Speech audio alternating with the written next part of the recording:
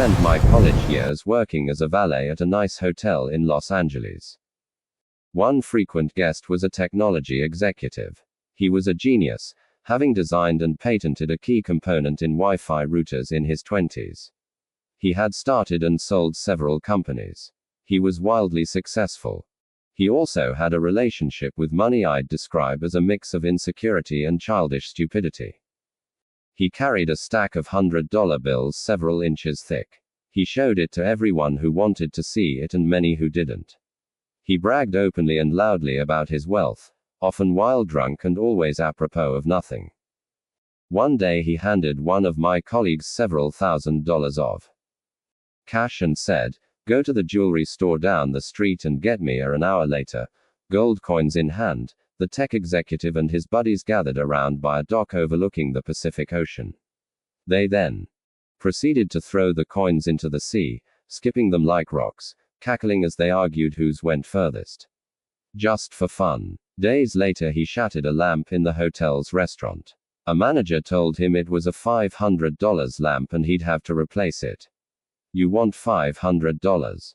The executive asked incredulously, while pulling a brick of cash from his pocket and handing it to the manager. "Here's $5,000. Now get out of my face. And don't ever insult me like that again." You may wonder how long this behavior could last, and the answer was, not long. I learned years later that he went broke. The premise of this book is that doing well with money has a little to do with how smart you are and a lot to do with how you behave. And behavior is hard to teach, even to really smart people. A genius who loses control of their emotions can be a financial disaster. The opposite is also true. Ordinary folks with no financial education can be wealthy if they have a handful of behavioral skills that have nothing to do with formal measures of intelligence. My favorite Wikipedia entry begins, "Ronald James Reed was an American philanthropist, investor, janitor, and gas station attendant." Ronald Reed was born in rural Vermont. He was the first person in his family to graduate high school, made all the more impressive by the fact that he hitchhiked to campus each day. For those who knew Ronald Reed, there wasn't much else worth mentioning. His life was about as low-key as they come. Reed fixed cars at a gas station for 25 years and swept floors at J.C. Penney for 17 years. He bought a 2-bedroom house for $12,000 at age 38 and lived there for the rest of his life. He was widowed at age 50 and never remarried. A friend recalled that his main hobby was chopping firewood. Reed died in 2014, age 92, which is when the humble rural janitor made international headlines. 2,813,503 Americans died in 2014. Fewer than 4,000 of them had a net worth of over $8 million when they passed away. Ronald Reed was one of them. In his will, the former janitor left $2 million to his stepkids and more than $6 million to his local hospital and library. Those who knew Reed were baffled. Where did he get all that money? It turned out there was no secret. There was no lottery win and no inheritance. Reed saved what little he could and invested it in blue-chip stocks. Then he waited, for decades on end, as tiny savings compounded into more than $8 million. That's it. From janitor to philanthropist. A few months before Ronald Reed died, another man named Richard was in the news. Richard Fuscone was everything Ronald Reed was not. A Harvard-educated Merrill Lynch executive with an MBA, Fuscone had such a successful career in finance that he retired in his 40s to become a philanthropist. Former Merrill CEO David Komansky praised Fuscone's business savvy, leadership skills, sound judgment, and personal integrity. Crain's Business magazine once included him in a 40 under 40 inches list of successful businesspeople. Squared, but then, like the gold coin skipping tech executive, everything fell apart. In the mid-2000s, Fuscone borrowed heavily to expand an 18,000 square foot home in Greenwich, Connecticut that had 11 bathrooms, 2 elevators, 2 pools, 7 garages, and cost more than $90,000 a month to maintain. Then the 2008 financial crisis hit. The crisis hurt virtually everyone's finances. It apparently turned Fuscone's into dust. High debt and illiquid assets left him bankrupt. I currently have no income, he allegedly told a bankruptcy judge in 2008. First, his Palm Beach house was foreclosed. In 2014, it was the Greenwich Mansion's turn. 5 months before Ronald Read left his fortune to charity, Richard Fuscone's home, where guests recalled the thrill of dining and dancing atop a see-through covering on the home's indoor swimming pool, was sold in a foreclosure auction for 75% less than an insurance company figured it was worth. Cubed Ronald Read was patient. Richard Fuscone was greedy. That's all it took to eclipse the massive education and experience gap between the two. The lesson here is not to be more like Ronald and less like Richard, though that's not bad advice. The fascinating thing about these stories is how unique they are to finance. In what other industry does someone with no college degree, no training, no background, no formal experience, and no connections massively outperform someone with the best education, the best training, and the best connections? I struggle to think of any. It is impossible to think of a story about Ronald Read performing a heart transplant better than a Harvard-trained surgeon, or designing a skyscraper superior to the best-trained architects. There will never be a story of a janitor outperforming the world's top nuclear engineers. But these stories do happen in investing. The fact that Ronald Read can coexist with Richard Fuscone has two explanations. 1. Financial outcomes are driven by luck, independent of intelligence and effort. That's true to some extent, and this book will discuss it in further detail. Or 2, and I think more common, that financial success is not a hard science. It's a soft skill, where how you behave is more important than what you know. I call this soft skill the psychology of money. The aim of this book is to use short stories to convince you that soft skills are more important than the technical side of money. I'll do this in a way that will help everyone, from Read to Fuscone and everyone in between, make better financial decisions. These soft skills are, I've come to realize, greatly underappreciated. Finance is overwhelmingly taught as a math-based field, where you put data into a formula and the formula tells you what to do, and it's assumed that you'll just go do it. This is true in personal finance, where you're told to have a 6-month emergency fund and save 10% of your salary. It's true in investing, where we know the exact historical correlations between interest rates and valuations. And it's true in corporate finance, where CFOs can measure the precise cost of capital. It's not that any of these things are bad or wrong. It's that knowing what to do tells you nothing about what happens in your head when you try to do it. Two topics impact everyone, whether you are interested in them or not: health and money. The healthcare industry is a triumph of modern science, with rising life expectancy across the world. Scientific discoveries have replaced doctors' old ideas about how the human body works, and virtually everyone is healthier because of it. The money industry, investing, personal finance, business planning, is another story. Finance has scooped up the smartest minds coming from top universities over the last 2 decades. Financial engineering was the most popular major in Princeton's School of Engineering a decade ago. Is there any evidence it has made us better investors? I have seen none. Through collective trial and error over the years, we learned how to become better farmers, skilled plumbers, and advanced chemists. But has trial and error taught us to become better with our personal finances? Are we less likely to bury ourselves in debt? More likely to save for a rainy day? Prepare for retirement? Have realistic views about what money does, and doesn't do, to our happiness? I've seen no compelling evidence. Most of the reason why, I believe, is that we think about and are taught about money in ways that are too much like physics, with rules and laws, and not enough like psychology, with emotions and nuance. And that, to me, is as fascinating as it is important. Money is everywhere. It affects all of us, and confuses most of us. Everyone thinks about it a little differently. It offers lessons on things that apply to many areas of life, like risk, confidence, and happiness. Few topics offer a more powerful magnifying glass that helps explain why people behave the way they do than money. It is one of the greatest shows on earth. My own appreciation for the psychology of money is shaped by more than a decade of writing on the topic. I began writing about finance in early 2008. It was the dawn of a financial crisis and the worst recession in 80 years. To write about what was happening, I wanted to figure out what was happening. But the first thing I learned after the financial crisis was that no one could accurately explain what happened, or why it happened, let alone what should be done about it. For every good explanation there was an equally convincing rebuttal. Engineers can determine the cause of a bridge collapse because there's agreement that if a certain amount of force is applied to a certain area, that area will break. Physics isn't controversial. It's guided by laws. Finance is different. It's guided by people's behaviors. And how I behave might make sense to me but look crazy to you. The more I studied and wrote about the financial crisis, the more I realized that you could understand it better through the lenses of psychology and history, not finance. To grasp why people bury themselves in debt, you don't need to study interest rates.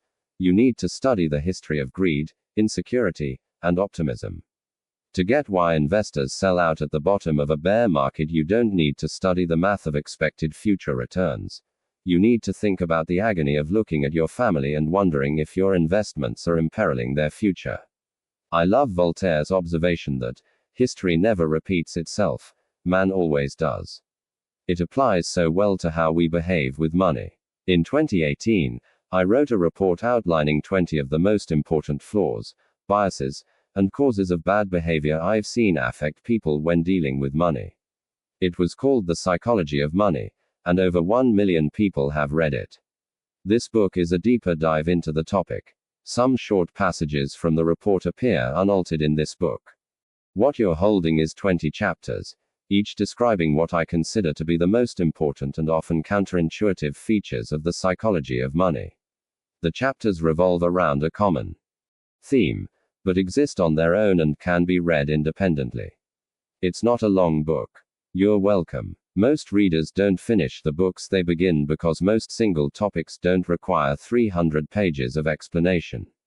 I'd rather make 20 short points you finish than tell you about one you give up on. It might make you feel better about what you do with your money, and less judgmental about what other people do with theirs. People do some crazy things with money. But no one is crazy.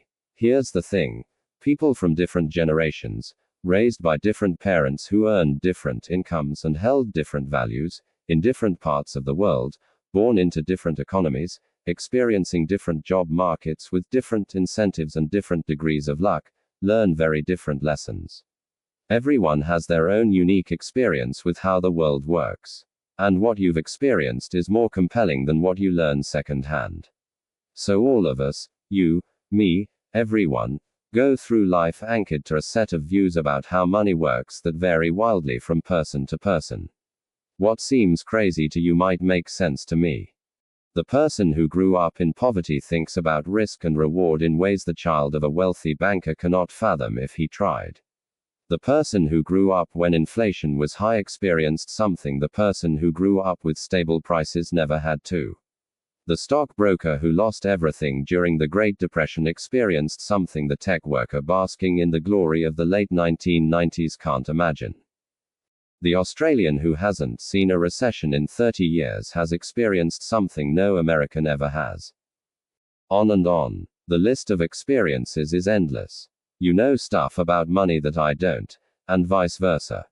You go through life with different beliefs, goals, and forecasts than I do. That's not because one of us is smarter than the other, or has better information. It's because we've had different lives shaped by different and equally persuasive experiences. Your personal experiences with money make up maybe 0.0000001% of what's happened in the world, but maybe 80% of how you think the world works. So equally smart people can disagree about how and why recessions happen, how you should invest your money, what you should prioritize, how much risk you should take, and so on. In his book on 1930s America, Frederick Lewis Allen wrote that the Great Depression marked millions of Americans, inwardly, for the rest of their lives. But there was a range of experiences. 25 years later, as he was running for president, John F. Kennedy was asked by a reporter what he remembered from the Depression. He remarked, "I have no first-hand knowledge of the Depression. My family had one of the great fortunes of the world and it was worth more than ever then. We had bigger houses, more servants, we traveled more. About the only thing that I saw directly was when my father hired some extra gardeners just to give them a job so they could eat. I really did not learn about the Depression until I read about it at Harvard." This was a major point in the 1960 election. How, people thought, could someone with no understanding of the biggest economic story of the last generation be put in charge of the economy? It was, in many ways, overcome only by JFK's experience in World War II. That was the other most widespread emotional experience of the previous generation, and something his primary opponent, Hubert Humphrey, didn't have.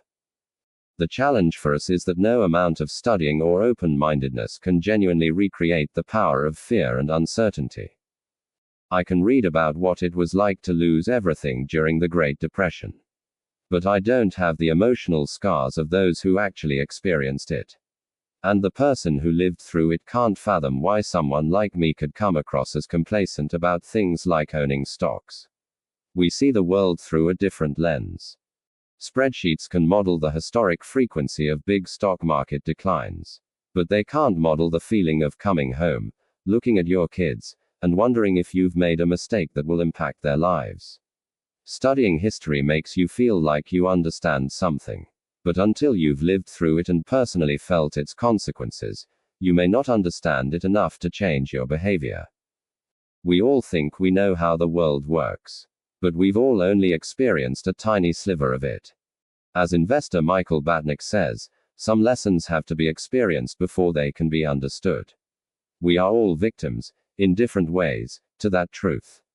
In 2006, economists Ulrich Malmendier and Stefan Nagel from the National Bureau of Economic Research dug through 50 years of the Survey of Consumer Finances, a detailed look at what Americans do with their money. To the power of 4. In theory, people should make investment decisions based on the goals and the characteristics of the investment options available to them at the time. But that's not what people do. The economists found that people's lifetime investment decisions are heavily anchored to the experiences those investors had in their own generation, especially experiences early in their adult life. If you grew up when inflation was high, you invested less of your money in bonds later in life compared to those who grew up when inflation was low. If you happened to grow up when the stock market was strong, you invested more of your money in stocks later in life compared to those who grew up when stocks were weak. The economists wrote, "Our findings suggest that individual investors' willingness to bear risk depends on personal history. Not intelligence, or education, or sophistication. Just the dumb luck of when and where you were born." The Financial Times interviewed Bill Gross, the famed bond manager, in 2019. Gross admits that he would probably not be where he is today if he had been born a decade earlier or later, the piece said.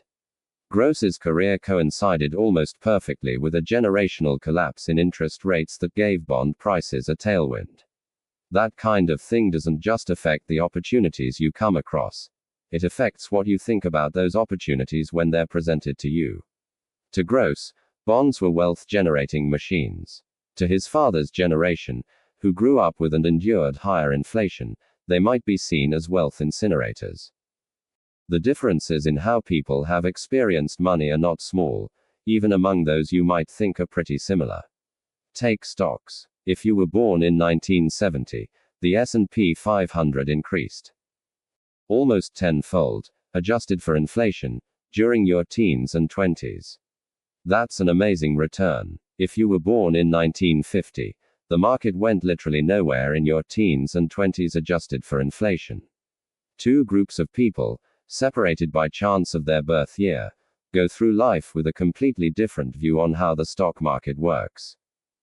Or inflation. If you were born in 1960s America, inflation during your teens and 20s, your young, impressionable years when you're developing a base of knowledge about how the economy works, sent prices up more than threefold. That's a lot. You remember gas lines and getting paychecks that stretched noticeably less far than the ones before them. But if you were born in 1990, inflation has been so low for your whole life that it's probably never crossed your mind. America's nationwide unemployment in November 2009 was around 10%. But the unemployment rate for African American males aged 16 to 19 without a high school diploma was 49%. For Caucasian females over age 45 with a college degree, it was 4%. Local stock markets in Germany and Japan were wiped out during World War II. Entire regions were bombed out. At the end of the war, German farms only produced enough food to provide the country's citizens with 1,000 calories a day. Compare that to the US, where the stock market more than doubled from 1941 through the end of 1945, and the economy was the strongest it had been in almost 2 decades. No one should expect members of these groups to go through the rest of their lives thinking the same thing about inflation, or the stock market, or unemployment, or money in general. No one should expect them to respond to financial information the same way. No one should assume they're influenced by the same incentives. No one should expect them to trust the same sources of advice. No one should expect them to agree on what matters, what's worth it, what's likely to happen next, and what the best path forward is. Their view of money was formed in different worlds. And when that's the case, a view about money that one group of people thinks is outrageous can make perfect sense to another. A few years ago, the New York Times did a story on the working conditions of Foxconn, the massive Taiwanese electronics manufacturer. The conditions are often atrocious. Readers were rightly upset. But a fascinating response to the story came from the nephew of a Chinese worker, who wrote in the comment section, "My aunt worked several years in what Americans call sweatshops. It was hard work, long hours, small wage, poor working conditions. Do you know what my aunt did before she worked in one of these factories? She was a prostitute. The idea of working in a sweatshop, compared to that old lifestyle, is an improvement, in my opinion.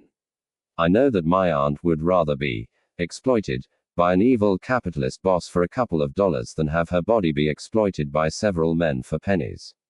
That is why I am upset by many Americans thinking we do not have the same opportunities as the West. Our governmental infrastructure is different. The country is different. Yes, factory is hard labor. Could it be better? Yes, but only when you compare such to American jobs. I don't know what to make of this. Part of me wants to argue fiercely. Part of me wants to understand. But mostly it's an example of how different experiences can lead to vastly different views within topics that one side intuitively thinks should be black and white. Every decision people make with money is justified by taking the information they have at the moment and plugging it into the unique mental model of how the world works. Those people can be misinformed. They can have incomplete information. They can be bad at math. They can be persuaded by rotten marketing. They can have no idea what they're doing. They can misjudge the consequences of their actions. Oh, can they ever? But every financial decision a person makes sense to them in that moment and checks the boxes they need to check. They tell themselves a story about what they're doing and why they're doing it, and that story has been shaped by their own unique experiences. Take a simple example: lottery tickets. Americans spend more on them than movies, video games, music, sporting events, and books combined. And who buys them? Mostly poor people. The lowest income households in the US on average spend $412 a year on lotto tickets, 4 times the amount of those in the highest income groups. 40% of Americans cannot come up with $400 in an emergency. Which is to say, those buying $400 in lottery tickets are by and large the same people who say they couldn't come up with $400 in an emergency. They are blowing their safety nets on something with a 1 in millions chance of hitting it big. That seems crazy to me. It probably seems crazy to you, too. But I'm not in the lowest income group. You're likely not, either. So it's hard for many of us to intuitively grasp the subconscious reasoning of low-income lottery ticket buyers. But strain a little, and you can imagine it going something like this. We live paycheck to paycheck and saving seems out of reach. Our prospects for much higher wages seem out of reach. We can't afford nice vacations, new cars, health insurance, or homes in safe neighborhoods. We can't put our kids through college without crippling debt. Much of the stuff you people who read finance books either have now, or have a good chance of getting, we don't. Buying a lottery ticket is the only time in our lives we can hold a tangible dream of getting the good stuff that you already have and take for granted. We are paying for a dream, and you may not understand that because you are already living a dream. That's why we buy more tickets than you do. You don't have to agree with this reasoning. Buying lotto tickets when you're broke is still a bad idea. But I can kind of understand why lotto ticket sales persist. And that idea, what you're doing seems crazy, but I kind of understand why you're doing it, uncovers the root of many of our financial decisions. Few people make financial decisions purely with a spreadsheet. They make them at the dinner table, or in a company meeting. Places where personal history, your own unique view of the world, ego, pride, marketing, and odd incentives are scrambled together into a narrative that works for you. Another important point that helps explain why money decisions are so difficult, and why there is so much misbehavior, is to recognize how new this topic is. Money has been around a long time. King Alyattes of Lydia, now part of Turkey, is thought to have created the first official currency in 600 BC. But the modern foundation of money decisions, saving and investing, is based around concepts that are practically infants. Take retirement. At the end of 2018, there was $27 trillion in US retirement accounts, making it the main driver of the common investor's saving and investing decisions. To the power of 5, but the entire concept of being entitled to retirement is, at most, 2 generations old. Before World War II, most Americans worked until they died. That was the expectation and the reality. The labor force participation rate of men age 65 and over was above 50% until the 1940s. Social Security aimed to change this. But its initial benefits were nothing close to a proper pension. When Ida Mae Fuller cashed the first Social Security check in 1940, it was for $22.54, or $416 adjusted for inflation. It was not until the 1980s that the average Social Security check for retirees exceeded $1,000 a month adjusted for inflation. More than a quarter of Americans over age 65 were classified by the Census Bureau as living in poverty until the late 1960s. There is a widespread belief along the lines of, everyone used to have a private pension. But this is wildly exaggerated. The Employee Benefit Research Institute explains, only a quarter of those age 65 or older had pension income in 1975. Among that lucky minority, only 15% of household income came from a pension. The New York Times wrote in 1955 about the growing desire, but continued inability, to retire. To rephrase an old saying, everyone talks about retirement, but apparently very few do anything about it. To the power of 6, it was not until the 1980s that the idea that everyone deserves, and should have, a dignified retirement took hold. And the way to get that dignified retirement ever since has been an expectation that everyone will save and invest their own money. Let me reiterate how new this idea is. The 401k, the backbone savings vehicle of American retirement, did not exist until 1978. The Roth IRA was not born until 1998. If it were a person, it would be barely old enough to drink. It should surprise no one that many of us are bad at saving and investing for retirement.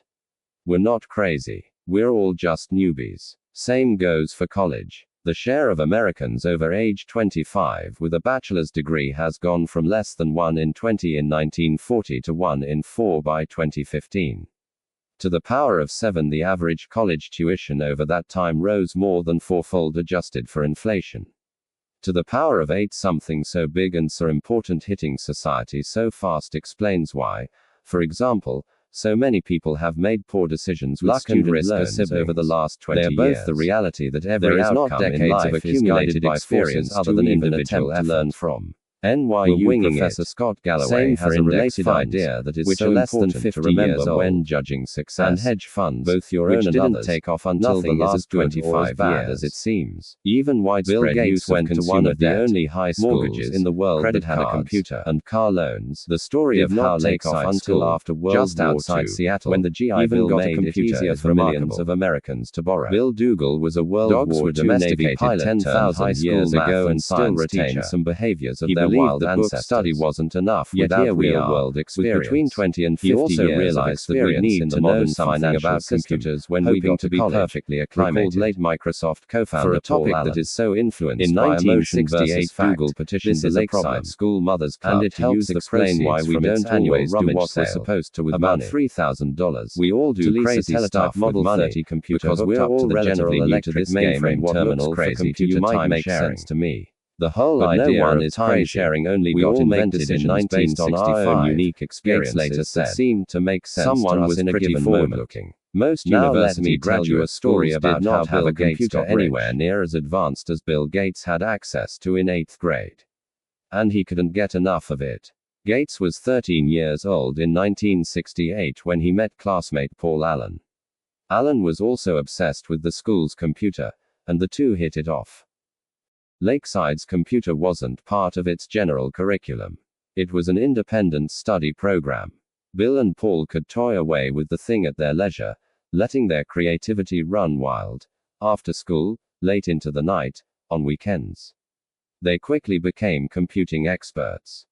During one of their late-night sessions, Allen recalled Gates showing him a Fortune magazine and saying, "What do you think it's like to run a Fortune 500 company?" Allen said he had no idea. "Maybe we'll have our own computer company someday," Gates said. Microsoft is now worth more than $1 trillion. A little quick math. In 1968 there were roughly 303 million high school-age people in the world, according to the UN. About 18 million of them lived in the United States. About 270,000 of them lived in Washington state.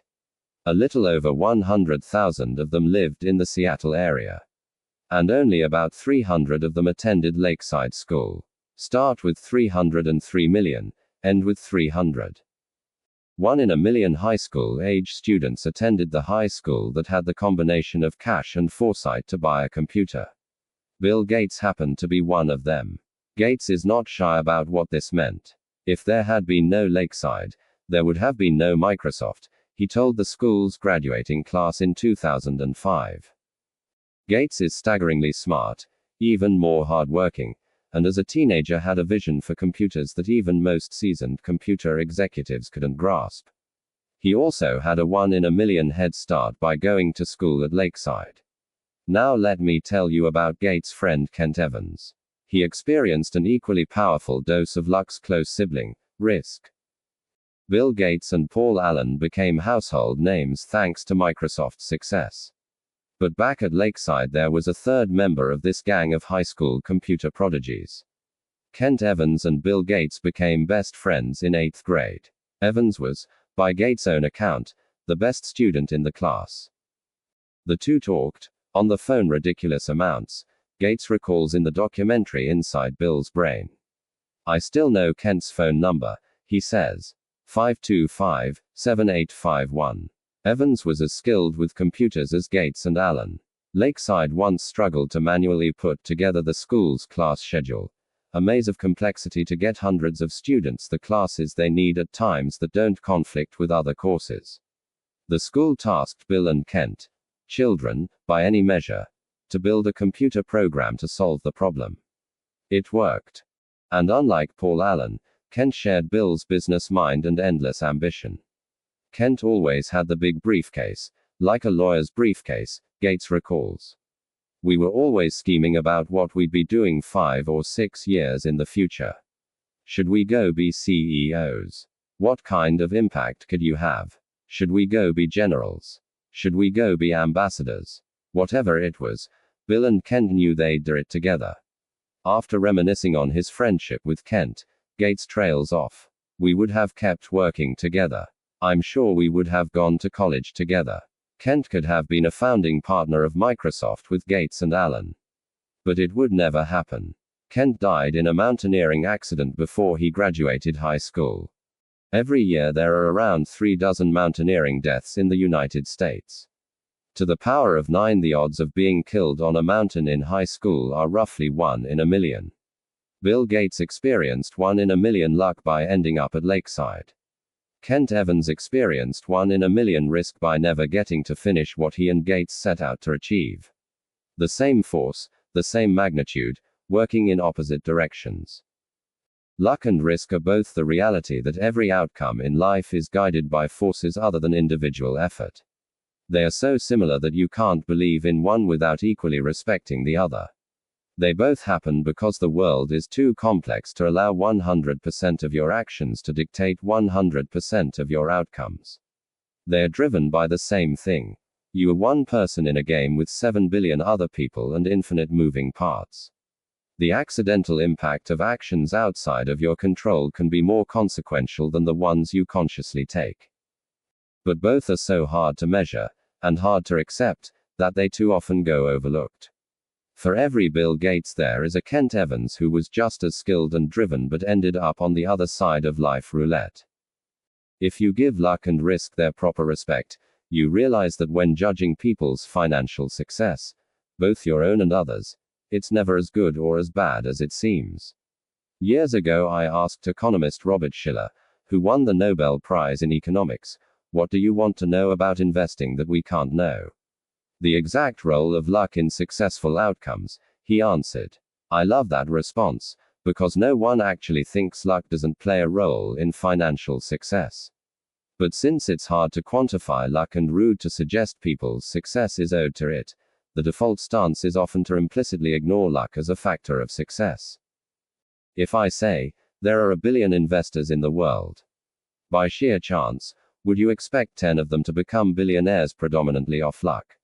You would reply, of course. But then if I ask you to name those investors, to their face, you will likely back down. When judging others, attributing success to luck makes you look jealous and mean, even if we know it exists. And when judging yourself, attributing success to luck can be too demoralizing to accept. Economist Bhaskar Mazumdar has shown that incomes among brothers are more correlated than height or weight. If you are rich and tall, your brother is more likely to also be rich than he is tall. I think most of us intuitively know this is true. The quality of your education and the doors that open for you are heavily linked to your parents' socioeconomic status. But find me 2 rich brothers and I'll show you 2 men who do not think this study's findings apply to them. Failure, which can be anything from bankruptcy to not meeting a personal goal, is equally abused. Did failed businesses not try hard enough? Were bad investments not thought through well enough? Are wayward careers due to laziness? Sometimes, yes. Of course. But how much? It's so hard to know. Everything worth pursuing has less than 100% odds of succeeding, and risk is just what happens when you end up on the unfortunate side of that equation. Just as with luck, the story gets too hard, too messy, too complex if we try to pick apart how much of an outcome was a conscious decision versus a risk. Say I buy a stock, and 5 years later it's gone nowhere. It's possible that I made a bad decision by buying it in the first place. It's also possible that I made a good decision that had an 80% chance of making money, and I just happened to end up on the side of the unfortunate 20%. How do I know which is which? Did I make a mistake? Or did I just experience the reality of risk? It's possible to statistically measure whether some decisions were wise. But in the real world, day to day, we simply don't. It's too hard. We prefer simple stories, which are easy but often devilishly misleading. After spending years around investors and business leaders, I've come to realize that someone else's failure is usually attributed to bad decisions, while your own failures are usually chalked up to the dark side of risk. When judging your failures, I'm likely to prefer a clean and simple story of cause and effect, because I don't know what's going on inside your head. You had a bad outcome, so it must have been caused by a bad decision, is the story that makes the most sense to me. But when judging myself, I can make up a wild narrative justifying my past decisions and attributing bad outcomes to risk. The cover of Forbes magazine does not celebrate poor investors who made good decisions but happened to experience the unfortunate side of risk. But it almost certainly celebrates rich investors who made okay or even reckless decisions and happened to get lucky. Both flip the same coin that happened to land on a different side. The dangerous part of this is that we're all trying to learn about what works and what doesn't with money. What investing strategies work? Which ones don't? What business strategies work? Which ones don't? How do you get rich? How do you avoid being poor? We tend to seek out these lessons by observing successes and failures and saying, do what she did, avoid what he did.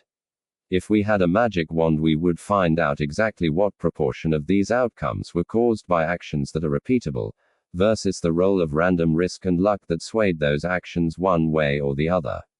But we don't have a magic wand. We have brains that prefer easy answers without much appetite for nuance. So identifying the traits we should emulate or avoid can be agonizingly hard. Let me tell you another story of someone who, like Bill Gates, was wildly successful, but whose success is hard to pin down as being caused by luck or skill. Cornelius Vanderbilt had just finished a series of business deals to expand his railroad empire. One of his business advisors leaned in to tell Vanderbilt that every transaction he agreed to broke the law. "My God, John," said Vanderbilt, "you don't suppose you can run a railroad in accordance with the statutes of the state of New York, do you?" My first thought when reading this was, that attitude is why he was so successful. Laws didn't accommodate railroads during Vanderbilt's day. So he said, to hell with it, and went ahead anyway. Vanderbilt was wildly successful, so it's tempting to view his law flaunting, which was notorious and vital to his success, as sage wisdom. That scrappy visionary let nothing get in his way. But how dangerous is that analysis? No sane person would recommend flagrant crime as an entrepreneurial trait. You can easily imagine Vanderbilt's story turning out much different. An outlaw whose young company collapsed under court order. So we have a problem here. You can praise Vanderbilt for flaunting the law with as much passion as you criticize Enron for doing the same. Perhaps one got lucky by avoiding the arm of the law while the other found itself on the side of risk. John D. Rockefeller is similar. His frequent circumventing of the law, a judge once called his company, no better than a common thief, is often portrayed by historians as cunning business smarts. Maybe it was. But when does the narrative shift from, "You didn't let outdated laws get in the way of innovation," to, "You committed a crime"? Or how little would the story have to shift for the narrative to have turned from, "Rockefeller was a genius, try to learn from his successes," to, "Rockefeller was a criminal, try to learn from his business failures"? Very little. What do I care about the law? Vanderbilt once said, "Ain't I got the power?" He did, and it worked. But it's easy to imagine those being the last words of a story with a very different outcome. The line between bold and reckless can be thin. When we don't give risk and luck their proper billing, it's often invisible. Benjamin Graham is known as one of the greatest investors of all time, the father of value investing and the early mentor of Warren Buffett. But the majority of Benjamin Graham's investing success was due to owning an enormous chunk of Geico stock which, by his own admission, broke nearly every diversification rule that Graham himself laid out in his famous texts. Where does the thin line between bold and reckless fall here? I don't know. Graham wrote about his Geico bonanza. One lucky break, or one supremely shrewd decision. Can we tell them apart? Not easily. We similarly think Mark Zuckerberg is a genius for turning down Yahoo's 2006 $1 billion offer to buy his company. He saw the future and stuck to his guns. But people criticize Yahoo with as much passion for turning down its own big buyout offer from Microsoft. Those fools should have cashed out while they could. What is the lesson for entrepreneurs here? I have no idea, because risk and luck are so hard to pin down.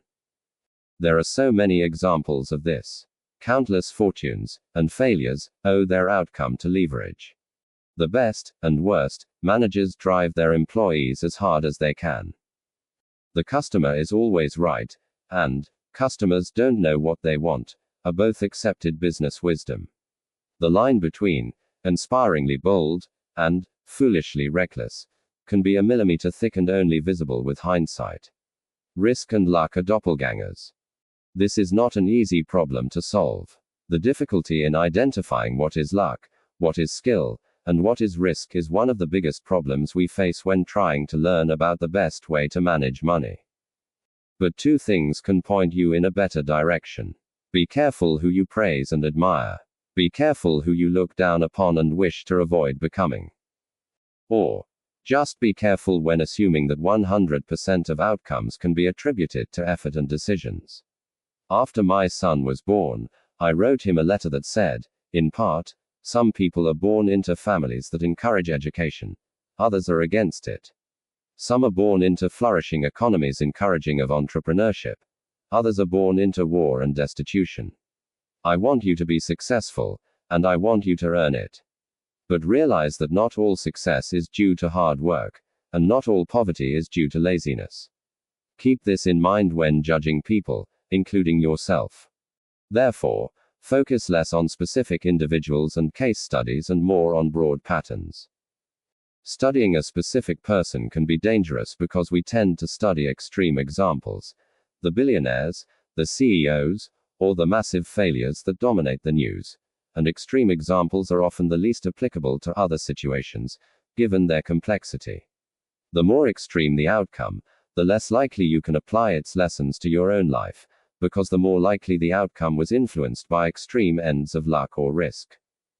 You'll get closer to actionable takeaways by looking for broad patterns of success and failure.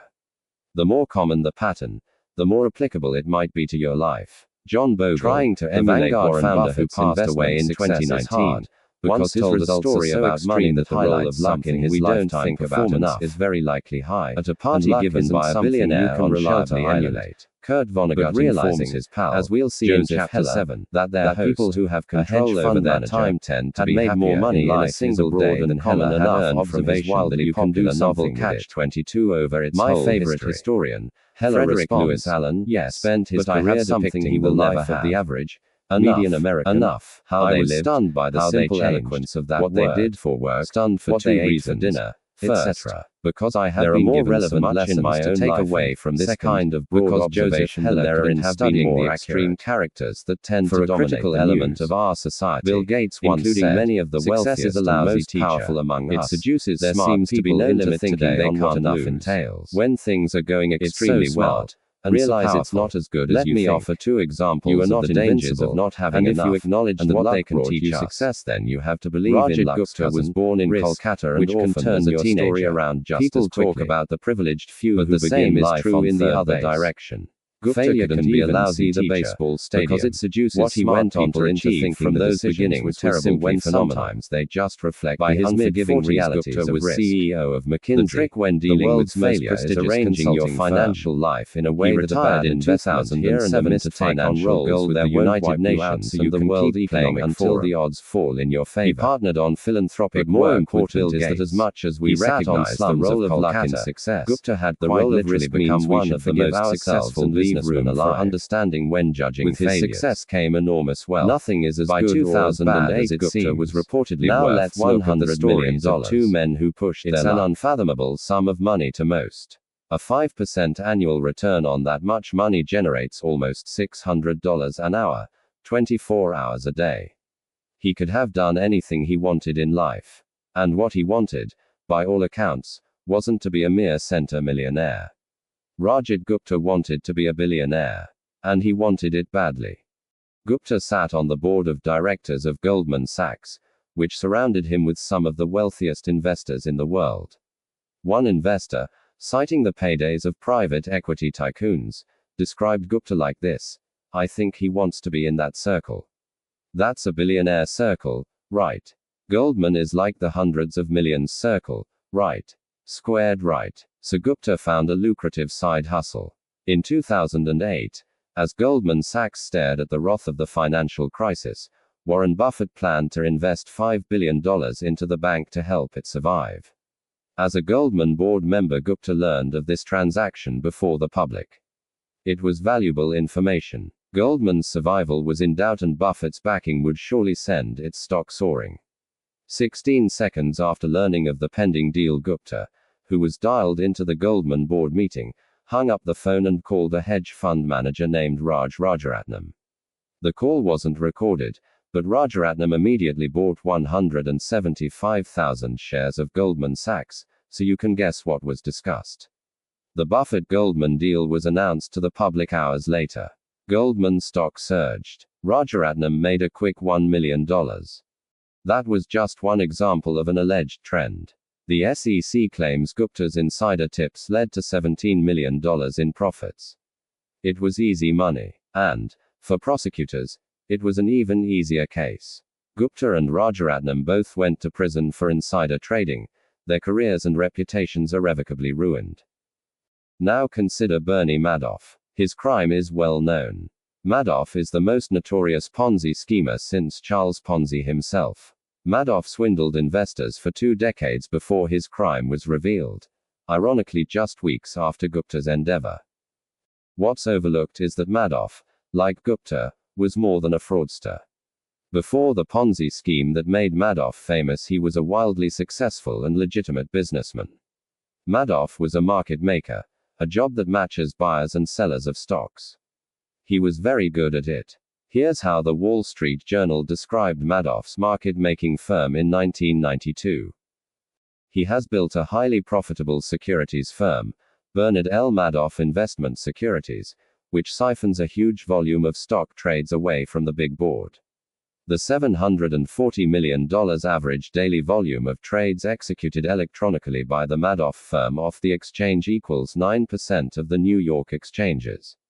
Mr. Madoff's firm can execute trades so quickly and cheaply that it actually pays other brokerage firms a penny a share to execute their customers' orders, profiting from the spread between bid and ask prices that most stocks trade for. This is not a journalist inaccurately describing a fraud yet to be uncovered. Madoff's market-making business was legitimate. A former staffer said the market-making arm of Madoff's business made between $25 million and $50 million per year. Bernie Madoff's legitimate, non-fraudulent business was by any measure a huge success. It made him hugely, and legitimately, wealthy. And yet, the fraud. The question we should ask of both Gupta and Madoff is why someone worth hundreds of millions of dollars would be so desperate for more money that they risked everything in pursuit of even more. Crime committed by those living on the edge of survival is one thing.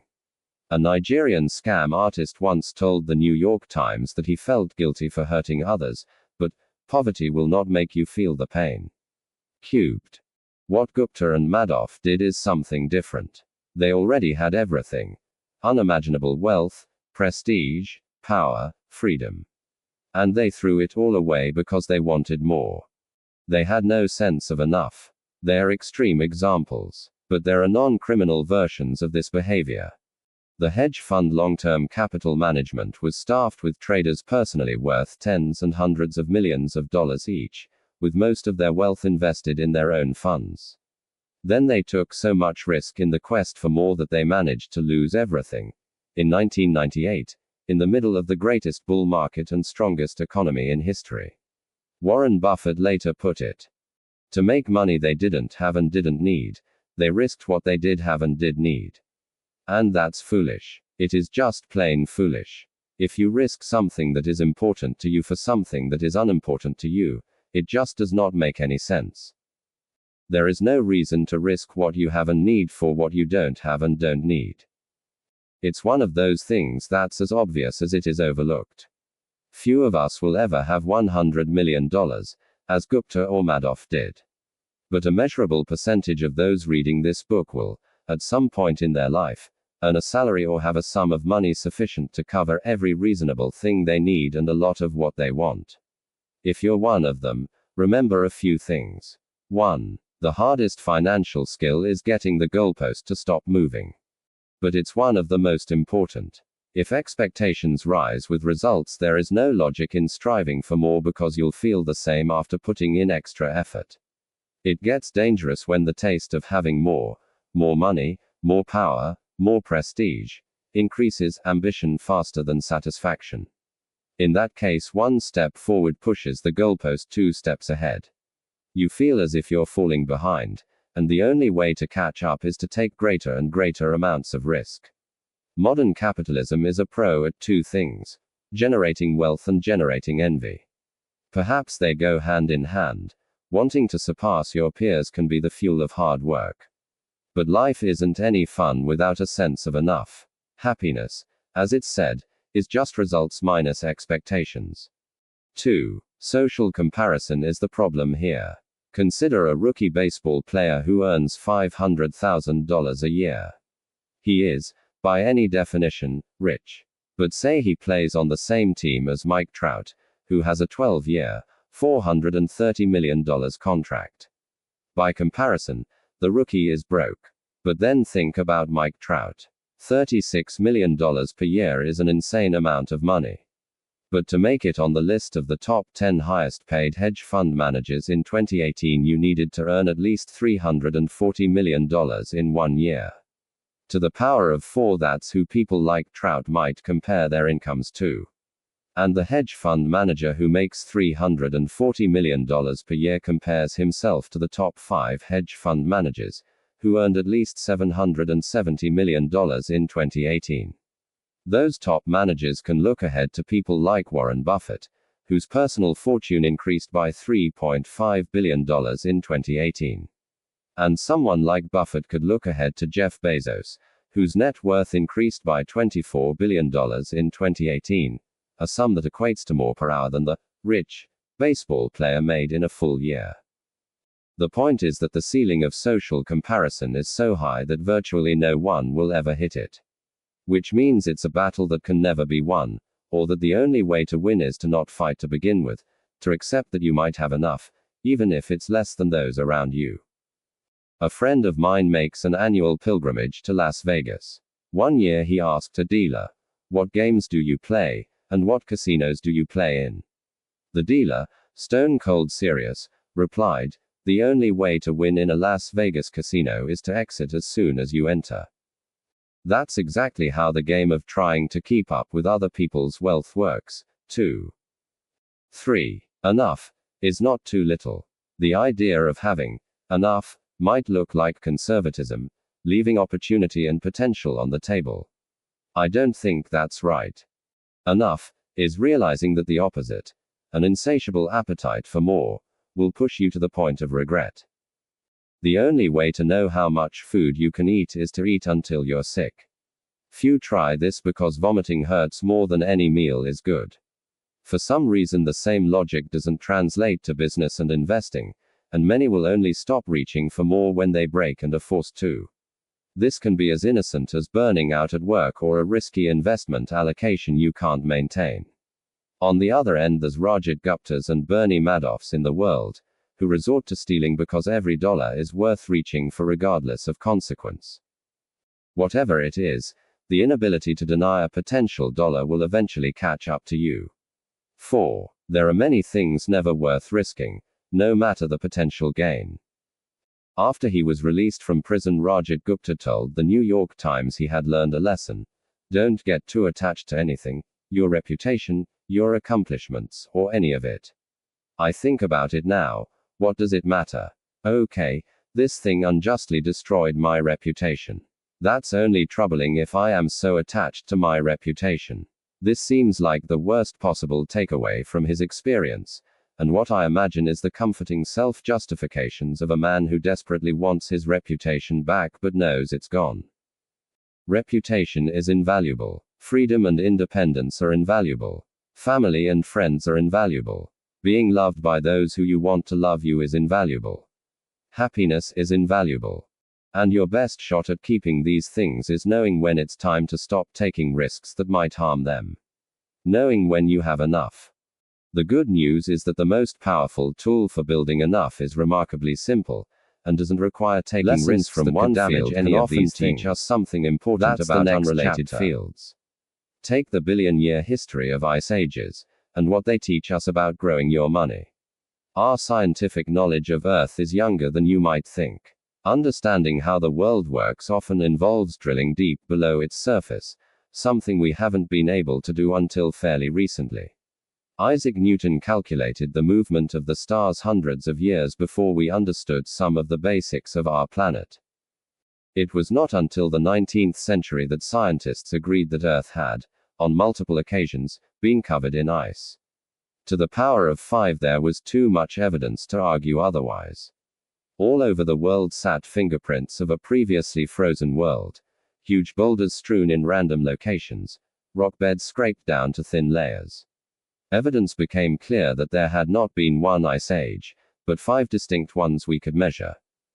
The amount of energy needed to freeze the planet, melt it anew, and freeze it over yet again is staggering.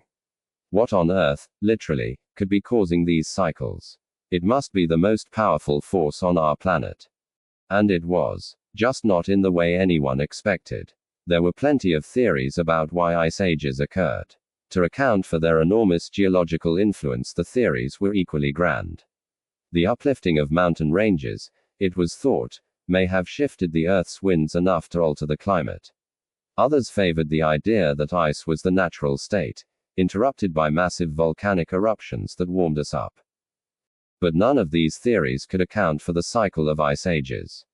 The growth of mountain ranges or some massive volcano in the early 1900s. A Serbian scientist named Milutin Milankovic studied the Earth's position relative to other planets and came up with the theory of ice ages that we now know is accurate. The gravitational pull of the Sun and Moon gently affect the Earth's motion and tilt toward the Sun. During parts of this cycle, which can last tens of thousands of years, each of the Earth's hemispheres gets a little more, or a little less, solar radiation than they're used to. And that is where the fun begins. Milankovic's theory initially assumed that a tilt of the Earth's hemispheres caused ravenous winters cold enough to turn the planet into ice. But a Russian meteorologist named Vladimir Koppen dug deeper into Milankovic's work and discovered a fascinating nuance. Moderately cool summers, not cold winters, were the icy culprit. It begins when a summer never gets warm enough to melt the previous winter's snow. The leftover ice base makes it easier for snow to accumulate the following winter, which increases the odds of snow sticking around in the following summer, which attracts even more accumulation the following winter. Perpetual snow reflects more of the sun's rays, which exacerbates cooling, which brings more snowfall, and on and on. Within a few hundred years a seasonal snowpack grows into a continental ice sheet, and you're off to the races. The same thing happens in reverse. An orbital tilt letting more sunlight in melts more of the winter snowpack, which reflects less light the following years, which increases temperatures, which prevents more snow the next year, and so on. That's the cycle. The amazing thing here is how big something can grow from a relatively small change in conditions. You start with a thin layer of snow left over from a cool summer that no one would think anything of, and then, in a geological blink of an eye, the entire Earth is covered in miles-thick ice. As glaciologist Gwen Schultz put it, it is not necessarily the amount of snow that causes ice sheets but the fact that snow, however little, lasts. The big takeaway from ice ages is that you don't need tremendous force to create tremendous results. If something compounds, if a little growth serves as the fuel for future growth, a small starting base can lead to results so extraordinary they seem to defy logic. It can be so logic-defying that you underestimate what's possible, where growth comes from, and what it can lead to. And so it is with money. More than 2,000 books are dedicated to how Warren Buffett built his fortune. Many of them are wonderful, but few pay enough attention to the simplest fact. Buffett's fortune isn't due to just being a good investor, but being a good investor since he was literally a child. As I write this, Warren Buffett's net worth is $84.5 billion. Of that, $84.2 billion was accumulated after his 50th birthday. $81.5 billion came after he qualified for Social Security, in his mid-60s. Warren Buffett is a phenomenal investor. But you miss a key point if you attach all of his success to investing acumen. The real key to his success is that he's been a phenomenal investor for 3/4 of a century. Had he started investing in his 30s and retired in his 60s, few people would have ever heard of him. Consider a little thought experiment. Buffett began serious investing when he was 10 years old. By the time he was 30, he had a net worth of $1 million, or $9.3 million adjusted for inflation. To the power of 6, what if he was a more normal person, spending his teens and 20s exploring the world and finding his passion, and by age 30 his net worth was, say, $25,000. And let's say he still went on to earn the extraordinary annual investment returns he's been able to generate, 22% annually, but quit investing and retired at age 60 to play golf and spend time with his grandkids. What would a rough estimate of his net worth be today? Not $84.5 billion. $11.9 million. 99.9% less than his actual net worth. Effectively, all of Warren Buffett's financial success can be tied to the financial base he built in his pubescent years and the longevity he maintained in his geriatric years. His skill is investing, but his secret is time. That's how compounding works. Think of this another way. Buffett is the richest investor of all time. But he's not actually the greatest, at least not when measured by average annual returns. Jim Simons, head of the hedge fund Renaissance Technologies, has compounded money at 66% annually since 1988. No one comes close to this record. As we just saw, Buffett has compounded at roughly 22% annually, a third as much. Simons' net worth, as I write, is $21 billion. He is, and I know how ridiculous this sounds given the numbers we're dealing with, 75% less rich than Buffett. Why the difference, if Simons is such a better investor? Because Simons did not find his investment stride until he was 50 years old. He's had less than half as many years to compound as Buffett.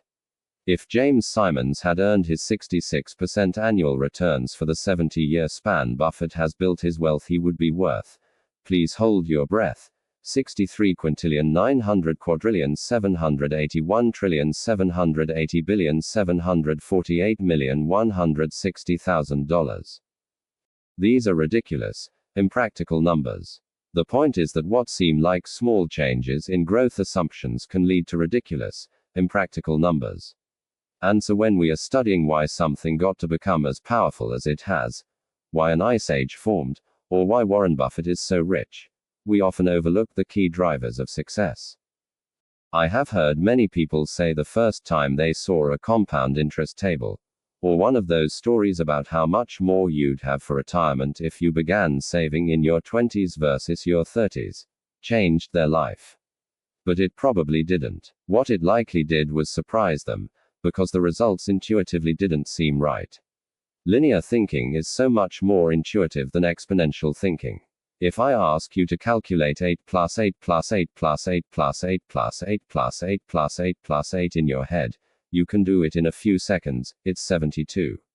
If I ask you to calculate 8 times 8 times 8 times 8 times 8 times 8 times 8 times 8 times 8, your head will explode, it's 134,217,728.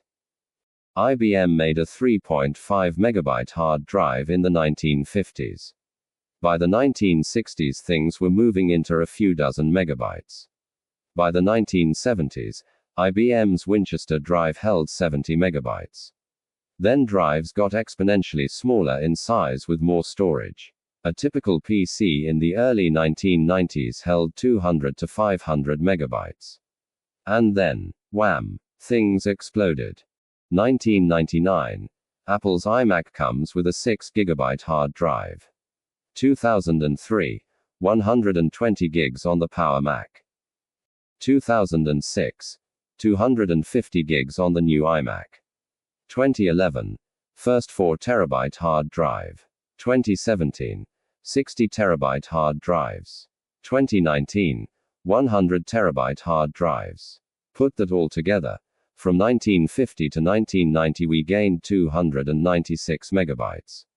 From 1990 through today, we gained 100 million megabytes. If you were a technology optimist in the 1950s, you may have predicted that practical storage would become 1,000 times larger. Maybe 10,000 times larger, if you were swinging for the fences. Few would have said, 30 million times larger within my lifetime. But that's what happened. The counterintuitive nature of compounding leads even the smartest of us to overlook its power.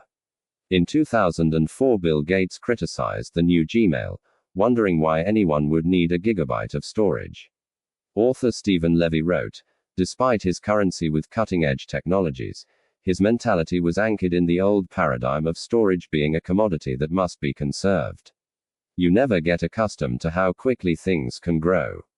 The danger here is that when compounding isn't intuitive, we often ignore its potential and focus on solving problems through other means. Not because we're overthinking, but because we rarely stop to consider compounding potential. None of the 2,000 books picking apart Buffett's success are titled "This Guy Has Been Investing Consistently for 3/4 of a Century." But we know that's the key to the majority of his success. It's just hard to wrap your head around that math because it's not intuitive. There are books on economic cycles, trading strategies, and sector bets. But the most powerful and important book should be called Shut Up and Wait. It's just one page with a long-term chart of economic growth. The practical takeaway is that the counterintuitiveness of compounding may be responsible for the majority of disappointing trades, bad strategies, and successful investing attempts. You can't blame people for devoting all their effort in what they learn and what they do, to trying to earn the highest investment returns. It intuitively seems like the best way to get rich. But good investing isn't necessarily about earning the highest returns, because the highest returns tend to be one-off hits that can't be repeated. It's about earning pretty good returns that you can stick with and which can be repeated for the longest period of time. That's when compounding runs wild. The opposite of this, earning huge returns that can't be held onto, leads to some tragic stories. We'll need the next chapter to tell them. There are a million ways to get wealthy, and plenty of books on how to do so. But there's only one way to stay wealthy, some combination of frugality and paranoia. And that's a topic we don't discuss enough. Let's begin with a quick story about two investors, neither of whom knew the other, but whose paths crossed in an interesting way almost a century ago. Jesse Livermore was the greatest stock market trader of his day. Born in 1877, he became a professional trader before most people knew you could do such a thing. By age 30, he was worth the inflation-adjusted equivalent of $100 million. By 1929, Jesse Livermore was already one of the most well-known investors in the world. The stock market crash that year that ushered in the Great Depression cemented his legacy in history. More than a third of the stock market's value was wiped out in an October 1929 week whose days were later named Black Monday, Black Tuesday, and Black Thursday. Livermore's wife Dorothy feared the worst when her husband returned home on October 29. Reports of Wall Street speculators committing suicide were spreading across New York. She and her children greeted Jesse at the door in tears, while her mother was so distraught she hid in another room, screaming. Jesse, according to biographer Tom Rubithan, stood confused for a few moments before realizing what was happening. He then broke the news to his family.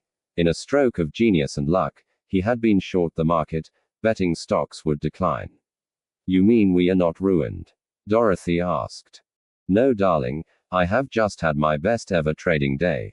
We are fabulously rich and can do whatever we like," Jesse said. Dorothy ran to her mother and told her to be quiet. In one day, Jesse Livermore made the equivalent of more than $3 during one of the worst months in the history of the stock market. He became one of the richest men in the world. As Livermore's family celebrated their unfathomable success, another man wandered the streets of New York in desperation. Abraham Gurmansky was a multimillionaire real estate developer who made a fortune during the roaring 1920s. As the economy boomed, he did what virtually every other successful New Yorker did in the late 1920s, bet heavily on the surging stock market. On October 26, 1929, the New York Times published an article that in 2 paragraphs portrays a tragic ending. Bernard H. Sandler, attorney of 225 Broadway, was asked yesterday morning by Mrs. Abraham Gurmansky of Mount Vernon to help find her husband, missing since Thursday morning. Gurmansky, who is 50 years old and an East Side real estate operator, was said by Sandler to have invested heavily in stocks. Sandler said he was told by Mrs. Gurmansky that a friend saw her husband late Thursday on Wall Street near the stock exchange. According to her informant, her husband was tearing a strip of ticker tape into bits and scattering it on the sidewalk as he walked toward Broadway. And that, as far as we know, was the end of Abraham Gurmansky. Here we have a contrast. The October 1929 crash made Jesse Livermore one of the richest men in the world. It ruined Abraham Gurmansky, perhaps taking his life.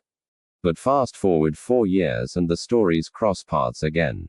After his 1929 blowout, Livermore, overflowing with confidence, made larger and larger bets. He wound up far over his head, in increasing amounts of debt, and eventually lost everything in the stock market. Broke and ashamed, he disappeared for 2 days in 1933. His wife set out to find him. Jesse L. Livermore, the stock market operator, of 1100 Park Avenue, missing and has not been seen since 3 p.m. yesterday, the New York Times wrote in 1933. He returned, but his path was set. Livermore eventually took his own life. The timing was different, but Gurmansky and Livermore shared a character trait. They were both very good at getting wealthy, and equally bad at staying wealthy. Even if wealthy is not a word you'd apply to yourself, the lessons from that observation apply to everyone, at all income levels. Getting money is one thing. Keeping it is another. If I had to summarize money success in a single word, it would be survival. As we'll see in Chapter 6, 40% of companies successful enough to become publicly traded lost effectively all of their value over time. The Forbes 400 list of richest Americans has, on average, roughly 20% turnover per decade for causes that don't have to do with death or transferring money to another family member. To the power of 7 capitalism is hard. But part of the reason this happens is because getting money and keeping money are 2 different skills. Getting money requires taking risks, being optimistic, and putting yourself out there. But keeping money requires the opposite of taking risk. It requires humility, and fear that what you've made can be taken away from you just as fast. It requires frugality and an acceptance that at least some of what you've made is attributable to luck, so past success can't be relied upon to repeat indefinitely. Michael Moritz, the billionaire head of Sequoia Capital, was asked by Charlie Rose why Sequoia was so successful. Moritz mentioned longevity, noting that some VC firms succeed for 5 or 10 years, but Sequoia has prospered for 4 decades. Rose asked why that was. Moritz: I think we've always been afraid of going out of business. Rose: really? So it's fear. Only the paranoid survive. Moritz: there's a lot of truth to that. We assume that tomorrow won't be like yesterday. We can't afford to rest on our laurels. We can't be complacent. We can't assume that yesterday's success translates into tomorrow's good fortune. Here again, survival. Not growth, or brains, or insight. The ability to stick around for a long time, without wiping out or being forced to give up, is what makes the biggest difference. This should be the cornerstone of your strategy, whether it's in investing or your career or a business you own. There are 2 reasons why a survival mentality is so key with money. One is the obvious: few gains are so great that they're worth wiping yourself out over. The other, as we saw in Chapter 4, is the counterintuitive math of compounding. Compounding only works if you can give an asset years and years to grow. It's like planting oak trees. A year of growth will never show much progress, 10 years can make a meaningful difference, and 50 years can create something absolutely extraordinary. But getting and keeping that extraordinary growth requires surviving all the unpredictable ups and downs that everyone inevitably experiences over time. We can spend years trying to figure out how Buffett achieved his investment returns, how he found the best companies, the cheapest stocks, the best managers. That's hard. Less hard but equally important is pointing out what he didn't do. He didn't get carried away with debt. He didn't panic and sell during the 14 recessions he's lived through. He didn't sully his business reputation. He didn't attach himself to one strategy, one worldview, or one passing trend. He didn't rely on others' money. Managing investments through a public company meant investors couldn't withdraw their capital. He didn't burn himself out and quit or retire. He survived. Survival gave him longevity. And longevity, investing consistently from age 10 to at least age 89, is what made compounding work wonders. That single point is what matters most when describing his success. To show you what I mean, you have to hear the story of Rick Guerin.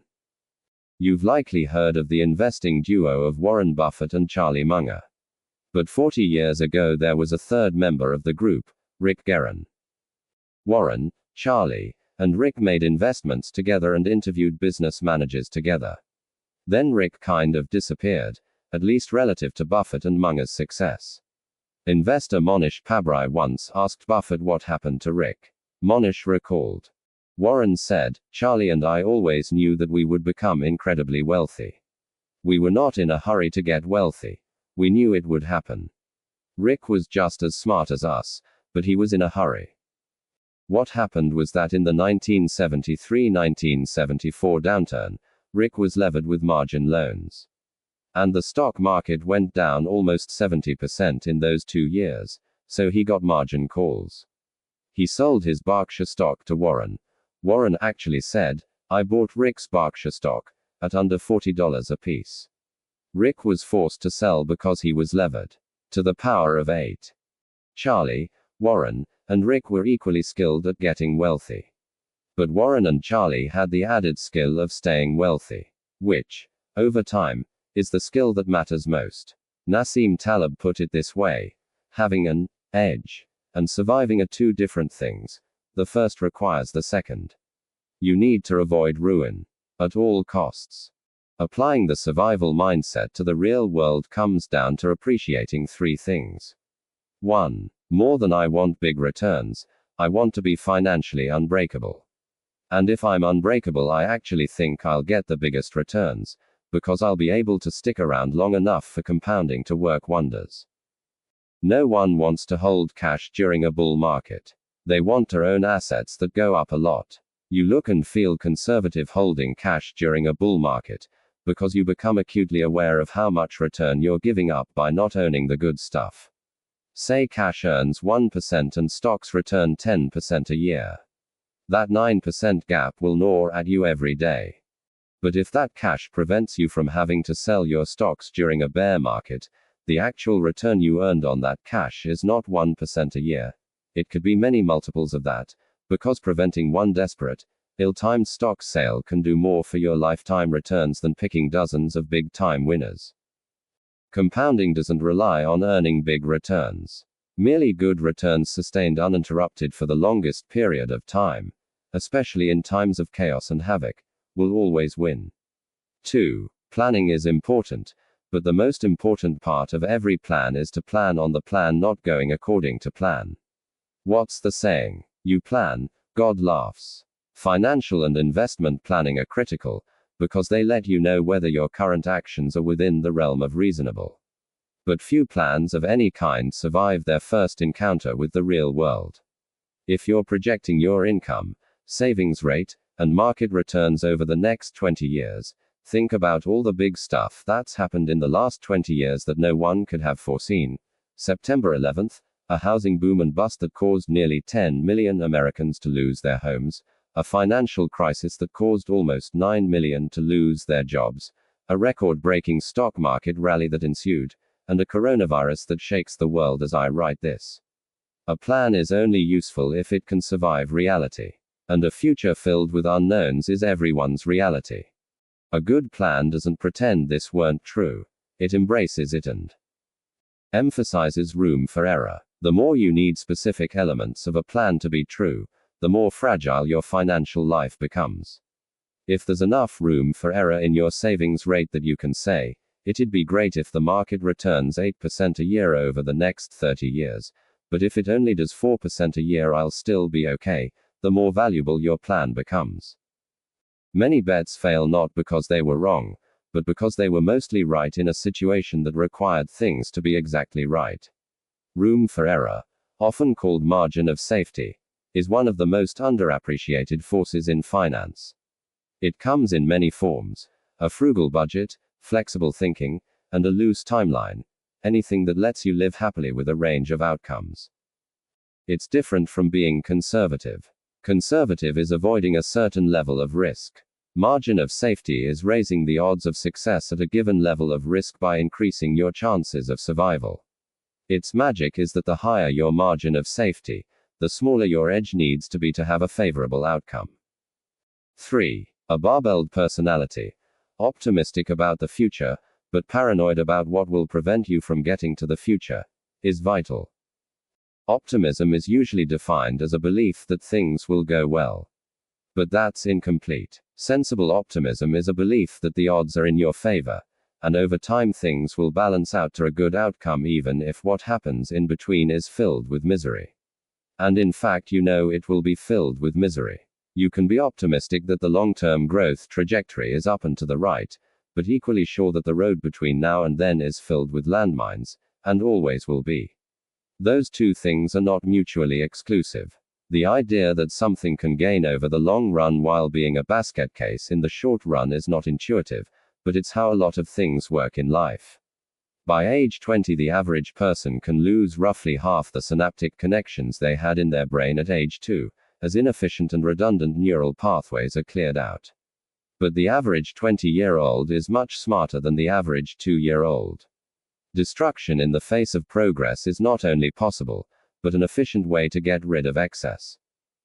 Imagine if you were a parent and could see inside your child's brain. Every morning you notice fewer synaptic connections in your kid's head. You would panic. You would say, "This can't be right, there's loss and destruction here. We need an intervention. We need to see a doctor." But you don't. What you are witnessing is the normal path of progress. Economies, markets, and careers often follow a similar path: growth amid loss.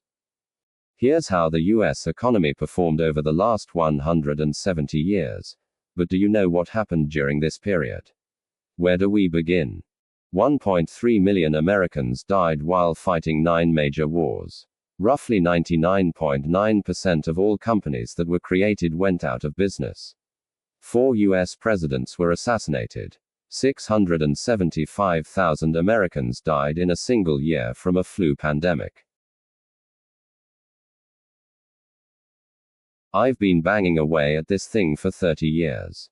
I think the simple math is, some projects work and some don't. There's no reason to belabor either one. Just get on to the next. Brad Pitt accepting a Screen Actors Guild Award. Heinz Berggruen fled Nazi Germany in 1936. He settled in America, where he studied literature at UC Berkeley.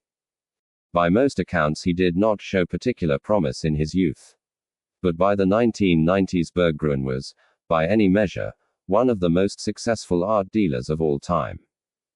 In 2000, Berggruen sold part of his massive collection of Picassos, Braques, Clays, and Matisses to the German government for more than 100 million euros. It was such a bargain that the Germans effectively considered it a donation. The private market value of the collection was well over $1 billion. That one person can collect huge quantities of masterpieces is astounding. Art is as subjective as it gets. How could anyone have foreseen, early in life, what were to become the most sought-after works of the century? You could say, skill. You could say, luck. The investment firm Horizon Research has a third explanation. And it's very relevant to investors. The great investors bought vast quantities of art, the firm writes. To the power of 9, a subset of the collections turned out to be great investments, and they were held for a sufficiently long period of time to allow the portfolio return to converge upon the return of the best elements in the portfolio. That's all that happens. The great art dealers operated like index funds. They bought everything they could. And they bought it in portfolios, not individual pieces they happened to like. Then they sat and waited for a few winners to emerge. That's all that happens. Perhaps 99% of the works someone like Berggruen acquired in his Picasso. Berggruen could be wrong most of the time and still end up stupendously right. A lot of things in business and investing work this way. Long tails, the farthest ends of a distribution of outcomes, have tremendous influence in finance, where a small number of events can account for the majority of outcomes. That can be hard to deal with, even if you understand the math. It is not intuitive that an investor can be wrong half the time and still make a fortune. It means we underestimate how normal it is for a lot of things to fail, which causes us to overreact when they do. Steamboat Willie put Walt Disney on the map as an animator. Business success was another story. Disney's first studio went bankrupt. His films were monstrously expensive to produce, and financed at outrageous terms. By the mid-1930s, Disney had produced more than 400 cartoons. Most of them were short, most of them were beloved by viewers, and most of them lost a fortune. Snow White and the Seven Dwarfs changed everything. The $8 million it earned in the first 6 months of 1938 was an order of magnitude higher than anything the company earned previously. It transformed Disney Studios. All company debts were paid off. Key employees got retention bonuses. The company purchased a new state-of-the-art studio in Burbank, where it remains today. An Oscar turned Walt from famous to full-blown celebrity. By 1938 he had produced several hundred hours of film. But in business terms, the 83 minutes of Snow White were all that mattered. Anything that is huge, profitable, famous, or influential is the result of a tail event, an outlying one in thousands or millions event. And most of our attention goes to things that are huge, profitable, famous, or influential. When most of what we pay attention to is the result of a tail, it's easy to underestimate how rare and powerful they are. Some tail-driven industries are obvious. Take venture capital. If a VC makes 50 investments, they likely expect half of them to fail, 10 to do pretty well, and 1 or 2 to be bonanzas that drive 100% of the fund's returns. Investment firm Correlation Ventures once crunched the numbers. Squared out of more than 21,000 venture financings from 2004 to 2014, 65% lost money. 2.5% of investments made 10x, 20x. 1% made more than a 20x return. 0.5%, about 100 companies out of 21,000, earned 50x or more. That's where the majority of the industry's returns come from.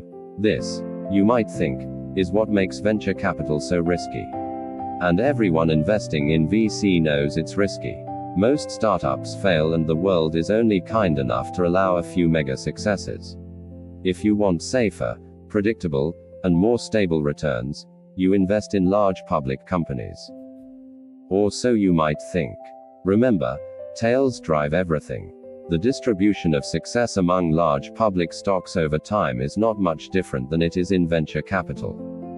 Most public companies are duds, a few do well, and a handful become extraordinary winners that account for the majority of the stock market's returns. J. P. Morgan Asset Management once published the distribution of returns for the Russell 3000 Index, a big, broad collection of public companies, since 1980. Squared. 40% of all Russell 3000 stock components lost at least 70% of their value and never recovered over this period. Effectively, all of the index's overall returns came from 7% of component companies that outperformed by at least 2 standard deviations.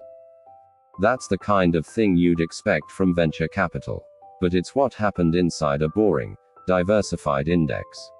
This thumping of most public companies spares no industry. More than half of all public technology and telecom companies lose most of their value and never recover. Even among public utilities, the failure rate is more than 1 in 10. The interesting thing here is that you have to have achieved a certain level of success to become a public company and a member of the Russell 3000. These are established corporations, not fly-by-night startups. Even still, most have lifespans measured in years, not generations. Take an example: one of these companies, Carolco, a former member of the Russell 3000 Index.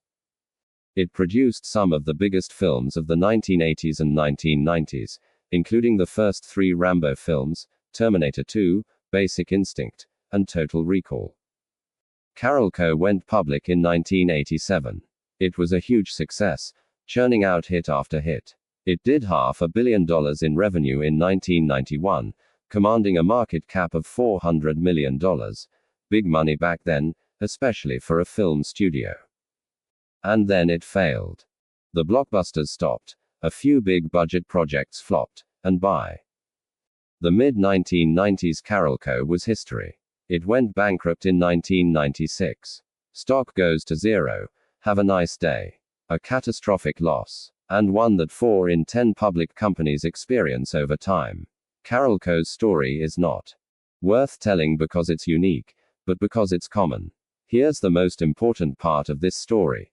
The Russell 3000 has increased more than 73-fold since 1980. That is a spectacular return. That is success. 40% of the companies in the index were effectively failures. But the 7% of components that performed extremely well were more than enough to offset the duds. Just like Heinz Berggruen, but with Microsoft and Walmart instead of Picasso and Matisse. Not only do a few companies account for most of the market's return, but within those companies are even more tail events. In 2018, Amazon drove 6% of the S&P 500's returns. And Amazon's growth is almost entirely due to Prime and Amazon Web Services, which itself are tail events in a company that has experimented with hundreds of products, from the Fire Phone to travel agencies. Apple was responsible for almost 7% of the index's returns in 2018. And it is driven overwhelmingly by the iPhone, which in the world of tech products is as tailwire as tails get. And who's working at these companies? Google's hiring acceptance rate is 0.2%. Squared Facebook's is 0.1%. Squared cubed Apple's is about 2%. Squared to the power of 4, so the people working on these tail projects that drive tail returns have tail careers. The idea that a few things account for most results is not just true for companies in your investment portfolio. It's also an important part of your own behavior as an investor. Napoleon's definition of a military genius was the man who can do the average thing when all those around him are going crazy. It's the same in investing. Most financial advice is about today. What should you do right now, and what stocks look like good buys today? But most of the time today is not that important. Over the course of your lifetime as an investor, the decisions that you make today or tomorrow or next week will not matter nearly as much as what you do during the small number of days, likely 1% of the time or less, when everyone else around you is going crazy. Consider what would happen if you saved $1 every month from 1900 to 2019. You could invest that $1 into the US stock market every month, rain or shine. It doesn't matter if economists are screaming about a looming recession or new bear market. You just keep investing. Let's call an investor who does this Sue. But maybe investing during a recession is too scary. So perhaps you invest your $1 in the stock market when the economy is not in a recession, sell everything when it's in a recession and save your monthly dollar in cash, and invest everything back into the stock market when the recession ends. We'll call this investor Jim. Or perhaps it takes a few months for a recession to scare you out, and then it takes a while to regain confidence before you get back in the market. You invest $1 in stocks when there's no recession, sell 6 months after a recession begins, and invest back in 6 months after a recession ends. We'll call you Tom. How much money would these 3 investors end up with over time? Sue ends up with $435,551. Jim has $257,386. Tom $234,476. Sue wins by a mile. There were 1,428 months between 1900 and 2019. Just over 300 of them were during a recession. So by keeping her cool during just the 22% of the time the economy was in or near a recession, Sue ends up with almost 3/4 more money than Jim or Tom. To give a more recent example, how you behaved as an investor during a few months in late 2008 and early 2009 will likely have more impact on your lifetime returns than everything you did from 2000 to 2008. There is the old pilot quip that their jobs are hours and hours of boredom punctuated by moments of sheer terror. It's the same in investing. Your success as an investor will be determined by how you respond to punctuated moments of terror, not the years spent on cruise control. A good definition of an investing genius is the man or woman who can do the average thing when all those around them are going crazy. Tails drive everything. When you accept that tails drive everything in business, investing, and finance, you realize that it's normal for lots of things to go wrong, break, fail, and fall. If you're a good stock picker, you'll be right maybe half the time. If you're a good business leader, maybe half of your product and strategy ideas will work. If you're a good investor, most years will be just okay, and plenty will be bad. If you're a good worker, you'll find the right company in the right field after several attempts and trials. And that's if you're good. Peter Lynch is one of the best investors of our time. If you're terrific in this business, you're right 6 times out of 10, he once said. There are fields where you must be perfect every time. Flying a plane, for example. Then there are fields where you want to be at least pretty good nearly all the time. A restaurant chef, let's say. Investing, business, and finance are just not like these fields.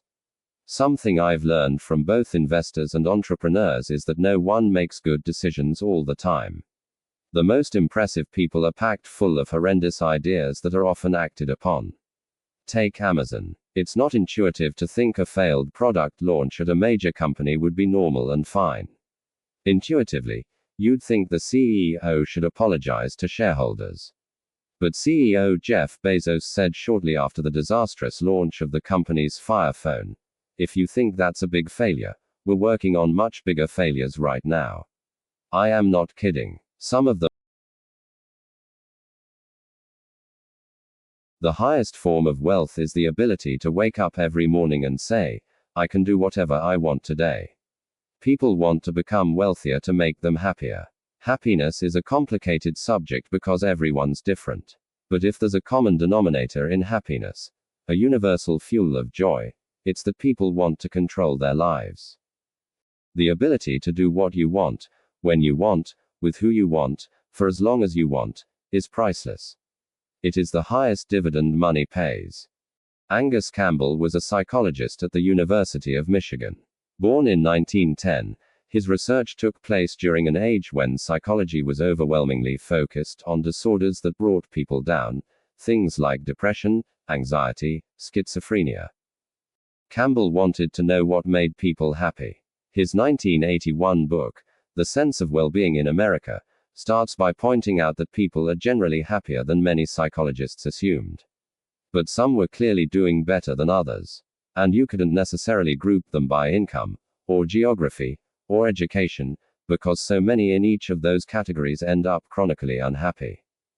The most powerful common denominator of happiness was simple. Campbell summed it up. Having a strong sense of controlling one's life is a more dependable predictor of positive feelings of well-being than any of the objective conditions of life we have considered. More than your salary, more than the size of your house, more than the prestige of your job.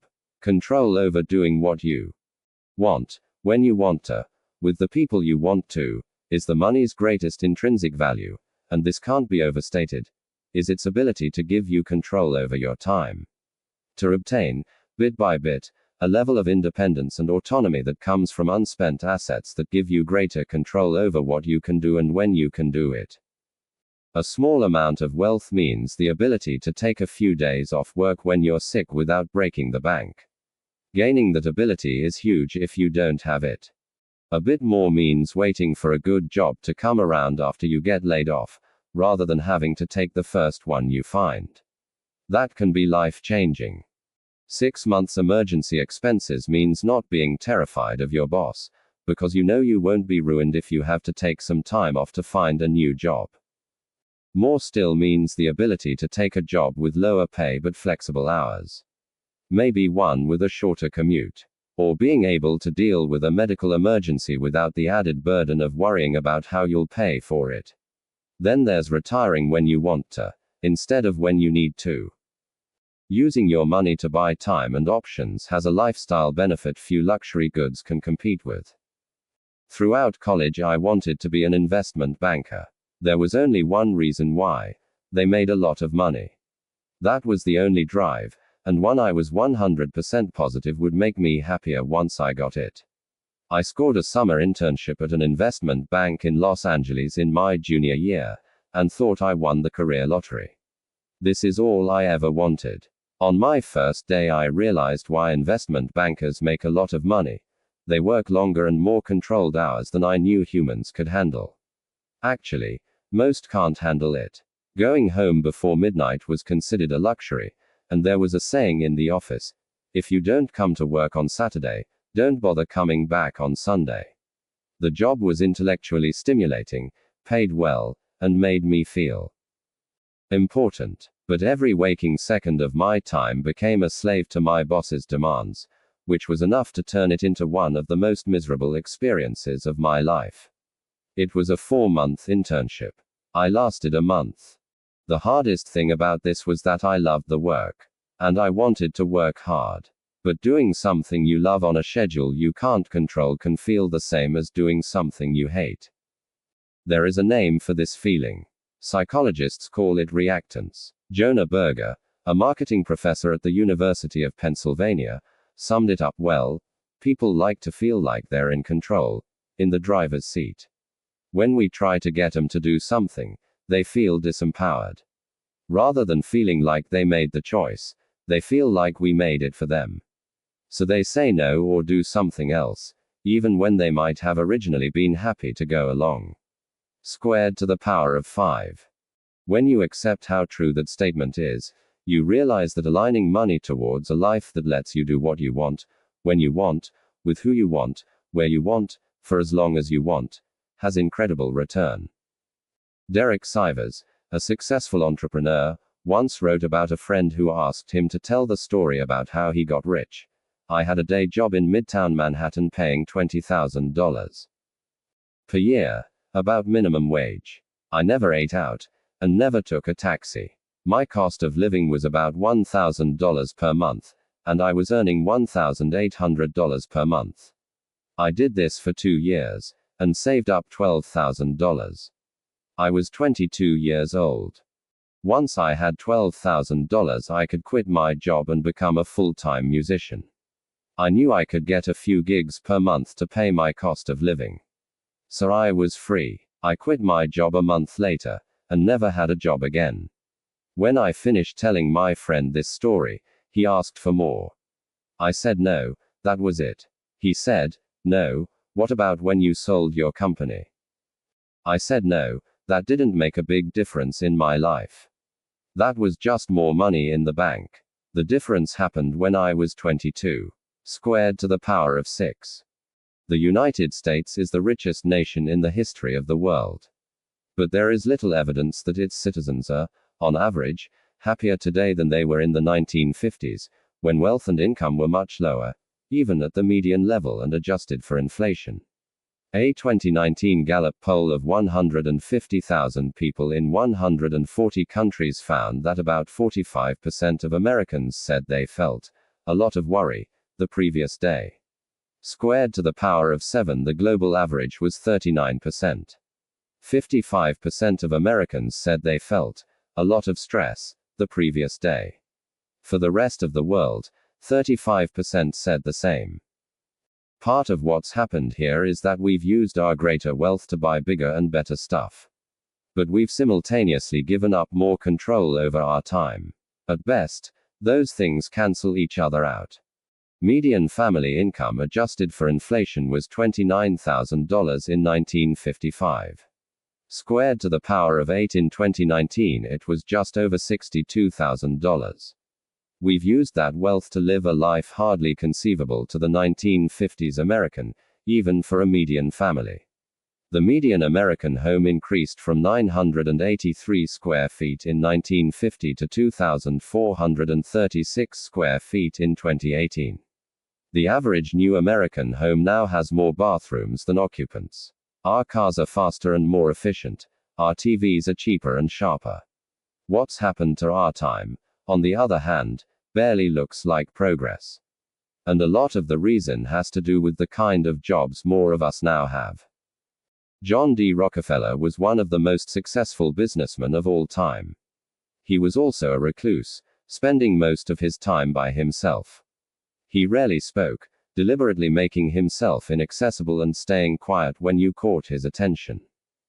A refinery worker who occasionally had Rockefeller's ear once remarked, "He lets everybody else talk, while he sits back and says nothing." When asked about his silence during meetings, Rockefeller often recited a poem. A wise old owl lived in an oak. The more he saw, the less he spoke. The less he spoke, the more he heard. Why aren't we all like that wise old bird? Rockefeller was a strange guy. But he figured out something that now applies to tens of millions of workers. Rockefeller's job wasn't to drill wells, load trains, or move barrels. It was to think and make good decisions. Rockefeller's product, his deliverable, wasn't what he did with his hands, or even his words. It was what he figured out inside his head. So that's where he spent most of his time and energy. Despite sitting quietly most of the day in what might have looked like free time or leisure hours to most people, he was constantly working in his mind, thinking problems through. This was unique in his day. Almost all jobs during Rockefeller's time required doing things with your hands.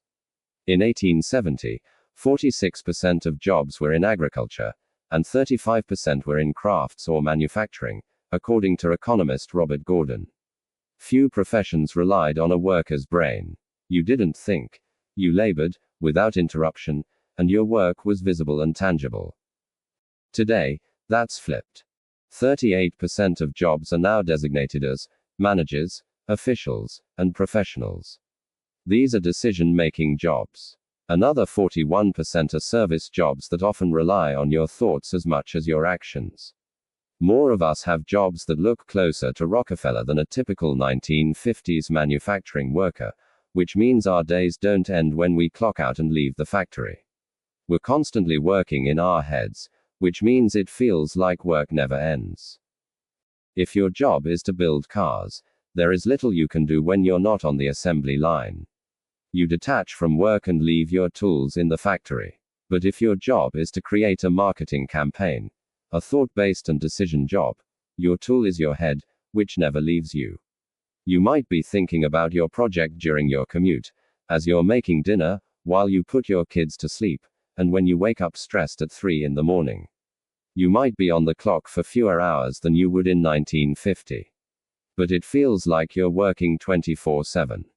Derek Thompson of The Atlantic once described it like this: if the operating equipment of the 21st century is a portable device, this means the modern factory is not a place at all. It is the day itself. The computer age has liberated the tools of productivity from the office. Most knowledge workers, whose laptops and smartphones are portable all-purpose media-making machines, can theoretically be as productive at 2 p.m. in the main office as at 2 a.m. in a Tokyo WeWork or at midnight on the couch. Squared to the power of 9. Compared to generations prior, control over your time has diminished. And since controlling your time is such a key happiness influencer, we shouldn't be surprised that people don't feel much happier even though we are, on average, richer than ever. What do we do about that? It's not an easy problem to solve, because everyone's different. The first step is merely acknowledging what does, and does not, make almost everyone happy. In his book 30 Lessons for Living, being a valet, gerontologist Carl Plummer interviewed 1,000 elderly Americans looking for the most important lessons they learned from decades of life experience. Rolls-Royces. He wrote, "The whole aristocratic fleet. Not a single person out of 1,000. It was my dream to have one of these cars of my own, to work as hard as you can to make money to buy the things you signal to others that you made it. No one, you're not a single person, you're rich, said it's important to be at least as wealthy as the people around me. And if you have more than they do, it's rarely if ever looked at them. The drivers, not a single person. When you see someone driving a nice car, your work based on your desired future earning the guy driving that car what they did value were things like quality friendships. Wow, being if I had something bigger than themselves, I'm cool, and spending quality, subconscious or not, time with their children. This is how people think. Your kids don't want your money here, or what your money buys, want wealth anywhere near as much as they want be liked and admired specifically, but in reality those other people often bypass admiring you. Take it from those who have lived through everything. Wealth is admirable. Controlling your time is they use your wealth as a benchmark for their own desire to be liked and admired. A short chapter on one of the lowest dividends money after my son was born said, "You might think you want an expensive car, a fancy watch, and a huge house. But I'm telling you, you don't. What you want is respect and admiration from other people, and you think having expensive stuff will bring it. It almost never does, especially from the people you want to respect and admire you." I learned that as a valet, when I began thinking about all the people driving up to the hotel in their Ferraris, watching me gawk. People must gawk everywhere they went, and I'm sure they loved it. I'm sure they felt admired. But did they know I did not care about them, or even notice them? Did they know I was only gawking at the car, and imagining myself in the driver's seat? Did they buy a Ferrari thinking it would bring them admiration, impressed with the car didn't actually give them, the driver, a moment's thought? Does this same idea apply to those living in big homes? Almost certainly. Jewelry and clothes. Yep. My point here is not to abandon the pursuit of wealth, or even fancy cars. I like both. It's a subtle recognition that people generally aspire to be respected and admired by others, and using money to buy fancy things may bring less of it than you imagine. If respect and admiration are your goal, be careful how you seek it. Humility, money has many ironies, and empathy will bring you more respect than horsepower ever will. Wealth is what you don't see. We're not done talking about Ferraris. Was in the mid-2000s. Another story about the paradox of when material appearance took precedence over everything but oxygen. If you see a Ferrari driving around, you might intuitively assume the owner of the car is rich, even if you're not paying much attention to them. But as I got to know some of these people, I realized that wasn't always the case. Many were mediocre successes who spent a huge percentage of their paycheck on a car. I remember a fellow we'll call Roger.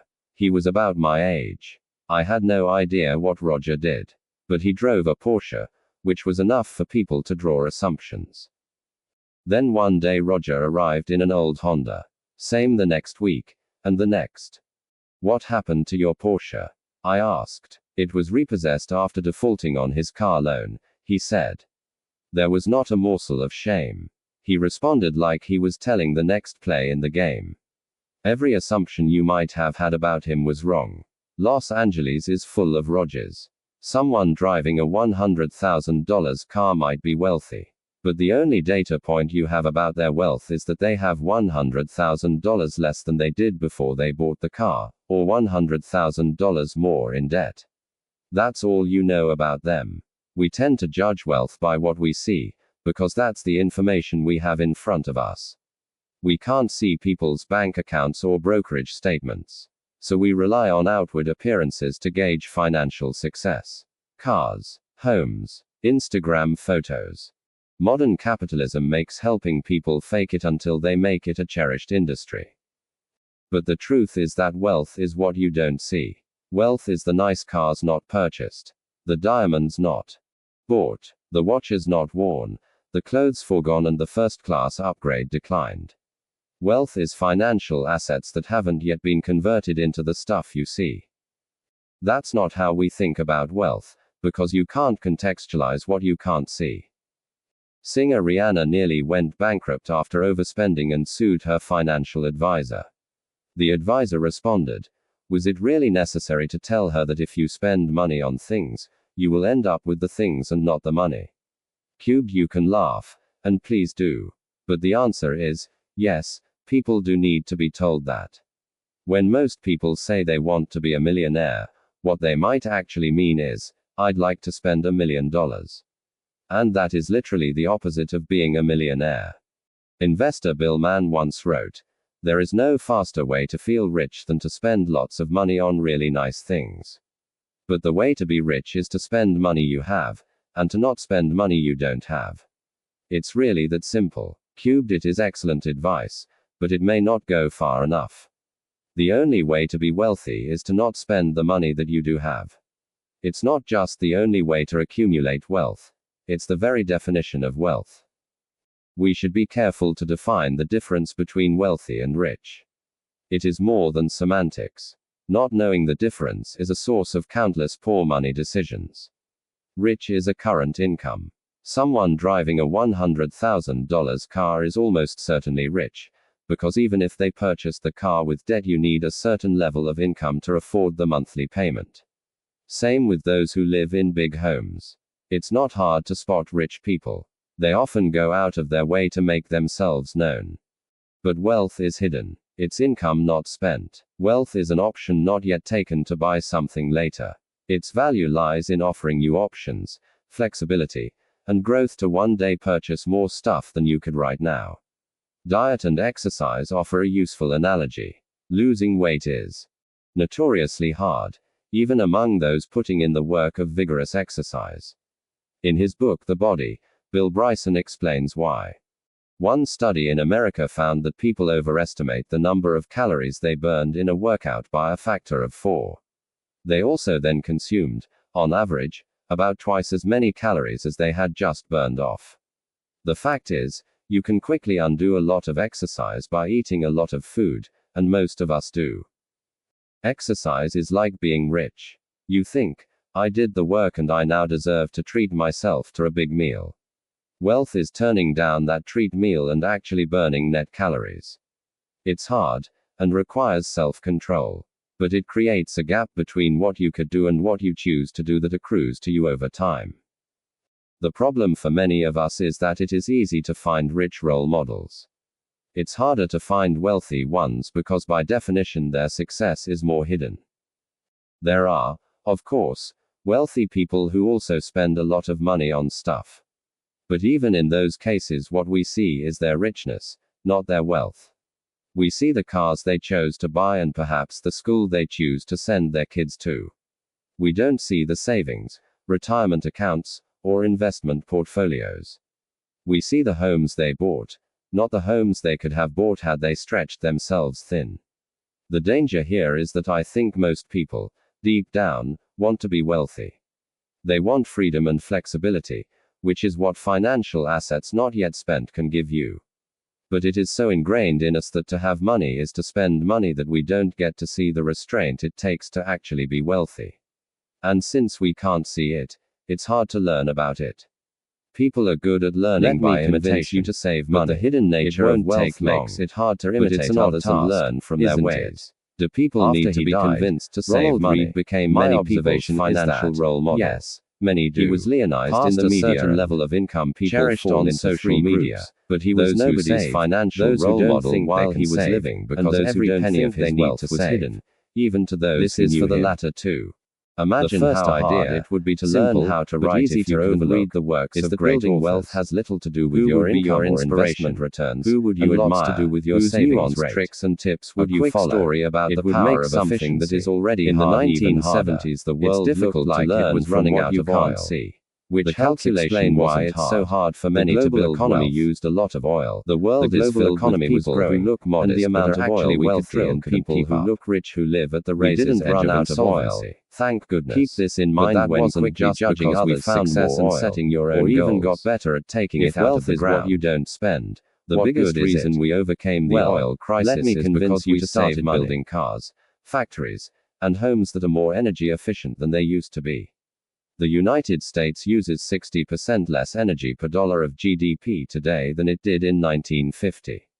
Cubed squared, the average miles per gallon of all vehicles on the road has doubled since 1975.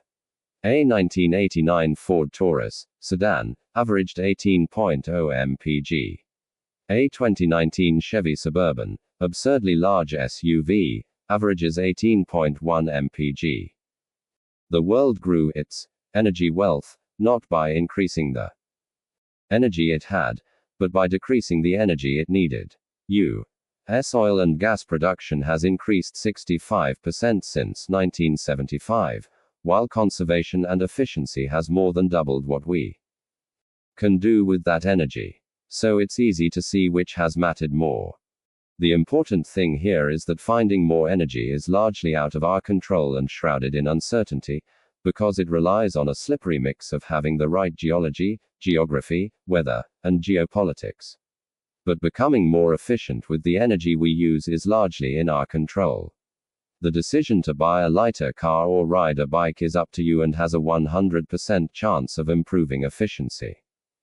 The same is true with our money. Investment returns can make you rich. But whether an investing strategy will work, and how long it will work for, and whether markets will cooperate, is always in doubt. Results are shrouded in uncertainty. Personal savings and frugality, finances, conservation, and efficiency are parts of the money equation that are more in your control and have a 100% chance of being as effective in the future as they are today. If you view building wealth as something that will require more money or big investment returns, you may become as pessimistic as the energy doomers were in the 1970s. The path forward looks hard and out of your control. If you view it as powered by your own frugality and efficiency, the destiny is clearer. Wealth is just the accumulated leftovers after you spend what you take in. And since you can build wealth without a high income, but have no chance of building wealth without a high savings rate, it's clear which one matters more.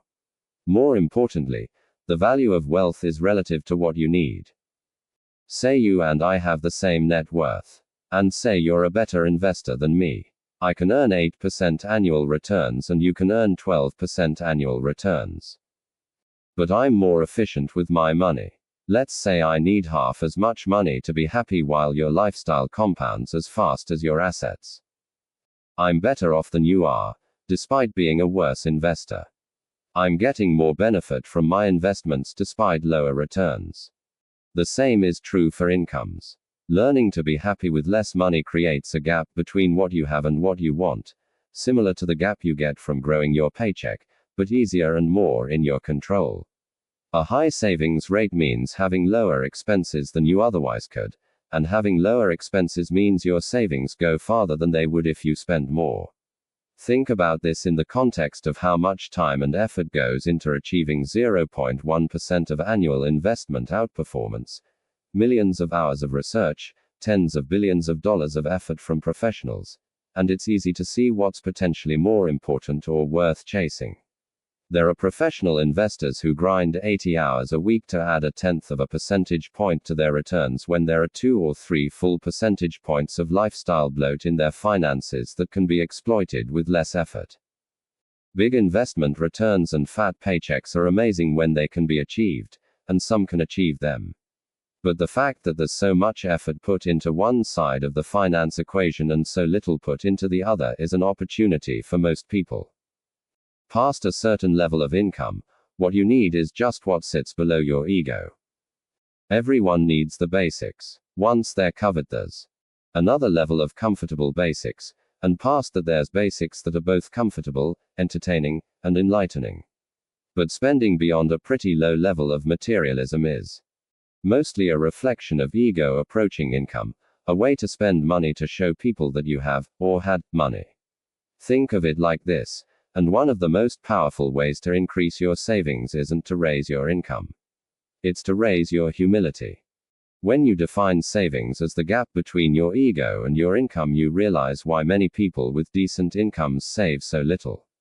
It's a daily struggle against instincts to extend your peacock feathers to their outermost limits and keep up with others doing the same. People with enduring personal finance success, not necessarily those with high incomes, tend to have a propensity to not give a damn what others think about them.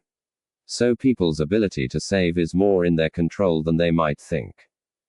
Savings can be created by spending less. You can spend less if you desire less. And you will desire less if you care less about what others think of you. As I argue often in this book, money relies more on psychology than finance. And you don't need a specific reason to save. Some people save money for a down payment on a house, or a new car, or for retirement. That's great, of course. But saving does not require a goal of purchasing something specific. You can save just for saving's sake. And indeed you should. Everyone should. Only saving for a specific goal makes sense in a predictable world. But ours isn't. Saving is a hedge against life's inevitable ability to surprise the hell out of you at the worst possible moment. Another benefit of savings that isn't attached to a spending goal is what we discussed in Chapter 7, gaining control over your time. Everyone knows the tangible stuff money buys. The intangible stuff is harder to wrap your head around, so it tends to go unnoticed. But the intangible benefits of money can be far more valuable and capable of increasing your happiness than the tangible things that are obvious targets of our savings. Savings without a spending goal gives you options and flexibility, the ability to wait and the opportunity to pounce. It gives you time to think. It lets you change course on your own terms. Every bit of savings is like taking a point in the future that would have been owned by someone else and giving it back to yourself. That flexibility and control over your time is an unseen return on wealth. What is the return on cash in the bank that gives you the option of changing careers, or retiring early, or freedom from worry? I'd say it's incalculable. It's incalculable in two ways. It's so large and important that we can't put a price on it. But it's also literally incalculable. We can't measure it like we can measure interest rates, and what we can't measure we tend to overlook. When you don't have control over your time, you're forced to accept whatever bad luck is thrown your way. But if you have flexibility, you have the time to wait for no-brainer opportunities to fall in your lap. This is a hidden return on your savings. Savings in the bank that earn 0% interest might actually generate an extraordinary return if they give you the flexibility to take a job with a lower salary but more purpose, or wait for investment opportunities that come when those without flexibility turn desperate. And that hidden return is becoming more important.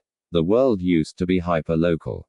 Just over 100 years ago, 75% of Americans had neither telephones nor regular mail service, according to historian Robert Gordon. That made competition hyper-local. A worker with just average intelligence might be the best in their town, and they got treated like the best because they didn't have to compete with the smarter worker in another town. That's now changed. A hyper-connected world means the talent pool you compete in has gone from hundreds or thousands spanning your town to millions or billions spanning the globe. This is especially true for jobs that rely on working with your head versus your muscles. Teaching, marketing, analysis, consulting, accounting, programming, journalism, and even medicine increasingly compete in global talent pools. More fields will fall into this category as digitization erases global boundaries, as software eats the world, as venture capitalist Mark Andreessen puts it. A question you should ask as the range of your competition expands is, how do I stand out? I'm smart, is increasingly a bad answer to that question, because there are a lot of smart people in the world. Almost 600 people ace the SATs each year. Another 7,000 come within a handful of points. In a winner-take-all and globalized world, these kinds of people are increasingly your direct competitors. Intelligence is not a reliable advantage in a world that's become as connected as ours has. But flexibility is. In a world where intelligence is hyper-competitive and many previous technical skills have become automated, competitive advantages tilt toward nuanced and soft skills, like communication, empathy, and, perhaps most of all, flexibility. If you have flexibility, you can wait for good opportunities, both in your career and for your investments. You'll have a better chance of being able to learn a new skill when it's necessary. You'll feel less urgency to chase competitors who can do things you can't, and have more leeway to find your passion and your niche at your own pace. You can find a new routine, a slower pace, and think about life with a different set of assumptions. The ability to do those things when most others can't is one of the few things that will set you apart in a world where intelligence is no longer a sustainable advantage. Having more control over your time and options is becoming one of the most valuable currencies in the world. You're a person. That's why more people can, and more people should, save money. It took me a while to figure this out. You know what else they should do? Once it clicked, I realized it's one of the most important parts of finance. Let me tell you why. With it comes something that often goes overlooked. Do not aim to be coldly rational when making financial decisions. Aim to just be pretty reasonable. Reasonable is more realistic and you have a better chance of sticking with it for the long run, which is what matters most when managing money. To show you what I mean, let me tell you the story of a guy who tried to cure syphilis with malaria.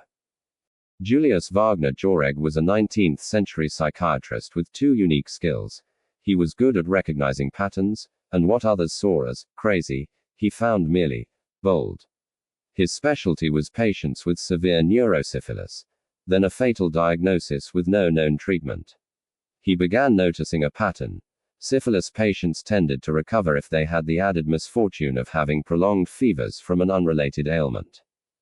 Wagner Jauregg assumed this was due to a hunch that had been around for centuries but doctors didn't understand well. Fevers play a role in helping the body fight infection. So he jumped to the logical conclusion. In the early 1900s, Wagner Jauregg began injecting patients with low-end strains of typhoid, malaria, and smallpox to trigger fevers strong enough to kill off their syphilis. This was as dangerous as it sounds. Some of his patients died from the treatment. He eventually settled on a weak version of malaria, since it could be effectively countered with quinine after a few days of bone-rattling fevers. After some tragic trial and error, his experiment worked. Wagner Jauregg reported that 6 in 10 syphilis patients treated with malariotherapy recovered, compared to around 3 in 10 patients left alone. He won the Nobel Prize in Medicine in 1927. The organization today notes, the main work that concerned Wagner Jauregg throughout his working life was the endeavor to cure mental disease by inducing a fever. Cubed penicillin eventually made malariotherapy for syphilis patients obsolete, thank goodness. But Wagner Jauregg is one of the only doctors in history who not only recognized fever's role in fighting infection, but also prescribed it as a treatment. Fevers have always been as feared as they are mysterious.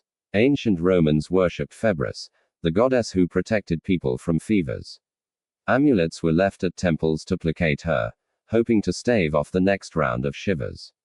But Wagner Jauregg was onto something. Fevers are not accidental nuisances. They do play a role in the body's road to recovery. We now have better, more scientific evidence of fever's usefulness in fighting infection. A 1-degree increase in body temperature has been shown to slow the replication rate of some viruses by a factor of 200. Numerous investigators have identified a better outcome among patients who displayed fever, one NIH paper writes. Cubed to the power of 4. The Seattle Children's Hospital includes a section on its website to educate parents who may panic at the slightest rise in their child's temperature. Fevers turn on the body's immune system. They help the body fight infection. Normal fevers between 100 degrees and 104 degrees F are good for sick children. Cubed to the power of 5, but that's where the science ends and reality takes over. Fever is almost universally seen as a bad thing. They're treated with drugs like Tylenol to reduce them as quickly as they appear. Despite millions of years of evolution as a defense mechanism, no parent, no patient, few doctors, and certainly no drug company views fever as anything but a misfortune that should be eliminated. These views do not match the known science. One study was blunt. Treatment of fever is common in the ICU setting and likely related to standard dogma rather than evidence-based practice. Cubed to the power of 6. Howard Markle, director of the Center for the History of Medicine, once said of fever phobia, "These are cultural practices that spread just as widely as the infectious diseases that are behind them."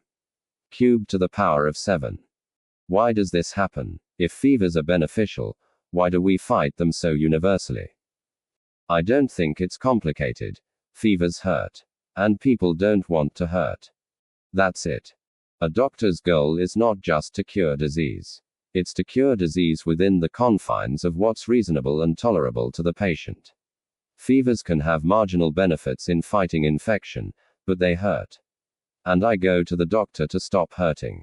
I don't care about double-blind studies when I'm shivering under a blanket. If you have a pill that can make a fever stop, give it to me now. It may be rational to want a fever if you have an infection. But it's not reasonable. That philosophy, aiming to be reasonable instead of rational, is one more people should consider when making decisions with their money. Academic finance is devoted to finding the mathematically optimal investment strategies. My own theory is that, in the real world, people do not want the mathematically optimal strategy. They want the strategy that maximizes for how well they sleep at night. Harry Markowitz won the Nobel Prize for exploring the mathematical trade-off between risk and return. He was once asked how he invested his own money, and described his portfolio allocation in the 1950s, when his models were first developed. I visualized my grief if the stock market went way up and I wasn't in it, or if it went way down and I was completely in it. My intention was to minimize my future regret. So I split my contributions 50-50 between bonds and equities. Markowitz eventually changed his investment strategy, diversifying the mix. But two things here are important. One is that, minimizing future regret, is hard to rationalize on paper but easy to justify in real life. A rational investor makes decisions based on numeric facts. A reasonable investor makes them in a conference room surrounded by coworkers you want to think highly of you, with a spouse you don't want to let down, or judged against the silly but realistic competitors that are your brother-in-law, your neighbor, and your own personal doubts. Investing has a social component that's often ignored when viewed through a strictly financial lens. The second is that this is fine. Jason Zweig, who conducted the interview when Markowitz described how he invested, later reflected. My own view is that people are neither rational nor irrational. We are human. We don't like to think harder than we need to, and we have unceasing demands on our attention. Seen in that light, there's nothing surprising about the fact that the pioneer of modern portfolio theory built his initial portfolio with so little regard for his own research. Nor is it surprising that he adjusted it later. Cubed to the power of 8. Markowitz is neither rational or irrational. He's reasonable. What's often overlooked in finance is that something can be technically true but contextually nonsense. In 2008, a pair of researchers from Yale published a study arguing young savers should supercharge their retirement accounts using 2-to-1 margin, $2 of debt for every dollar of their own money, when buying stocks. It suggests investors taper that leverage as they age, which lets a saver take more risk when they're young and can handle a magnified market rollercoaster, and less when they're older. Even if using leverage left you wiped out when you were young, if you use 2-to-1 margin, a 50% market drop leaves you with nothing. The researchers showed savers would still be better off in the long run so long as they picked themselves back up, followed the plan, and kept saving in a 2-to-1 leveraged account the day after being wiped out. The math works on paper. It's a rational strategy, but it's almost absurdly unreasonable. No normal person could watch 100% of their retirement account evaporate and be so unfazed that they carry on with the strategy undeterred. They'd quit, look for a different option, and perhaps sue their financial advisor. The researchers argued that when using their strategy, the expected retirement wealth is 90% higher compared to life cycle funds. It is also 100% less reasonable. There is, in fact, a rational reason to favor what look like irrational decisions. Here's one. Let me suggest that you love your investments. This is not traditional advice. It's almost a badge of honor for investors to claim they're emotionless about their investments, because it seems rational.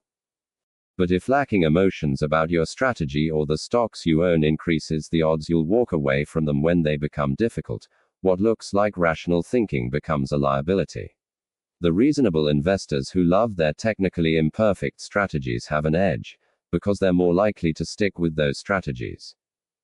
There are few financial variables more correlated to performance than commitment to a strategy during its lean years, both the amount of performance and the odds of capturing it over a given period of time.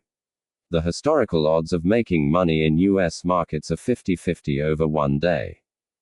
Periods: 68% in 1-year periods, 88% in 10-year periods, and, so far, 100% in 20-year periods.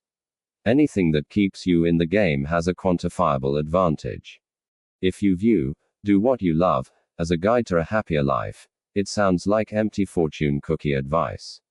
If you view it as the thing providing the endurance necessary to put the quantifiable odds of success in your favor, you realize it should be the most important part of any financial strategy. Invest in a promising company you don't care about, and you might enjoy it when everything's going well.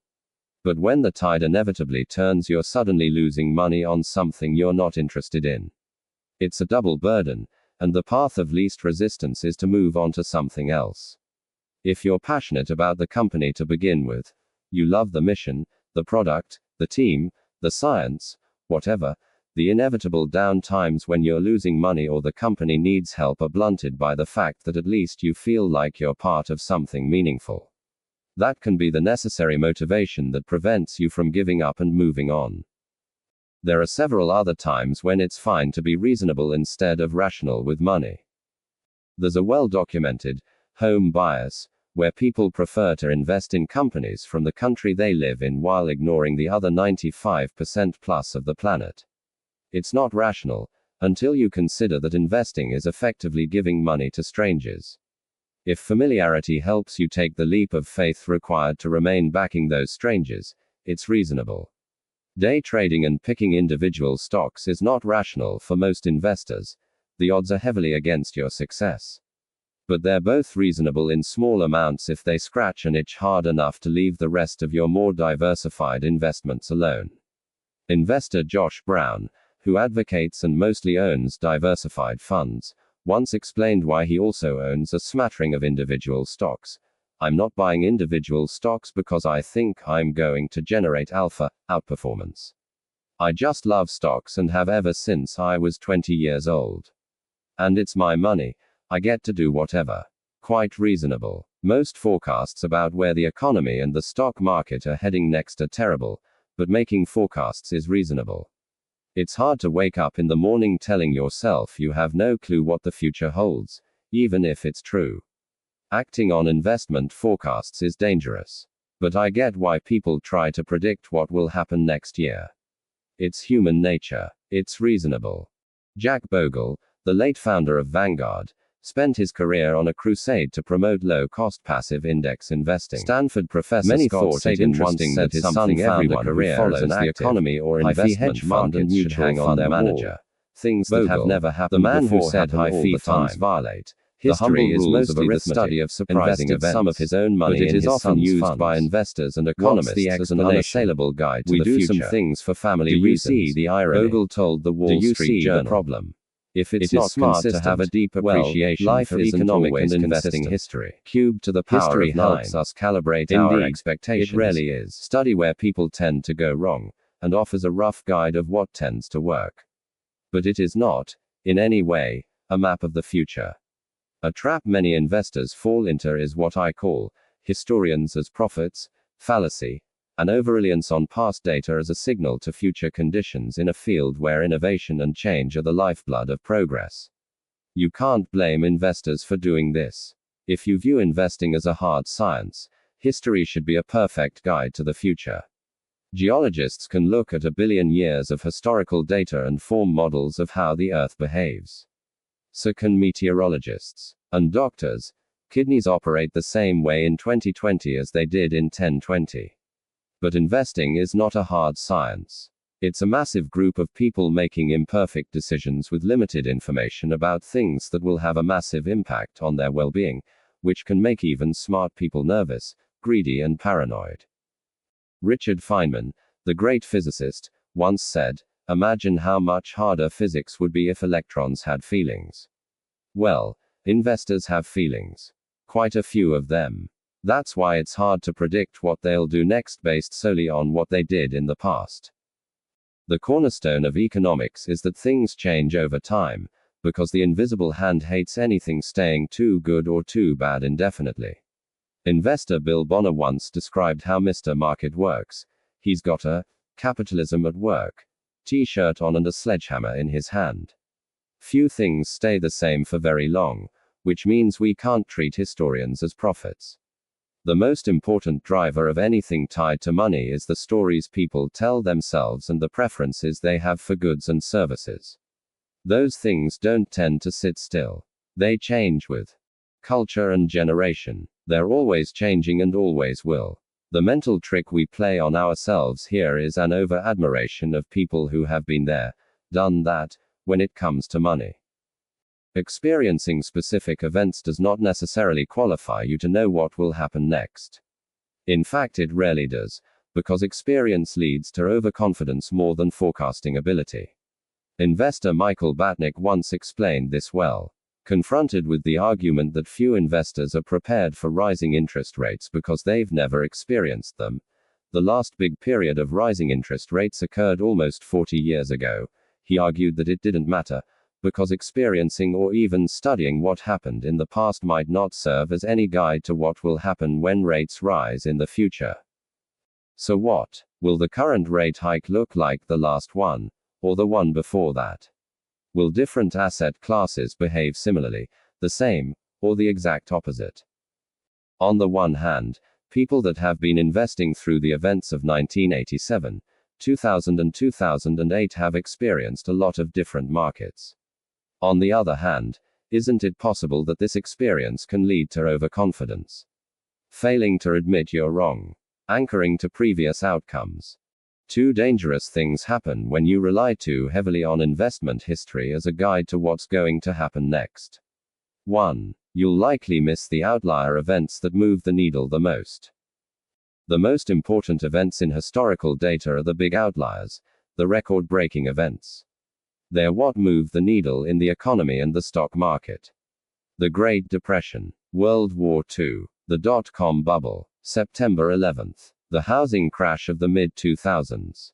A handful of outlier events play an enormous role because they influence so many unrelated events in their wake. 15 billion people were born in the 19th and 20th centuries. But try to imagine how different the global economy, and the whole world, would be today if just 7 of them never existed. Adolf Hitler, Joseph Stalin, Mao Zedong, Gavrilo Princip, Thomas Edison, Bill Gates, Martin Luther King. I'm not even sure that's the most meaningful list. But almost everything about the world today, from borders to technology to social norms, would be different if these 7 people hadn't left their mark. Another way to put this is that 0.000000004% of people were responsible for perhaps the majority of the world's direction over the last century. The same goes for projects, innovations, and events. Imagine the last century without the Great Depression, World War II, the Manhattan Project, vaccines, antibiotics, ARPANET. September 11th, the fall of the Soviet Union. How many projects and events occurred in the 20th century? Billions, trillions, who knows? But those 8 alone impacted the world orders upon orders of magnitude more than others. The thing that makes tail events easy to underappreciate is how easy it is to underestimate how things compound. How, for example, 9/11 prompted the Federal Reserve to cut interest rates, which helped drive the housing bubble, which led to the financial crisis, which led to a poor jobs market, which led tens of millions to seek a college education, which led to $1.6 trillion in student loans with a 10.8% default rate. It's not intuitive to link 19 hijackers to the current weight of student loans, but that's what happens in a world driven by a few outlier tail events. The majority of what's happening at any given moment in the global economy can be tied back to a handful of past events that were nearly impossible to predict. The most common plot of economic history is the role of surprises. The reason surprises occur is not because our models are wrong or our intelligence is low. It's because the odds that Adolf Hitler's parents argued on the evening 9 months before he was born were the same as them conceiving a child. Technology is hard to predict because Bill Gates may have died from polio if Jonas Salk got cranky and gave up on his quest to find a vaccine. The reason we couldn't predict the student loan growth is because an airport security guard may have confiscated a hijacker's knife on 9/11. That's all there is to it. The problem is that we often use events like the Great Depression and World War II to guide our views of things like worst-case scenarios when thinking about future investment returns. But those record-setting events had no precedent when they occurred. So the forecaster who assumes the worst and best events of the past will match the worst and best events of the future is not following history. They're accidentally assuming that the history of unprecedented events doesn't apply to the future. Nassim Taleb writes in his book Fooled by Randomness, in Pharaonic Egypt, scribes tracked the high water mark of the Nile and used it as an estimate for a future worst-case scenario. The same can be seen in the Fukushima nuclear reactor, which experienced a catastrophic failure in 2011 when a tsunami struck. It had been built to withstand the worst past historical earthquake, with the builders not imagining much worse, and not thinking that the worst past event had to be a surprise, as it had no precedent. This is not a failure of analysis. It's a failure of imagination. Realizing the future might not look anything like the past is a special kind of skill that is not generally looked highly upon by the financial forecasting community. At a 2017 dinner I attended in New York, Daniel Kahneman was asked how investors should respond when our forecasts are wrong. He said, "Whenever we are surprised by something, even if we admit that we made a mistake, we say, 'Oh, I'll never make that mistake again.' But, in fact, what you should learn when you make a mistake because you did not anticipate something is that the world is difficult to anticipate. That's the correct lesson to learn from surprises, that the world is surprising. The correct lesson to learn from surprises is that the world is surprising. Not that we should use past surprises as a guide to future boundaries, that we should use past surprises as an admission that we have no idea what might happen next. The most important economic events of the future, things that will move the needle the most, are things that history gives us little to no guide about. They will be unprecedented events. Their unprecedented nature means we won't be prepared for them, which is part of what makes them so impactful. This is true for both scary events like recessions and wars, and great events like innovation. I'm confident in that prediction because surprises moving the needle the most is the one forecast that's been accurate at virtually every point in history. 2. History can be a misleading guide to the future of the economy and stock market because it doesn't account for structural changes that are relevant to today's world. Consider a few big ones. The 401k is 42 years old. The Roth IRA is younger, created in the 1990s.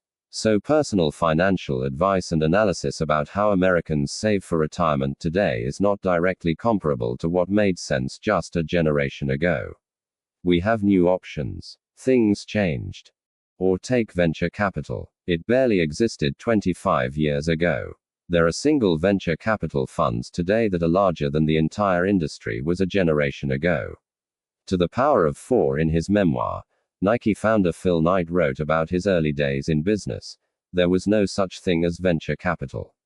An aspiring young entrepreneur had very few places to turn, and those places were all guarded by risk-averse gatekeepers with zero imagination. In other words, bankers. What this means, in effect, is that all historical data going back just a few decades about how startups are financed is out of date. What we know about investment cycles and startup failure rates is not a deep base of history to learn from, because the way companies are funded today is such a new historical paradigm. Or take public markets. The S&P 500 did not include financial stocks until 1976. Today, financials make up 16% of the index. Technology stocks were virtually non-existent 50 years ago. Today, they're more than a fifth of the index. Accounting rules have changed over time. So have disclosures, auditing, and the amount of market liquidity. Things changed. The time between US recessions has changed dramatically over the last 150 years. The average time between recessions has grown from about 2 years in the late 1800s to 5 years in the early 20th century to 8 years over the last half century. As I write this, it looks like we're going into recession. 12 years since the last recession began in December 2007. That's the longest gap between recessions since before the Civil War. There are plenty of theories on why recessions have become less frequent. One is that the Fed is better at managing the business cycle, or at least extending it. Another is that heavy industry is more prone to boom and bust overproduction than the service industries that dominated the last 50 years. The pessimistic view is that we now have fewer recessions, but when they occur, they are more powerful than before. For our argument, it doesn't particularly matter what caused the change. What matters is that things clearly changed. To show how these historic changes should affect investing decisions, consider the work of a man many believe to be one of the greatest investment minds of all time, Benjamin Graham. Graham's classic book, The Intelligent Investor, is more than theory. It gives practical directions like formulas investors can use to make smart investing decisions. I read Graham's book when I was a teenager, learning about investing for the first time. The formulas presented in the book were appealing to me, because they were literally step-by-step instructions on how to get rich. Just follow the instructions. It seemed so easy, but something becomes clear when you try applying some of these formulas. Few of them actually work. Graham advocated purchasing stocks trading for less than the net working assets, basically cash in the bank minus all debts. This sounds great, but few stocks actually trade that cheaply anymore, other than, say, a penny stock accused of accounting fraud. One of Graham's criteria instructs conservative investors to avoid stocks trading for more than 1.5 times book value. If you followed this rule over the last decade, you would have owned almost nothing but insurance and bank stocks. There is no world where that is okay. The Intelligent Investor is one of the greatest investing books of all time.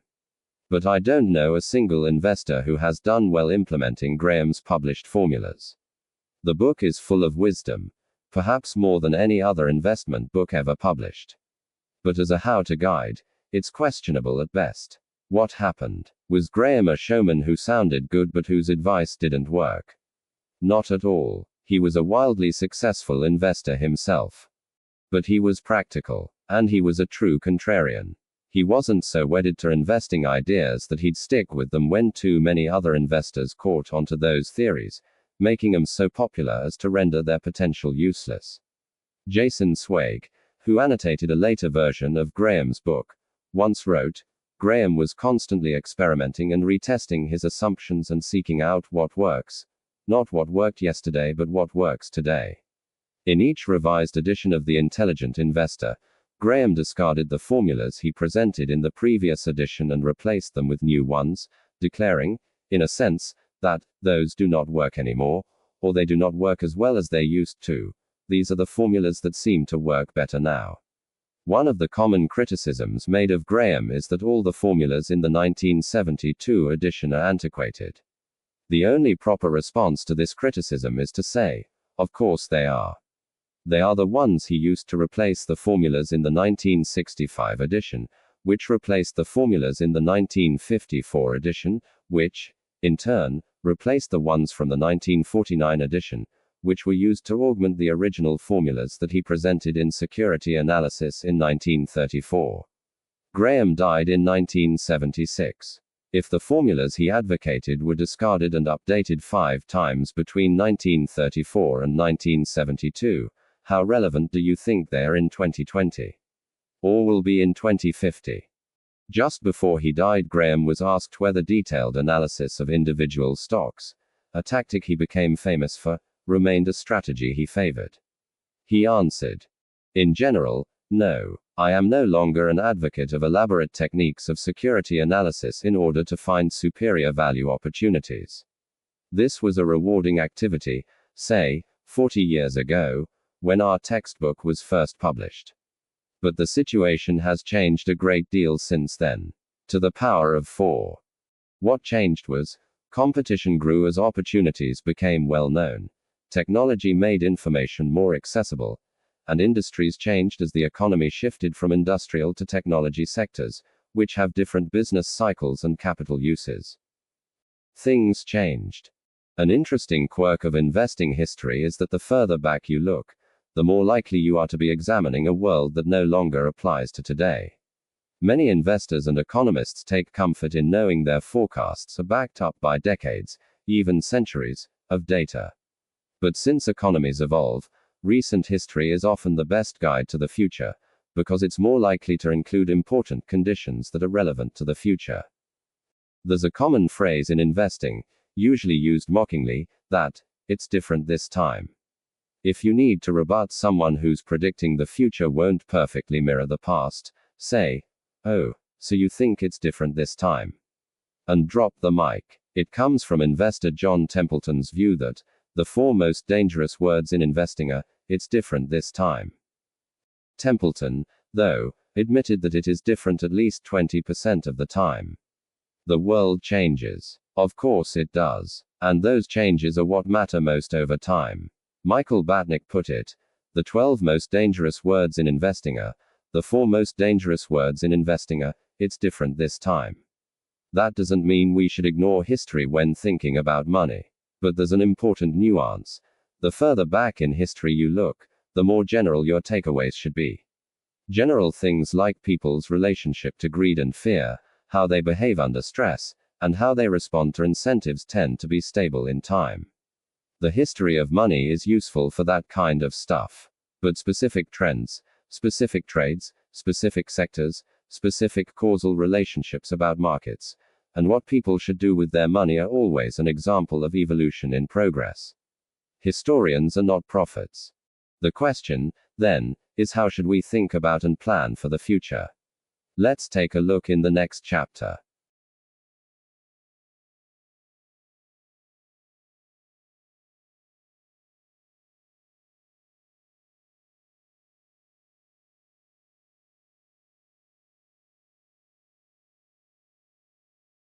Some of the best examples of smart financial behavior can be found in an unlikely place, Las Vegas casinos. Not among all players, of course. But a tiny group of blackjack players who practice card counting can teach ordinary people something extraordinarily important about managing money, the importance of room for error. The fundamentals of blackjack card counting are simple. No one can know with certainty what card the dealer will draw next. But by tracking what cards have already been dealt, you can calculate what cards remain in the deck. Doing so can tell you the odds of a particular card being drawn by the dealer. As a player, you bet more when the odds of getting a card you want are in your favor and less when they are against you. The mechanics of how this is done don't matter here. What matters is that a blackjack card counter knows they are playing a game of odds, not certainties. In any particular hand they think they have a good chance of being right, but know there's a decent chance they're wrong. It might sound strange given their profession, but their strategy relies entirely on humility. Humility that they don't know, and cannot know exactly what's going to happen next, so play their hand accordingly. The card counting system works because it tilts the odds ever so slightly from the house to the player. But bet too heavily even when the odds seem in your favor, and, if you're wrong, you might lose so much that you don't have enough money to keep playing. There is never a moment when you're so right that you can bet every chip in front of you. The world isn't that kind to anyone, not consistently, anyways. You have to give yourself room for error. You have to plan on your plan not going according to plan. Kevin Lewis, a successful card counter portrayed in the book Bringing Down the House, wrote more about this philosophy. Although card counting is statistically proven to work, it does not guarantee you will win every hand, let alone every trip you make to the casino. We must make sure that we have enough money to withstand any swings of bad luck. Let's assume you have roughly a 2% edge over the casino. That still means the casino will win 49% of the time. Therefore, you need to have enough money to withstand any variant swings against you. A rule of thumb is that you should have at least 100 basic units. Assuming you start with $10,000, you could comfortably play a $100 unit. History is littered with good ideas taken too far, which are indistinguishable from bad ideas. The wisdom in having room for error is acknowledging that uncertainty, randomness, and chance, unknowns, are an ever-present part of life. The only way to deal with them is by increasing the gap between what you think will happen and what can happen while still leaving you capable of fighting another day. Benjamin Graham is known for his concept of margin of safety. He wrote about it extensively and in mathematical detail. But my favorite summary of the theory came when he mentioned in an interview that the purpose of the margin of safety is to render the forecast unnecessary. It's hard to overstate how much power lies in that simple statement. Margin of safety, you can also call it room for error or redundancy, is the only effective way to safely navigate a world that is governed by odds, not certainties. And almost everything related to money exists in that kind of world. Forecasting with precision is hard. This is obvious to the card counter, because no one could possibly know where a particular card lies in a shuffled deck. It's less obvious to someone asking, what will the average annual return of the stock market be over the next 10 years? Or, on what date will I be able to retire? But they are fundamentally the same. The best we can do is think about odds. Graham's margin of safety is a simple suggestion that we don't need to view the world in front of us as black or white, predictable or a crapshoot. The gray area, pursuing things where a range of potential outcomes are acceptable, is the smart way to proceed. But people underestimate the need for room for error in almost everything they do that involves money. Stock analysts give the clients price targets, not price ranges. Economic forecasters predict things with precise figures, rarely broad probabilities. The pundit who speaks in unshakable certainties will gain a larger following than the one who says, "We can't know for sure," and speaks in probabilities. To the power of 4 squared, we do this in all kinds of financial endeavors, especially those related to our own decisions. Harvard psychologist Max Bazerman once showed that when analyzing other people's home renovation plans, most people estimate the project will run between 25% and 50% over budget. To the power of 4 cubed, but when it comes to their own projects, people estimate that renovations will be completed on time and at budget. Oh, the eventual disappointment. 2 things cause us to avoid room for error. One is the idea that somebody must know what the future holds, driven by the uncomfortable feeling that comes from admitting the opposite. The second is that you're therefore doing yourself harm by not taking actions that fully exploit an accurate view of that future coming true. But room for error is underappreciated and misunderstood. It's often viewed as a conservative hedge, used by those who don't want to take much risk or aren't confident in their views. But when used appropriately, it's quite the opposite. Room for error lets you endure a range of potential outcomes, and endurance lets you stick around long enough to let the odds of benefiting from a low probability outcome fall in your favor. The biggest gains occur infrequently, either because they don't happen often or because they take time to compound. So the person with enough room for error in part of their strategy, cash, to let them endure hardship in another, stocks, has an edge over the person who gets wiped out, game over, insert more tokens, when they're wrong. Bill Gates understood this well. When Microsoft was a young company, he said he came up with this incredibly conservative approach that I wanted to have enough money in the bank to pay a year's worth of payroll even if we didn't get any payments coming in. Warren Buffett expressed a similar idea when he told Berkshire Hathaway shareholders in 2008, "I have pledged to you, the rating agencies and myself, to always run Berkshire with more than ample cash. When forced to choose, I will not trade even a night's sleep for the chance of extra profits." To the power of 4 to the power of 4. There are a few specific places for investors to think about room for error. One is volatility. Can you survive your assets declining by 30%? On a spreadsheet, maybe yes, in terms of actually paying your bills and staying cash flow positive. But what about mentally? It is easy to underestimate what a 30% decline does to your psyche. Your confidence may become shot at the very moment opportunity is at its highest. You, or your spouse, may decide it's time for a new plan, or new career. I know several investors who quit after losses because they were exhausted. Physically exhausted. Spreadsheets are good at telling you when the numbers do or don't add up. They're not good at modeling how you'll feel when you tuck your kids in at night wondering if the investment decisions you've made were a mistake that will hurt their future. Having a gap between what you can technically endure versus what's emotionally possible is an overlooked version of room for error. Another is saving for retirement. We can look at history and see, for example, that the US stock market has returned an annual average of 6.8% after inflation since the 1870s. It's a reasonable first approximation to use that as an estimate of what to expect on your own diversified portfolio when saving for retirement. You can use those return assumptions to back into the amount of money you'll need to save each month to achieve your target nest egg. But what if future returns are lower?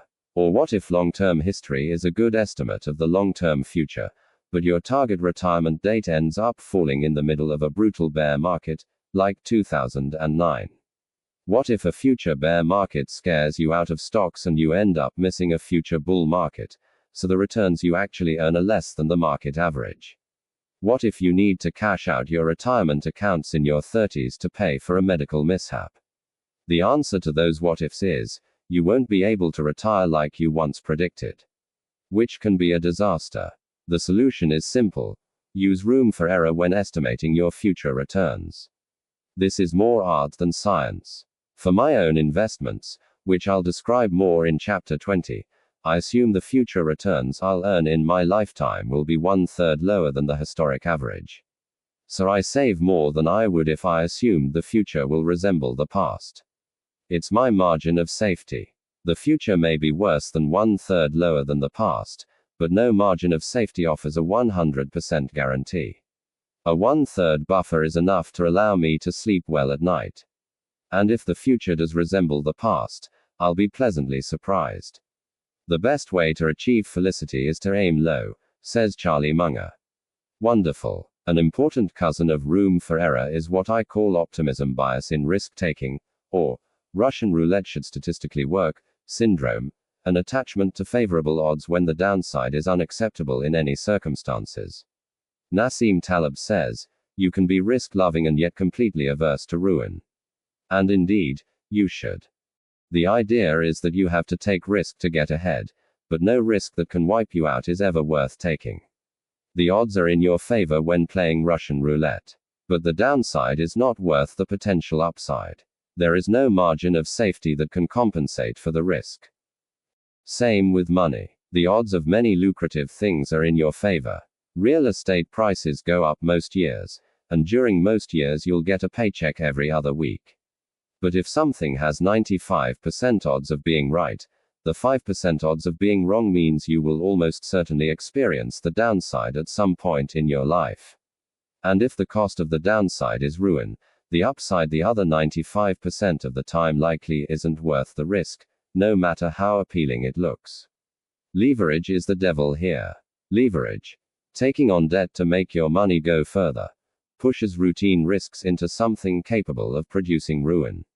The danger is that rational optimism most of the time masks the odds of ruin some of the time. The result is we systematically underestimate risk.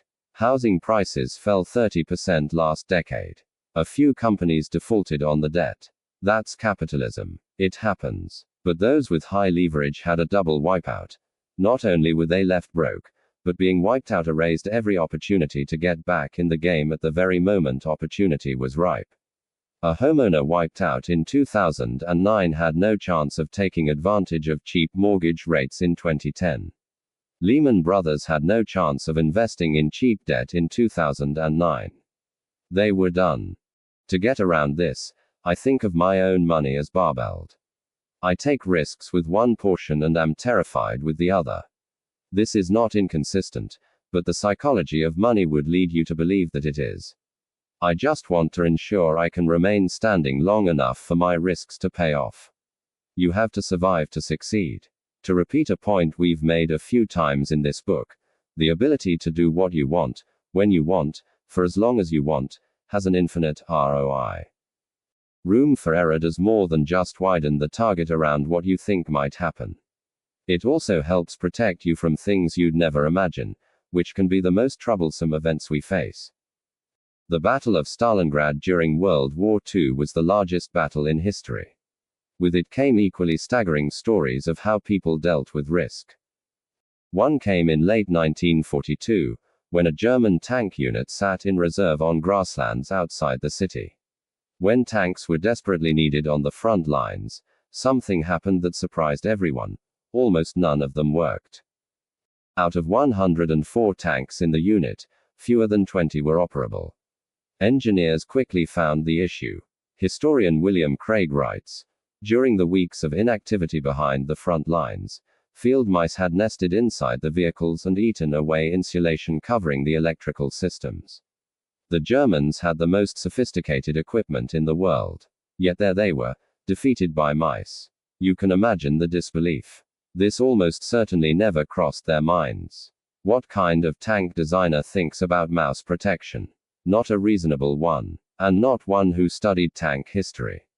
But these kinds of things happen all the time. You can plan for every risk except the things that are too crazy to cross your mind. And those crazy things can do the most harm, because they happen more often than you think and you have no plan for how to deal with them." In 2006, Warren Buffett announced a search for his eventual replacement. He said he needed someone, genetically programmed to recognize and avoid serious risks, including those never before encountered. To the power of 4 to the power of 5. I have seen this skill at work with startups my firm, Collaborative Fund, has backed. Ask a founder to list the biggest risks they face, and the usual suspects are mentioned. But beyond the predictable struggles of running a startup, here are a few issues we've dealt with among our portfolio companies. Water pipes broke, flooding and ruining a company's office. A company's office was broken into 3 times. A company was kicked out of its manufacturing plant. A store was shut down after a customer called the health department because she didn't like that another customer brought a dog inside. A CEO's email was spoofed in the middle of a fundraise that required all of his attention. A founder had a mental breakdown. Several of these events were existential to the company's future. But none were foreseeable, because none had previously happened to the CEOs dealing with these problems, or anyone else they knew, for that matter. It was uncharted territory. Avoiding these kinds of unknown risks is, almost by definition, impossible. You can't prepare for what you can't envision. If there's one way to guard against the damage, it's avoiding single points of failure. A good rule of thumb for a lot of things in life is that everything that can break will eventually break. So if many things rely on one thing working, and that thing breaks, you are counting the days to catastrophe. That's a single point of failure. Some people are remarkably good at avoiding single points of failure. Most critical systems on airplanes have backups, and the backups often have backups. Modern jets have 4 redundant electrical systems. You can fly with one engine and technically land with none, as every jet must be capable of stopping on a runway came from neither privilege nor natural reverse from its engines. But was the hardest working guy the suspension bridges can similarly lose many of their cables because they have an unfiltered understanding of every point of failure with money is a sole reliance his life's mission and dream as a teenager was to be a doctor, with no savings to create a gap stacked against him as being charitable and what they might be in the person at the time would consider it a possibility, even by the wealthiest. Is a decade older than his classmates, realizing he eventually became a specific reason to save. How much fulfillment comes from starting from nothing, or a home, bulldozing your way to the top of medical school. But it's equally important one of the most noble you can't possibly predict or even comprehend. I spoke to him a few years ago. The conversation went like this: predicting what you'll use your savings for assumes you live in a world where you know exactly what your future expenses will be, which no one does. Well, I save a lot. And I have no idea what I'll use the savings for in the future. This went on for 10 minutes. Few financial plans that only prepare for the known risks have enough margin of safety in where he is today as he was driven toward where he wanted to be 15 years ago. The most important part of every plan is planning on your plan. Psychology is that people are poor forecasters of their future selves. Let me show you how this applies to you. Imagining a goal is easy and fun. Imagining a goal in the context of the realistic life stresses that grow with competitive, this has a big impact on our ability to plan for future financial goals. Every 5-year-old boy wants to drive a tractor when they grow up. Few jobs look better in the eyes of a young boy whose idea of a good job begins and ends with, vroom vroom, beep beep, big tractor, here I come. Then many grow up and realize that driving a tractor maybe isn't the best career. Maybe they want something more prestigious or lucrative. So as a teenager they dream of being a lawyer. Now they think, they know, their plan is set. Law school and its costs, here we come. Then, as a lawyer, they face such long working hours that they rarely see their families. So perhaps they take a lower paying job with flexible hours. Then they realize that childcare is so expensive that it consumes most of their paycheck, and they opt to be a stay-at-home parent. This, they conclude, is finally the right choice. Then, at age 70, they realize that a lifetime of staying home means they're unprepared to afford retirement. Many of us wind through life on a similar trajectory. Only 27% of college grads have a job related to their major, according to the Federal Reserve. To the power of 4 to the power of 6, 29% of stay-at-home parents have a college degree. To the power of 4 to the power of 7, few likely regret their education, of course. But we should acknowledge that a new parent in their 30s may think about life goals in a way their 18-year-old self making career goals would never imagine. Long-term financial planning is essential. But things change, both the world around you, and your own goals and desires. It is one thing to say, we don't know what the future holds. It's another to admit that you, yourself, don't know today what you will even want in the future. And the truth is, few of us do. It's hard to make enduring long-term decisions when your view of what you'll want in the future is likely to shift. The end of history illusion is what psychologists call the tendency for people to be keenly aware of how much they've changed in the past, but to underestimate how much their personalities, desires, and goals are likely to change in the future. Harvard psychologist Daniel Gilbert once said, "At every stage of our lives we make decisions that will profoundly influence the lives of the people we're going to become, and then when we become those people, we're not always thrilled with the decisions we made." So young people pay good money to get tattoos removed that teenagers paid good money to get. Middle-aged people rush to divorce people who young adults rush to marry. Older adults work hard to lose what middle-aged adults worked hard to gain. On and on and on. To the power of 4 to the power of 8. All of us, he said, are walking around with an illusion that history, our personal history, has just come to an end, that we have just recently become the people that we were always meant to be and will be for the rest of our lives. We tend to never learn this lesson. Gilbert's research shows people from age 18 to 68 underestimate how much they will change in the future. You can see how this can impact a long-term financial plan. Charlie Munger says the first rule of compounding is to never interrupt it unnecessarily. But how do you not interrupt a money plan? Careers, investments, spending, budgeting, whatever, when what you want out of life changes?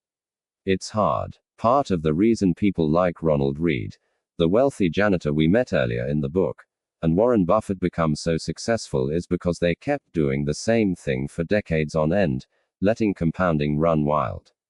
But many of us evolve so much over a lifetime that we don't want to keep doing the same thing for decades on end. Or anything close to it.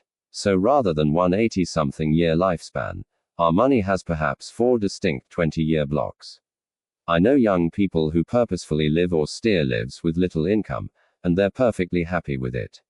Then there are those who work their tails off to pay for a life of luxury, and they're perfectly happy with that. Both have risks, the former risks being unprepared to raise a family or fund retirement, the latter risks regret that you spent your youthful and healthy years in a cubicle. There is no easy solution to this problem. Tell a 5-year-old boy he should be a lawyer instead of a tractor driver and he will disagree with every cell in his body. But there are 2 things to keep in mind when making what you think are long-term decisions. We should avoid the extreme ends of financial planning. Assuming you'll be happy with a very low income, or choosing to work endless hours in pursuit of a high one, increases the odds that you'll one day find yourself at a point of regret. The fuel of the end of history illusion is that people adapt to most circumstances, so the benefits of an extreme plan, the simplicity of having hardly anything, or the thrill of having almost everything, wear off. But the downsides of those extremes, not being able to afford retirement, or looking back at a life spent devoted to chasing dollars, become enduring regrets. Regrets are especially painful when you abandon a previous plan and feel like you have to run in the other direction twice as fast to make up for lost time. Compounding works best when you can give a plan years or decades to grow.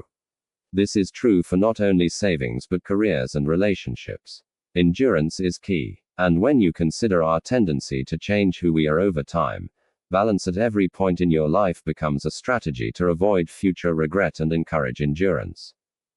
Aiming, at every point in your working life, to have moderate annual savings, moderate free time, no more than a moderate commute, and at least moderate time with your family, increases the odds of being able to stick with a plan and avoid regret than if any one of those things fall to the extreme sides of the spectrum.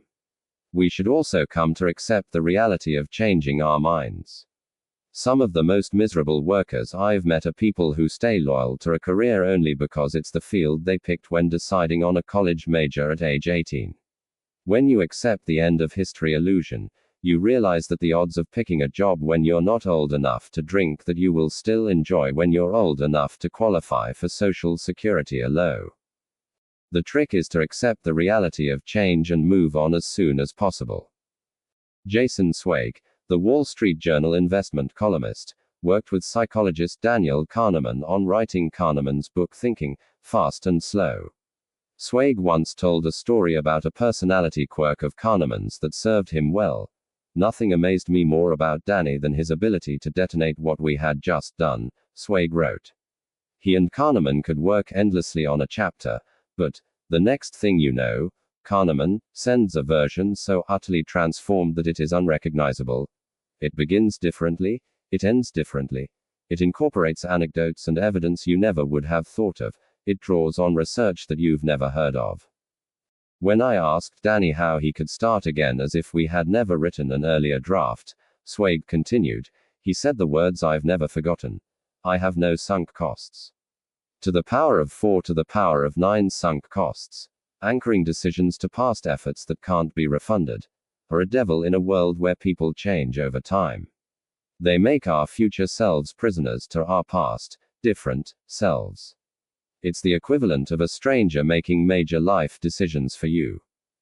Embracing the idea that financial goals made when you were a different person should be abandoned without mercy versus put on life support and dragged on can be a good strategy to minimize future regret. The quicker it's done, the sooner you can get back to compounding. Next, let's talk about compounding's price of admission.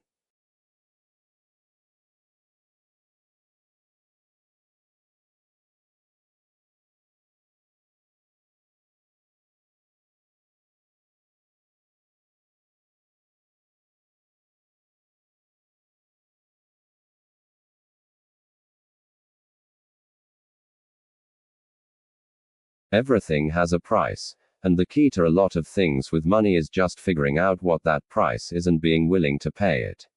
The problem is that the price of a lot of things is not obvious until you've experienced them firsthand, when the bill is overdue. General Electric was the largest company in the world in 2004, worth $1/3 trillion. It had either been first or second each year for the previous decade, capitalism's shining example of corporate aristocracy. Then everything fell to pieces. The 2008 financial crisis sent GE's financing division, which supplied more than half the company's profits, into chaos. It was eventually sold for scrap. Subsequent bets in oil and energy were disasters, resulting in billions in write-offs. GE stock fell from $40 in 2007 to $7 by 2018. Blame placed on CEO Jeff Immelt, who ran the company since 2001, was immediate and harsh. He was criticized for his leadership, his acquisitions, cutting the dividend, laying off workers and, of course, the plunging stock price. Rightly so. Those rewarded with dynastic wealth when times are good hold the burden of responsibility when the tide goes out. He stepped down in 2017. But Immelt said something insightful on his way out. Responding to critics who said his actions were wrong and what he should have done was obvious, Immelt told his successor, "Every job looks easy when you're not the one doing it. Every job looks easy when you're not the one doing it because the challenges faced by someone in the arena are often invisible to those in the crowd." Dealing with the conflicting demands of sprawling bloat, short-term investors, regulators, unions, and entrenched bureaucracy is not only hard to do, but it's hard to even recognize the severity of the problems until you're the one dealing with them. Immelt's successor, who lasted 14 months, learned this as well. Most things are harder in practice than they are in theory. Sometimes this is because we're overconfident. More often it's because we're not good at identifying what the price of success is, which prevents us from being able to pay it. The S&P 500 increased 119-fold in the 50 years ending 2018. All you had to do was sit back and let your money compound. But, of course, successful investing looks easy when you're not the one doing it. Hold stocks for the long run, you'll hear. It's good advice. But do you know how hard it is to maintain a long-term outlook when stocks are collapsing? Like everything else worthwhile, successful investing demands a price. But its currency is not dollars and cents. It's volatility, fear, doubt, uncertainty, and regret, all of which are easy to overlook until you're dealing with them in real time. The inability to recognize that investing has a price can tempt us to try to get something for nothing. Which, like shoplifting, rarely ends well. Say you want a new car. It costs $30,000. You have three options. 1. Pay $30,000 for it. 2. Find a cheaper used one. Or 3. Steal it. In this case, 99% of people know to avoid the third option, because the consequences of stealing a car outweigh the upside. But say you want to earn an 11% annual return over the next 30 years so you can retire in peace. Does this reward come free? Of course not. The world is never that nice. There's a price tag, a bill that must be paid. In this case, it's a never-ending taunt from the market, which gives big returns and takes them away just as fast. Including dividends, the Dow Jones Industrial Average returned about 11% per year from 1950 to 2019, which is great. But the price of success during this period was dreadfully high. The shaded lines in the chart show when it was at least 5% below its previous all-time high. This is the price of market returns. The fee. It is the cost of admission. And it hurts. Like most products, the bigger the returns, the higher the price.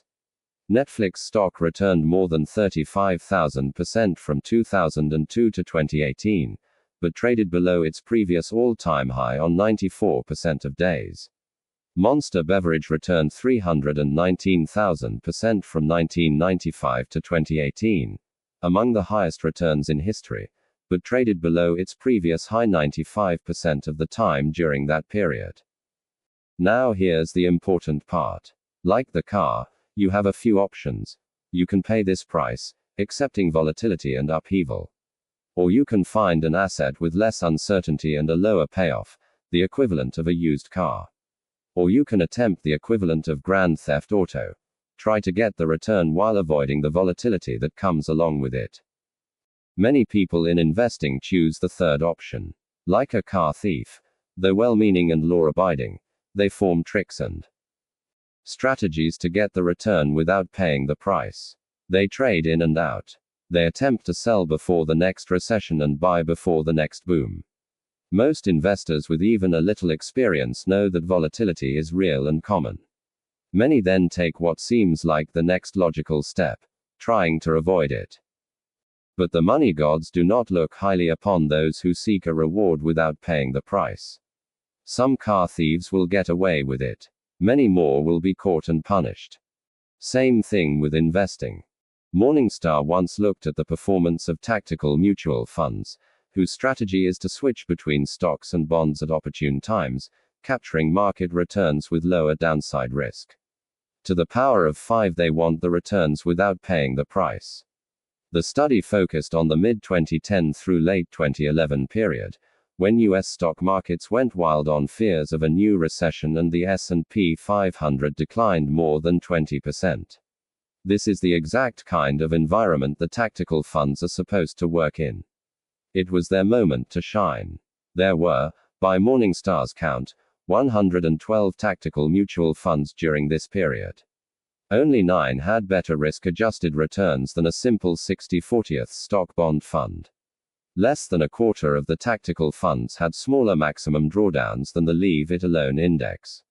Morningstar wrote, with a few exceptions, tactical funds gained less, were more volatile, or were subject to just as much downside risk as the hands-off fund. Individual investors fall for this when making their own investments, too. The average equity fund investor underperformed the funds they invested in by 0.5% per year, according to Morningstar, the result of buying and selling when they should have just bought and held.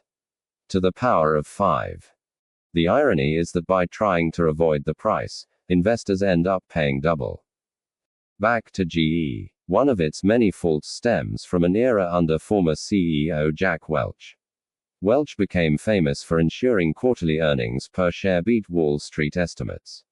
He was the grandmaster. If Wall Street analysts expected 25 cents per share, Jack would deliver 26 cents no matter the state of business or the economy. He'd do that by massaging the numbers. That description is charitable, often pulling gains from future quarters into the current quarter to make the obedient numbers salute their master. Forbes reported one of dozens of examples.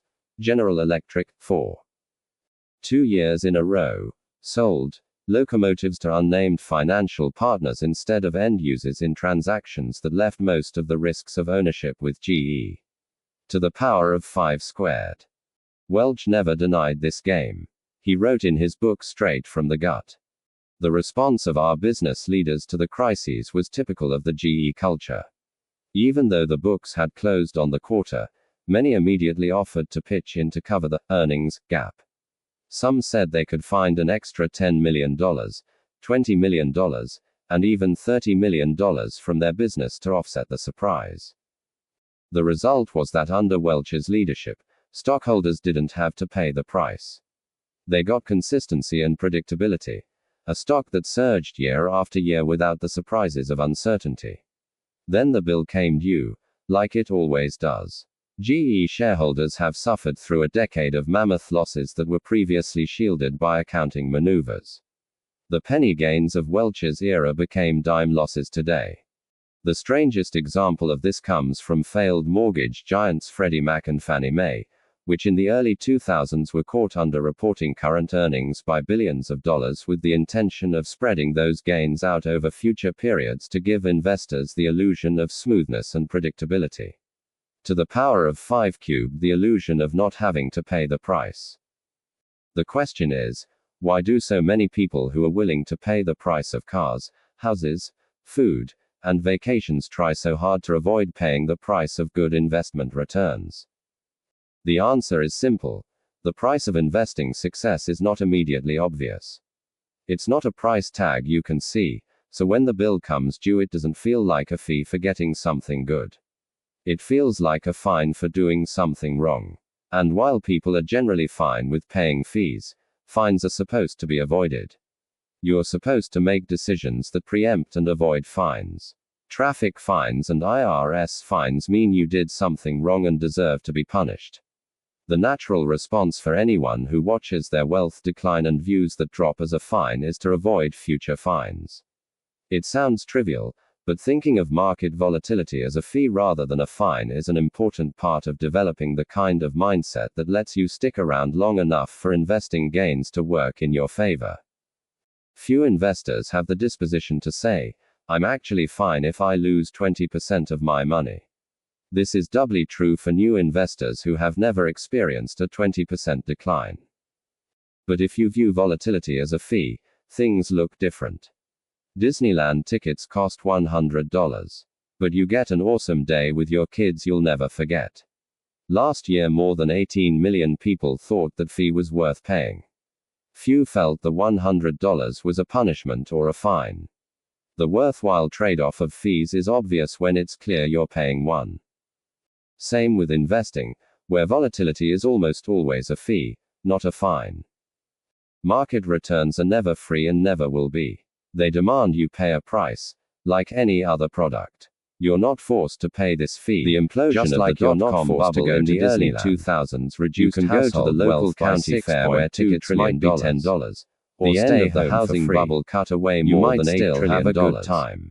But It's you'll hard to usually overstate get how how socially for. devastating Same with financial markets. bubbles can The be. volatility, They ruin uncertainty lives. fee. Why The do price these of things returns. happen? Is And the why cost do of they keep admission to happening? get returns Why greater can't than we low learn fee our parks lessons? like cash and The bonds? common answer here is that people trick are greedy, is convincing and greed is yourself an that the indelible market's feature of fee is human worth nature. it. That's the That only may way be to true, properly deal and it's with a good volatility and enough answer for uncertainty. most. Not But just remember putting up from with chapter it, 1, but realizing no that it's one an is admission crazy. fee worth People paying. make financial decisions There's no they regret, guarantee that it will and they be. often do so with Sometimes scarce it rains information at and without Disneyland. logic. But if But you the view the decisions admission made fee as a sense to them fine, when they were you'll made. never enjoy the Blaming magic. bubbles on greed and Stopping stopping their their price, misses important then pay lessons it. about how and why people rationalize what in hindsight look like greedy decisions. Part of why bubbles are hard to learn from is that they are not like cancer, where a biopsy gives us a clear warning and diagnosis. They are closer to the rise and fall of a political party, where the outcome is known in hindsight but the cause and blame are never agreed upon. Competition for investment returns is fierce, and someone has to own every asset at every point in time. That means the mere idea of bubbles will always be controversial, because no one wants to think they own an overvalued asset. In hindsight, we're more likely to point cynical fingers than to learn lessons. I don't think we'll ever be able to fully explain why bubbles occur. It's like asking why wars occur.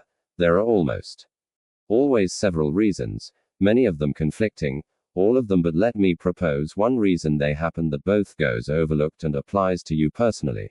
Investors often innocently take cues from other investors who are playing a different game than they are.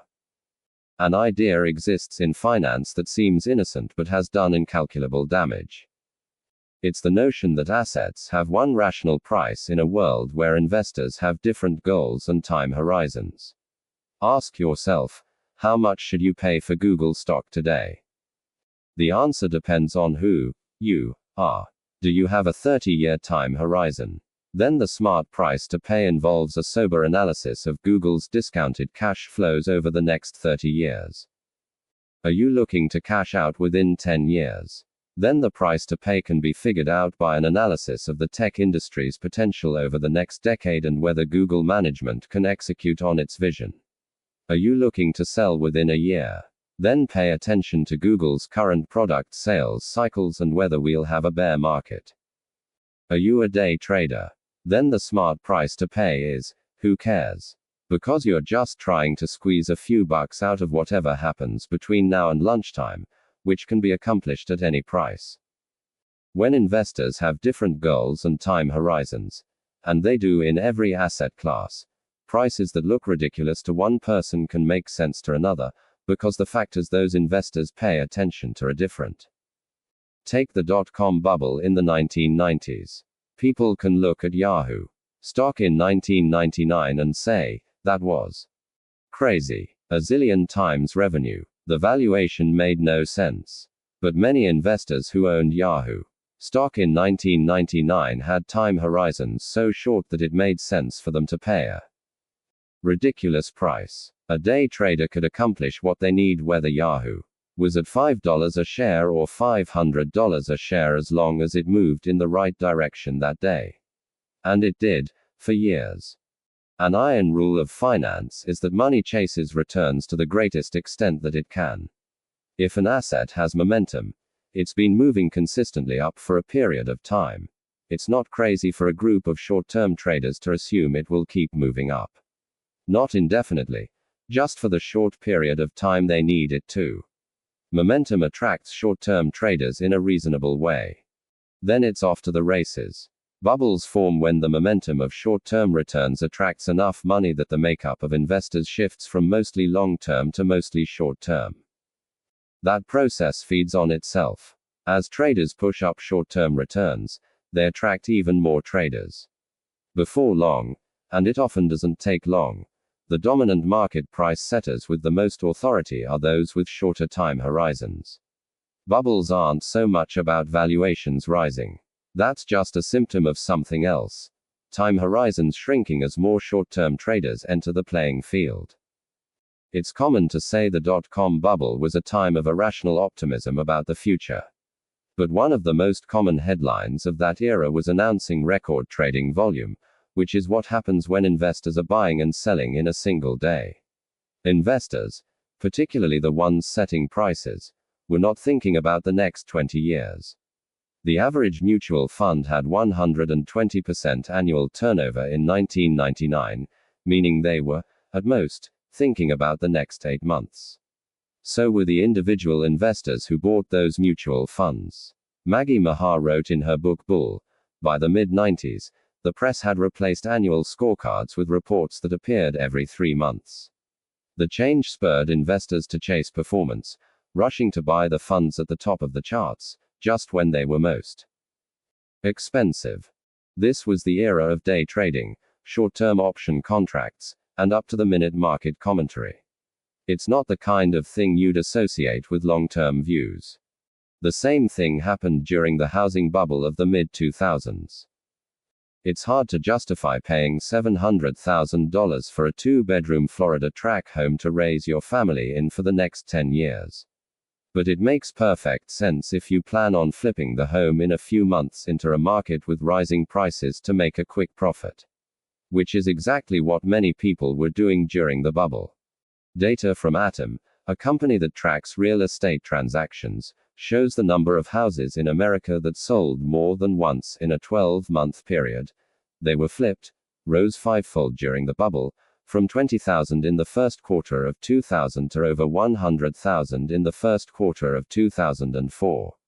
To the power of 5 to the power of 4 flipping plunged after the bubble to less than 40,000 per quarter, where it's roughly remained since. Do you think these flippers cared about long-term price-to-rent ratios? Or whether the prices they paid were backed up by long-term income growth?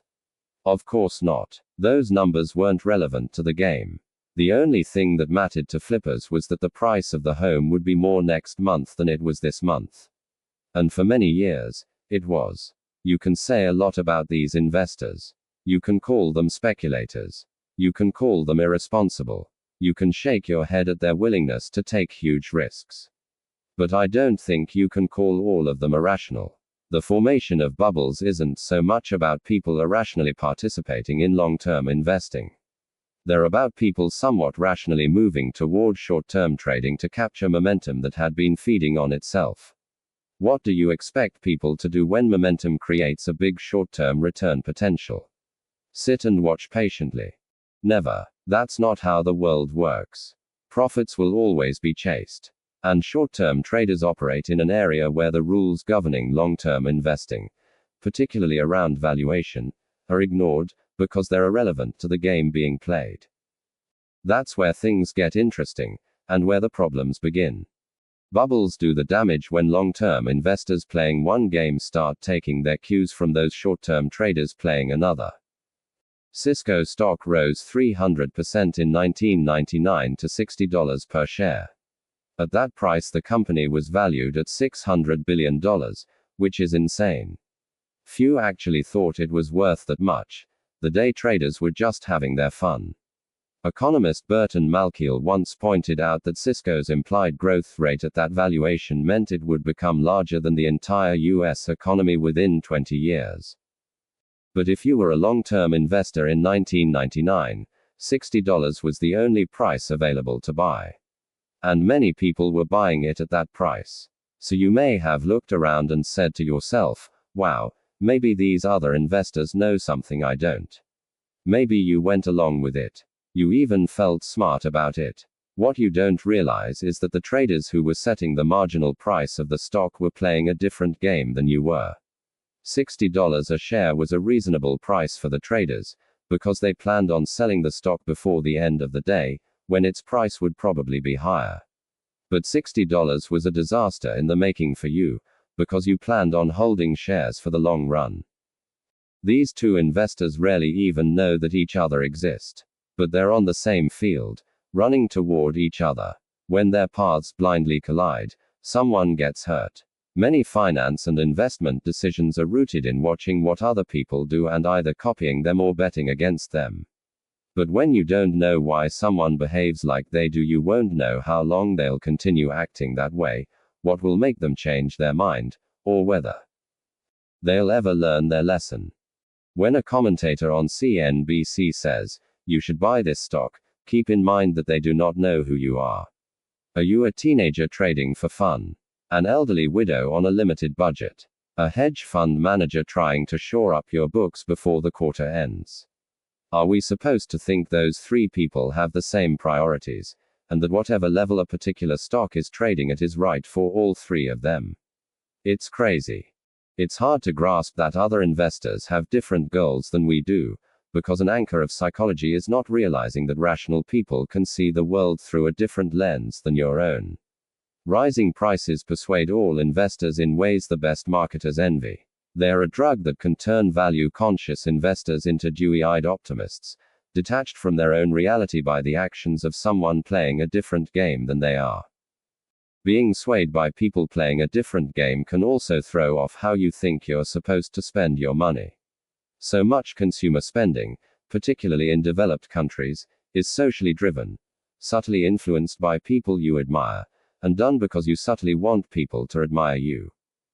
But while we can see how much money other people spend on cars, homes, clothes, and vacations, we don't get to see the goals, worries, and aspirations.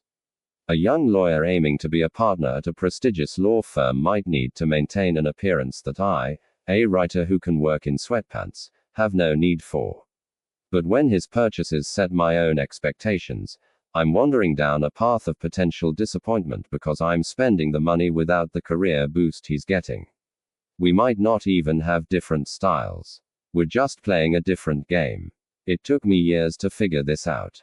A takeaway here is that few things matter more with money than understanding your own time horizon and not being persuaded by the actions and behaviors of people playing different games than you are. The main thing I can recommend is going out of your way to identify what game you're playing. It's surprising how few of us do. We call everyone investing money, investors, like they're basketball players, all playing the same game with the same rules. When you realize how wrong that notion is, you see how vital it is to simply identify what game you're playing. How I invest my own money is detailed in Chapter 20, but years ago I wrote out, "I'm a passive investor optimistic in the world's ability to generate real economic growth, and I'm confident that over the next 30 years that growth will accrue to my investments." This might seem quaint, but once you write that mission statement down, you realize everything that's unrelated to it, what the market did this year, or whether we'll have a recession next year, is part of a game I'm not playing. So I don't pay attention to it, and imagine an alien being persuaded by it. His job is to keep tabs on our economy. Let's talk about pessimism. He circles above New York City, trying to size up the economy and how it changed between 2007 and 2009. On New Year's Eve 2007, he hovers over Times Square. He sees tens of thousands of happy partygoers surrounded by bright lights, monstrous billboards, fireworks, and TV cameras. He comes back to Times Square on New Year's Eve 2009. He sees tens of thousands of happy partygoers surrounded by bright lights, monstrous billboards, fireworks, and TV cameras. It looks about the same. He cannot see much difference. He sees roughly the same number of New Yorkers hustling around the city. Those people are surrounded by the same number of office buildings, which house the same number of desks with the same number of computers, hooked up to the same number of internet connections. Outside the city, he sees the same number of factories and warehouses, connected by the same highways, carrying the same number of trucks. He gets a little closer to the ground and sees the same universities teaching the same topics and handing out the same degrees to the same number of people. He sees the same number of patents protecting the same groundbreaking ideas. He notices that technology has improved. Everyone in 2009 carries smartphones that didn't exist in 2007. Computers are now faster. Medicine is better. Cars get better gas mileage. Solar and fracking technology has advanced. Social media has grown exponentially. As he flies around the country, he sees the same. Around the globe, more of the same. The economy is in about the same shape, maybe even better. Then he looks at the numbers. He's shocked that US households are $16 trillion poorer in 2009 than they were in 2007. He's dumbfounded that 10 million more Americans are unemployed. He's in disbelief when he learns the stock market is worth half of what it was 2 years before. He can't believe that people's forecast of their economic potential has plunged. I don't get it, he says. I've seen the cities. I've looked at the factories. You guys have the same knowledge, the same tools, the same ideas. Nothing has changed. Why are you poorer? Why are you more pessimistic? There was one change the alien couldn't see between 2007 and 2009. The stories we told ourselves about the economy. In 2007, we told a story about the stability of housing prices, the prudence of bankers, and the ability of financial markets to accurately price risk. In 2009, we stopped believing that story. That's the only thing that changed. But it made all the difference in the world. Once the narrative that home prices will keep rising broke, mortgage defaults rose, then banks lost money, then they reduced lending to other businesses, which led to layoffs, which led to less spending, which led to more layoffs, and on and on. Other than clinging to a new narrative, we had an identical, if not greater, capacity for wealth and growth in 2009 as we did in 2007. Yet the economy suffered its worst hit in 80 years. This is different from, say, Germany in 1945, whose manufacturing base had been obliterated. Or Japan in the 2000s, whose working age population was shrinking. That's tangible economic damage. In 2009 we inflicted narrative damage on ourselves, and it was vicious. It's one of the most potent economic forces that exists. When we think about the growth of economies, businesses, investments and careers, we tend to think about tangible things. How much stuff do we have and what are we capable of? But stories are, by far, the most powerful force in the economy. They are the fuel that can let the tangible parts of the economy work, or the brake that holds our capabilities back. At the personal level, there are two things to keep in mind about a story-driven world when managing your money. 1. The more you want something to be true, the more likely you are to believe a story that overestimates the odds of it being true. What was the happiest day of your life? The documentary How to Live Forever asks that innocent question to a centenarian who offered an amazing response. Armistice Day, she said, referring to the 1918 agreement that ended World War I. Why? The producer asks. Because we knew there would be no more wars ever again, she says. World War II began 21 years later, killing 75 million people. There are many things in life that we think are true because we desperately want them to be true. I call these things appealing fictions. They have a big impact on how we think about money, particularly investments and the economy. An appealing fiction happens when you are smart, you want to find solutions, but face a combination of limited control and high stakes.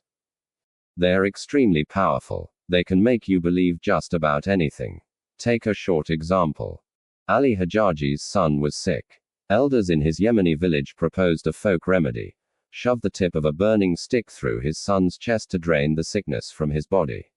After the procedure, Hajaji told the New York Times, "When you have no money, and your son is sick, you'll believe anything.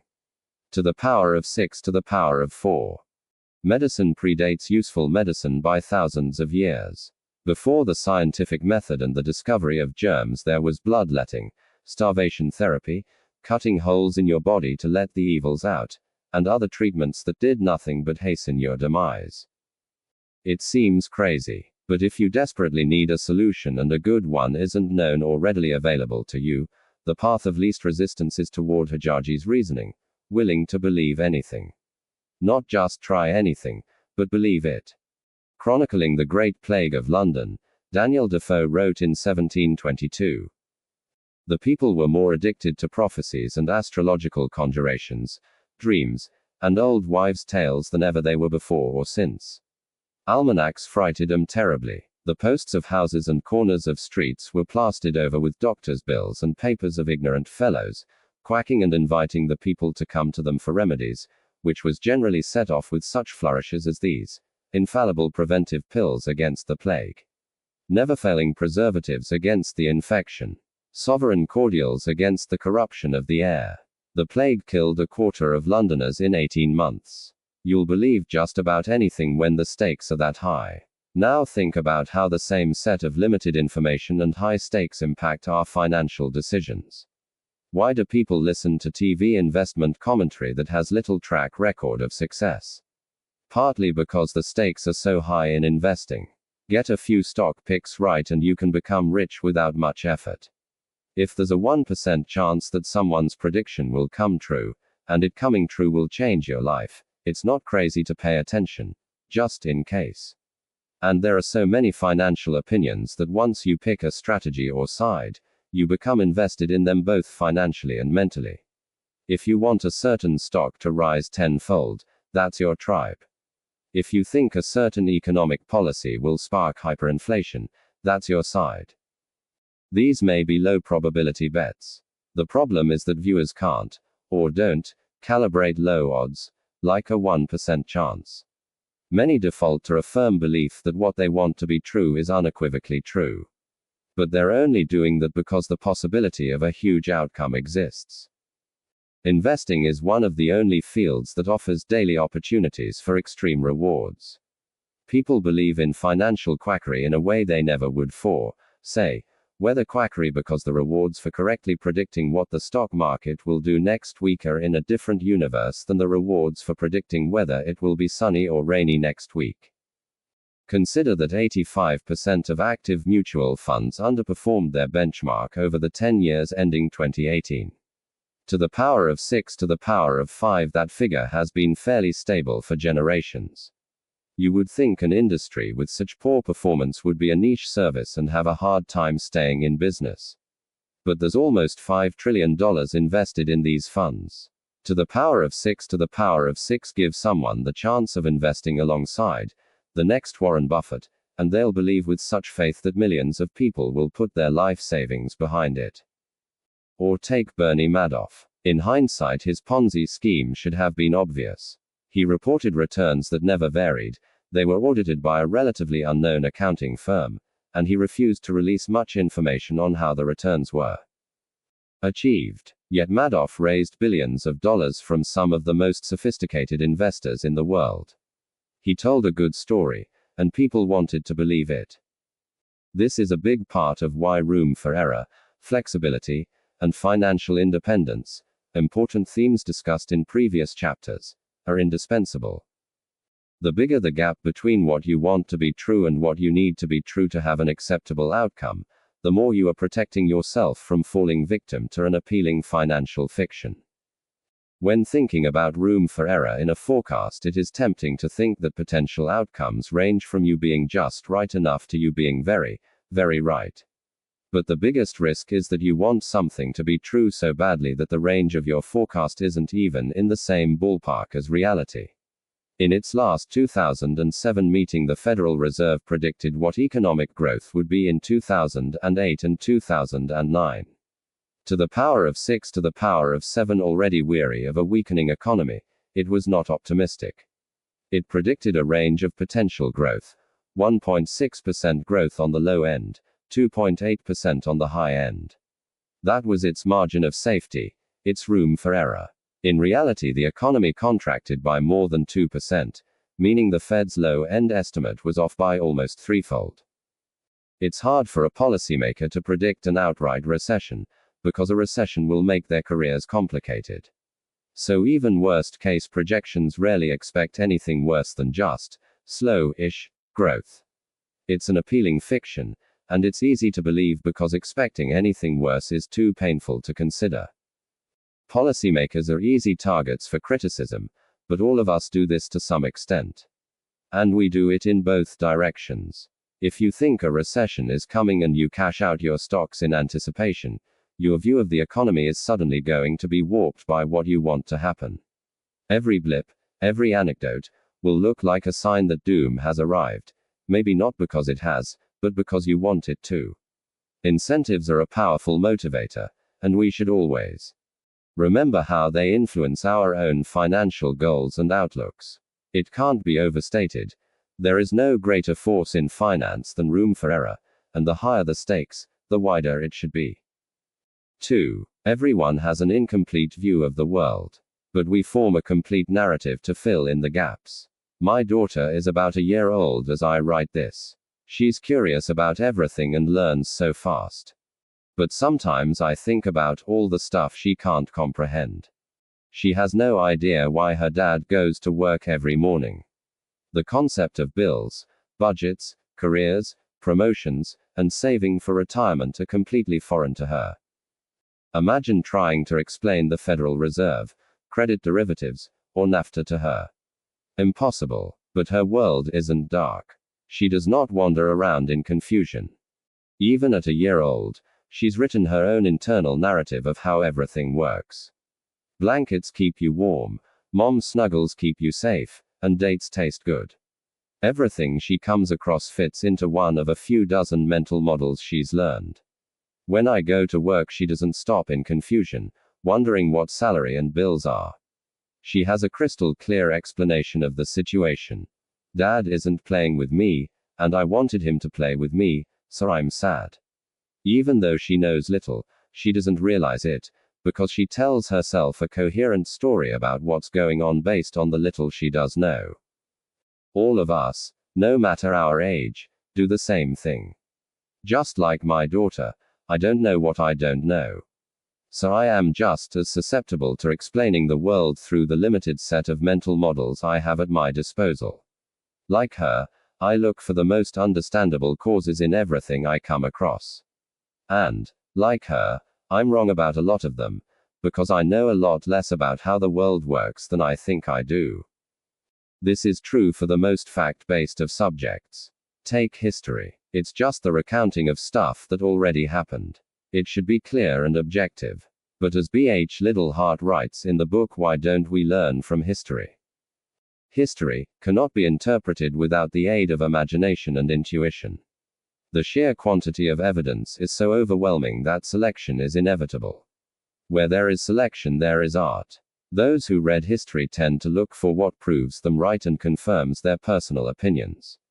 They defend loyalties. They read with a purpose to affirm or to attack. They resist inconvenient truths since everyone wants to be on the side of the angels. Just as we start wars to end all wars.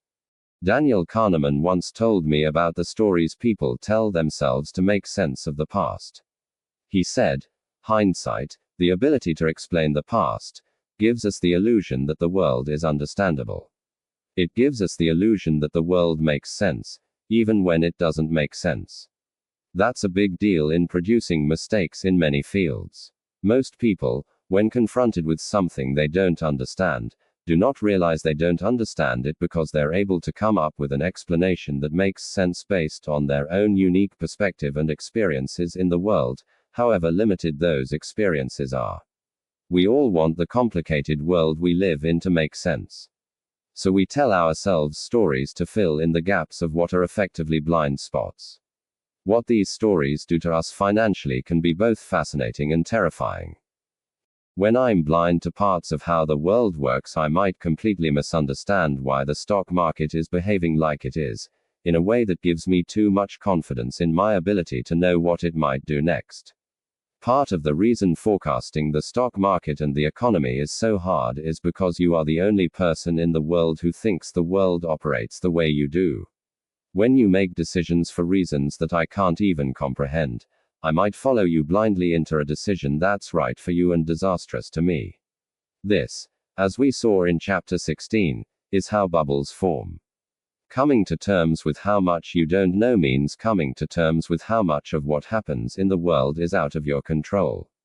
And that can be hard to accept. Think about market forecasts. We're very, very bad at them. I once calculated that if you just assume that the market goes up every year by its historic average, your accuracy is better than if you follow the average annual forecasts of the top 20 market strategists from large Wall Street banks. Our ability to predict recessions isn't much better.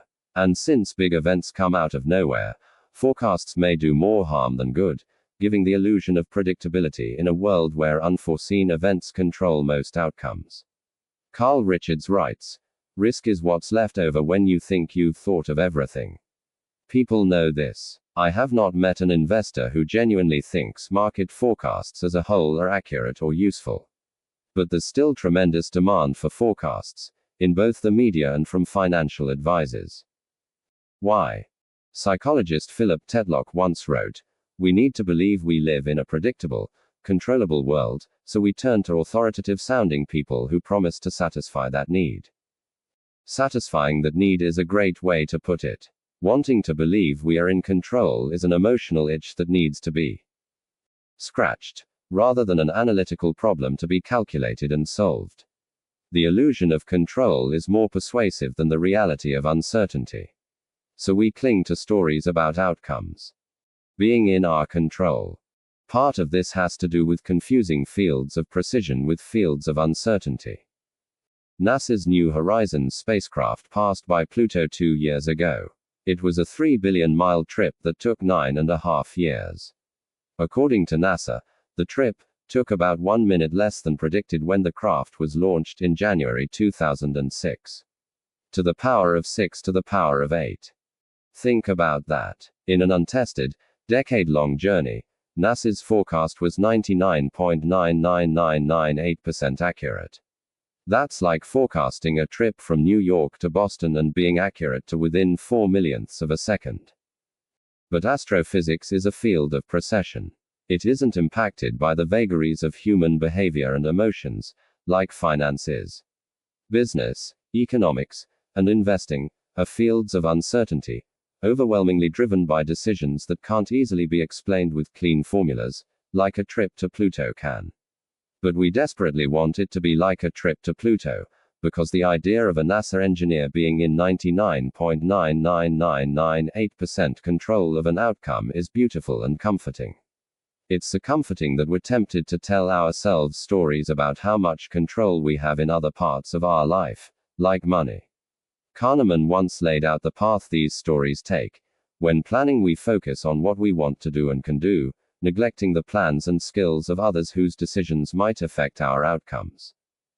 Both in explaining the past and in predicting the future, we focus on the causal role of skill and neglect the role of luck. We focus on what we know and neglect what we do not know, which makes us overly confident in our beliefs. He described how this impacts businesses. I have had several occasions to ask founders and participants in innovative startups a question: to what extent will the outcome of your effort depend on what you do in your firm? This is evidently an easy question. The answer comes quickly, and it has never been less than 80%. It's time to tie together even when they are not sure they will succeed. This chapter is a bit of a summary. Think their fate is almost entirely in their own hands that can help you make better financial decisions. The outcome of a startup depends as much on the story about a dentist's appointment and on changes in the market as on its own efforts. It teaches us something vital about the dangers of giving advice about what to do with what they know best. Clarence Hughes went to the dentist in 1931. His mouth was radiating of funding.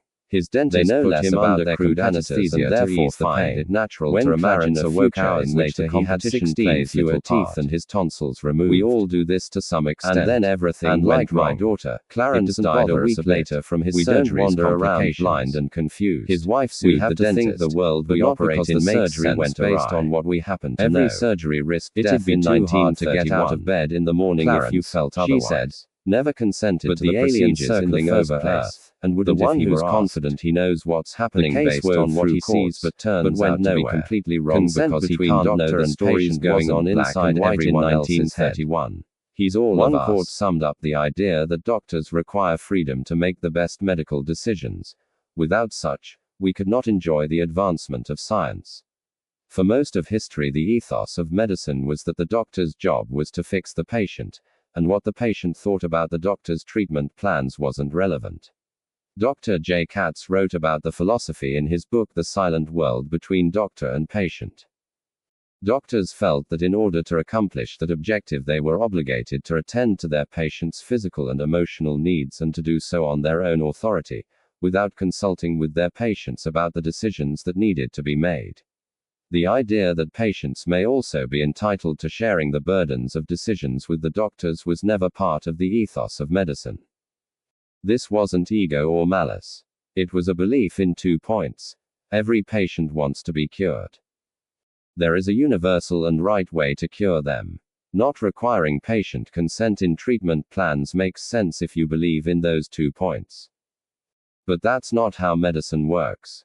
In the last 50 years, medical schools subtly shifted teaching away from treating disease and toward treating patients. That meant laying out the options of treatment plans, and then letting the patient decide the best path forward. This trend was partly driven by patient protection laws, partly by Katz's influential book, which argued that patients have wildly different views about what's worth it in medicine, so their beliefs have to be taken into consideration.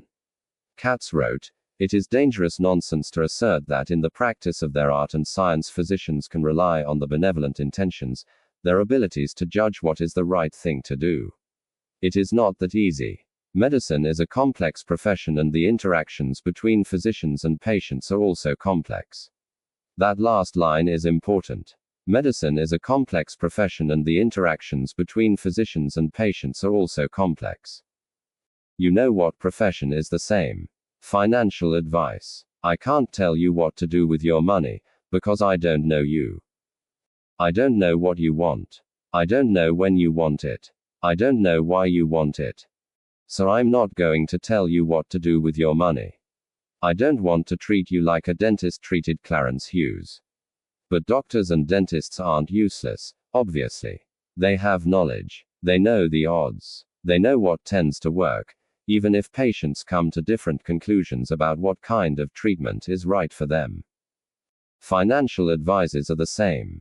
There are universal truths in money, even if people come to different conclusions about how they want to apply those truths to their own finances.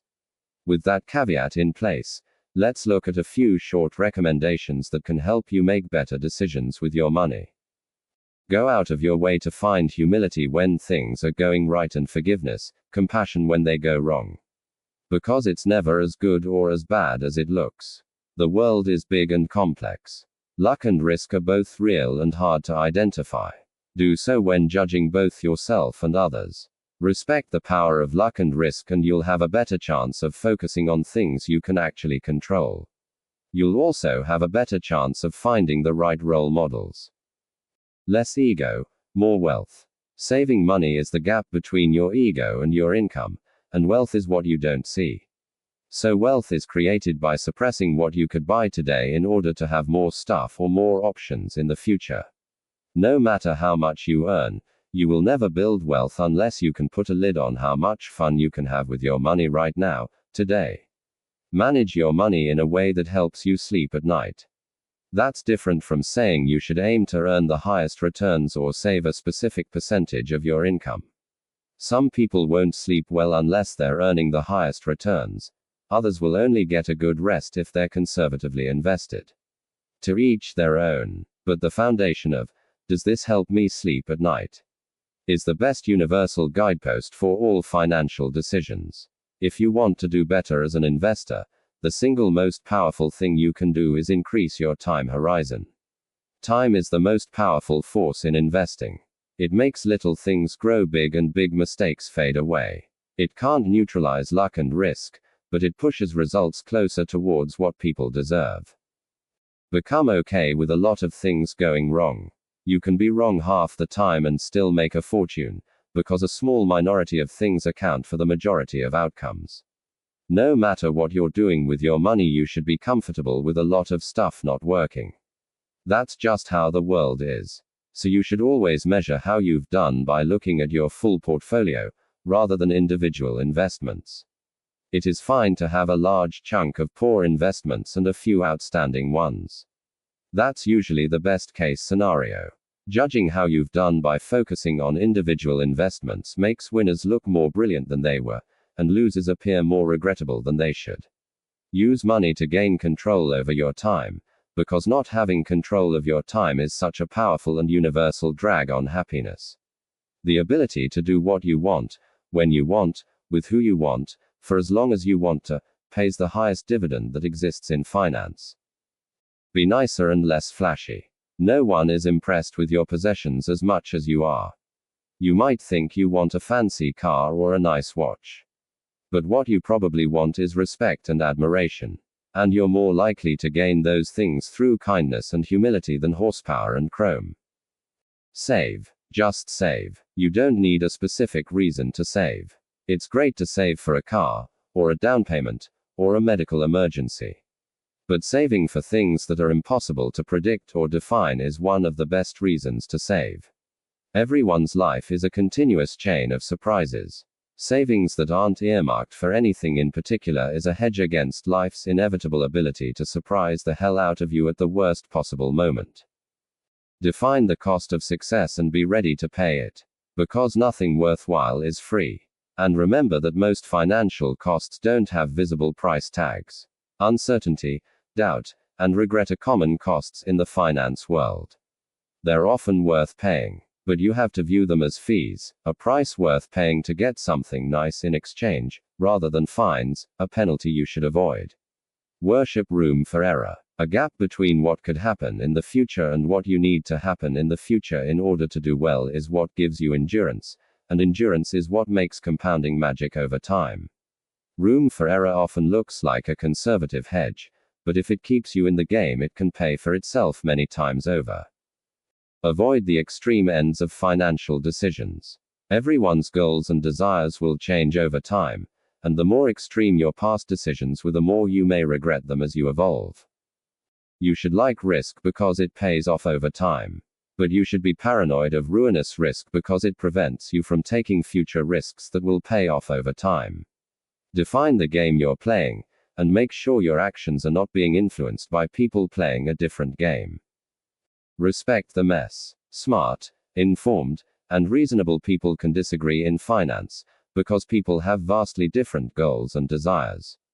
There is no single right answer, just the answer that works for you. Now let me tell you what works for me.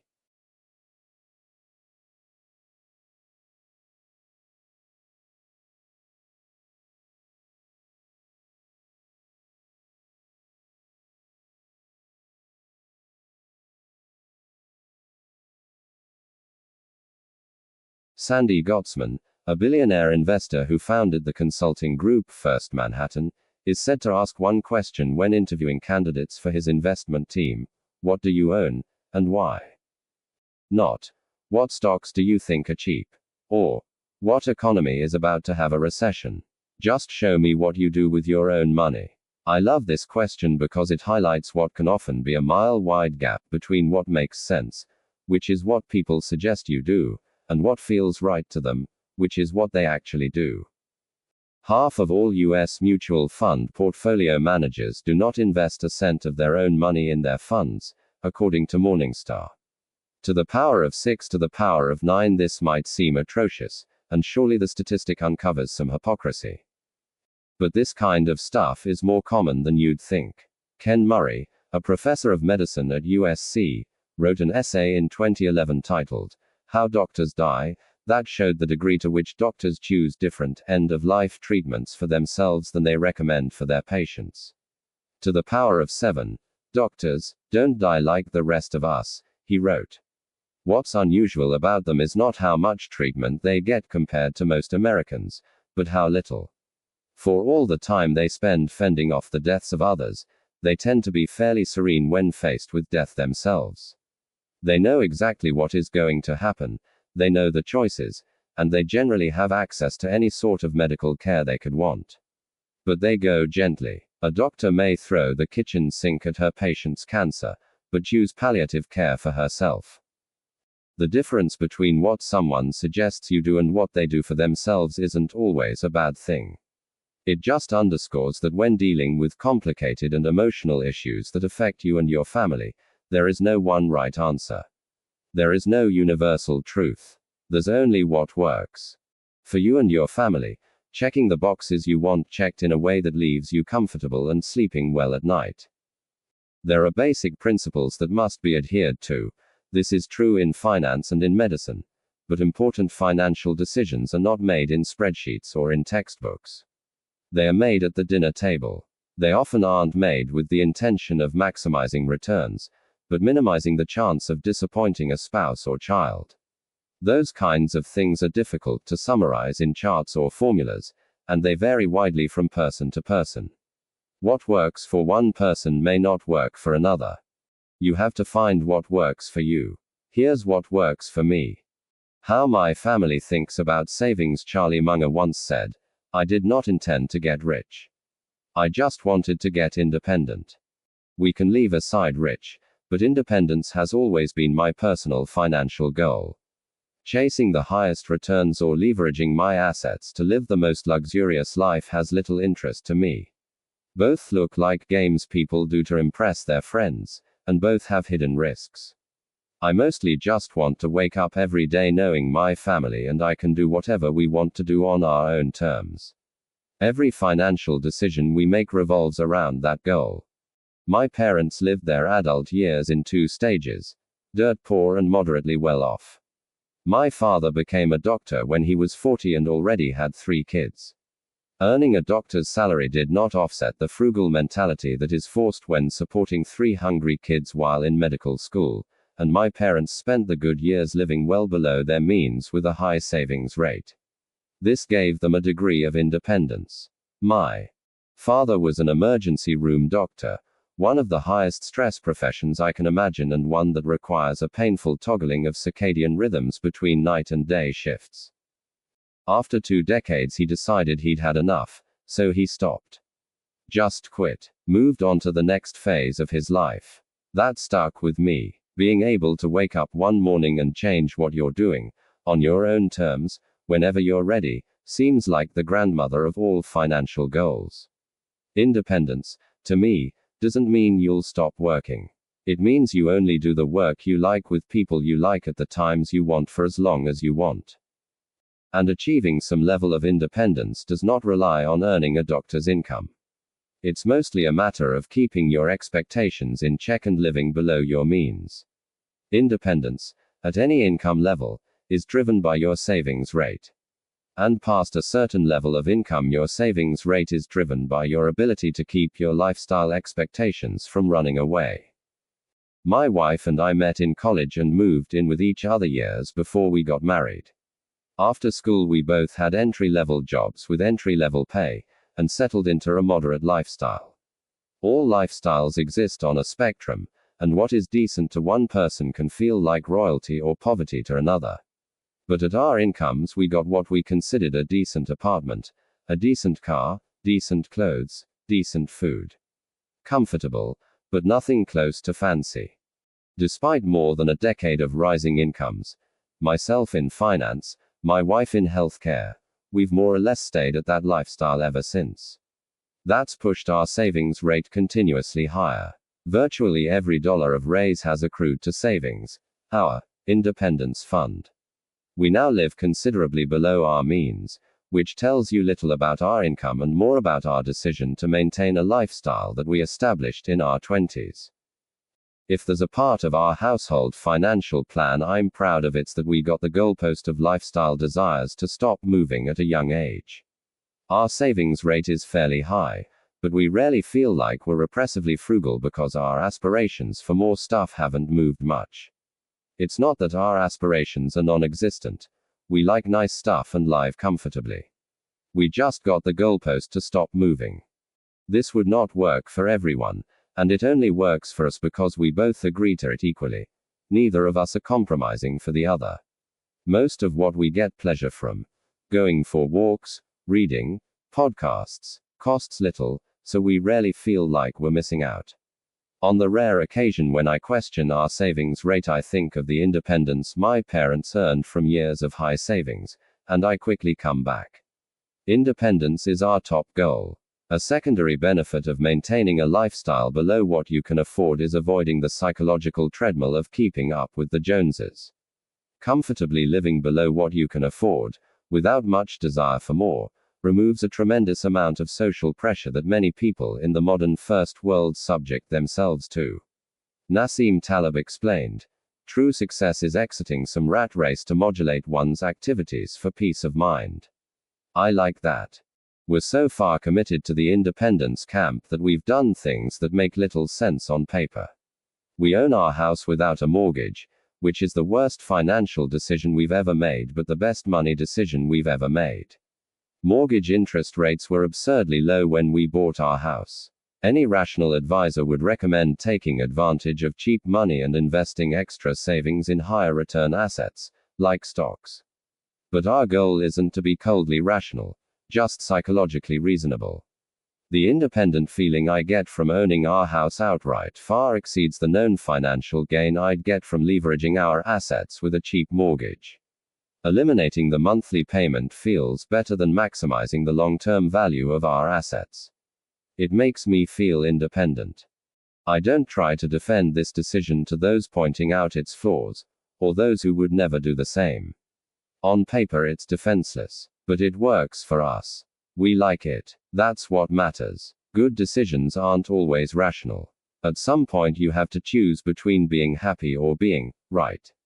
We also keep a higher percentage of our assets in cash than most financial advisors would recommend, something around 20% of our assets outside the value of our house. This is also close to indefensible on paper, and I'm not recommending it to others.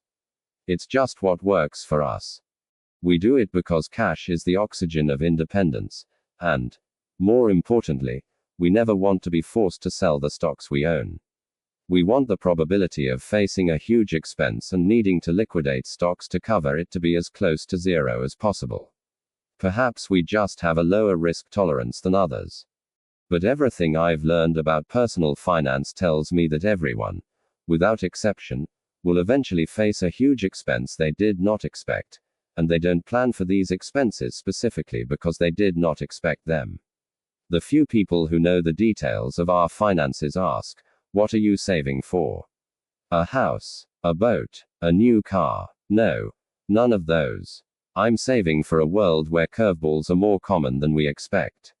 Not being forced to sell stocks to cover an expense also means we're increasing the odds of letting the stocks we own compound for the longest period of time. Charlie Munger put it well. The first rule of compounding is to never interrupt it unnecessarily. How my family thinks about investing. I started my career as a stock picker.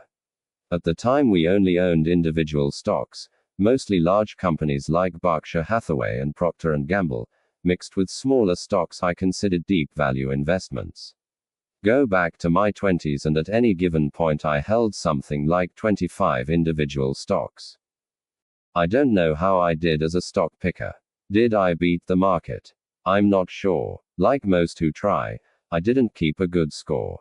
Either way, I've shifted my views and now every stock we own is a low-cost index fund. I don't have anything against actively picking stocks, either on your own or through giving your money to an active fund manager. I think some people can outperform the market averages. It's just very hard, and harder than most people think. If I had to summarize my views on investing, it's this. Every investor should pick a strategy that has the highest odds of successfully meeting the goals. And I think for most investors, dollar cost averaging into a low-cost index fund will provide the highest odds of long-term success. That doesn't mean index investing will always work. It doesn't mean it's for everyone.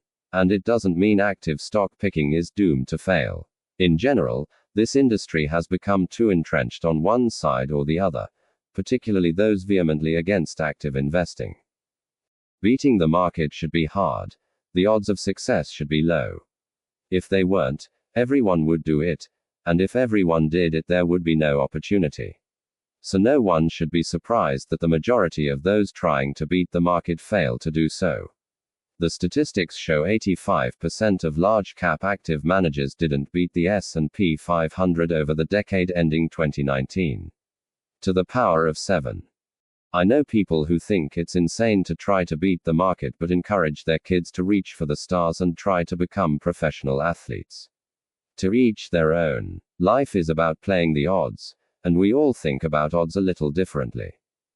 Over the years, I came around to the view that we'll have a high chance of meeting all of our family's financial goals if we consistently invest money into a low-cost index fund for decades on end, leaving the money alone to compound. A lot of this view comes from our lifestyle of frugal spending. If you can meet all your goals without having to take the added risk that comes from trying to outperform the market, then what's the point of even trying? I can afford to not be the greatest investor in the world, but I can't afford to be a bad one. When I think of it that way, the choice to buy the index and hold on is a no-brainer for us. I know not everyone will agree with that logic, especially my friends whose job it is to beat the market. I respect what they do, but this is what works for us. We invest money from every paycheck into these index funds, a combination of US and international stocks. There's no set goal, it's just whatever is left over after we spend. We max out retirement accounts in the same funds, and contribute to our kids' 529 college savings plans. And that's about it. Effectively, all of our net worth is a house, a checking account, and some Vanguard index funds. It doesn't need to be more complicated than that for us. I like it simple. One of my deeply held investing beliefs is that there is little correlation between investment effort and investment results. The reason is because the world is driven by tails. A few variables account for the majority of returns. No matter how hard you try at investing, you won't do well if you miss the 2 or 3 things that move the needle in your strategy. The reverse is true. Simple investment strategies can work great as long as they capture the few things that are important to that strategy's success. My investing strategy doesn't rely on picking the right sector, or timing the next recession. It relies on a high savings rate, patience, and optimism that the global economy will create value over the next several decades. I spend virtually all of my investing effort thinking about those 3 things, especially the first 2, which I can control. I've changed my investment strategy in the past. So of course there's a chance I'll change it in the future. No matter how we save or invest, I'm sure we'll always have the goal of independence, and we'll always do whatever maximizes for sleeping well at night. We think it's the ultimate goal, the mastery of the psychology of money. But to each their own. No one is crazy.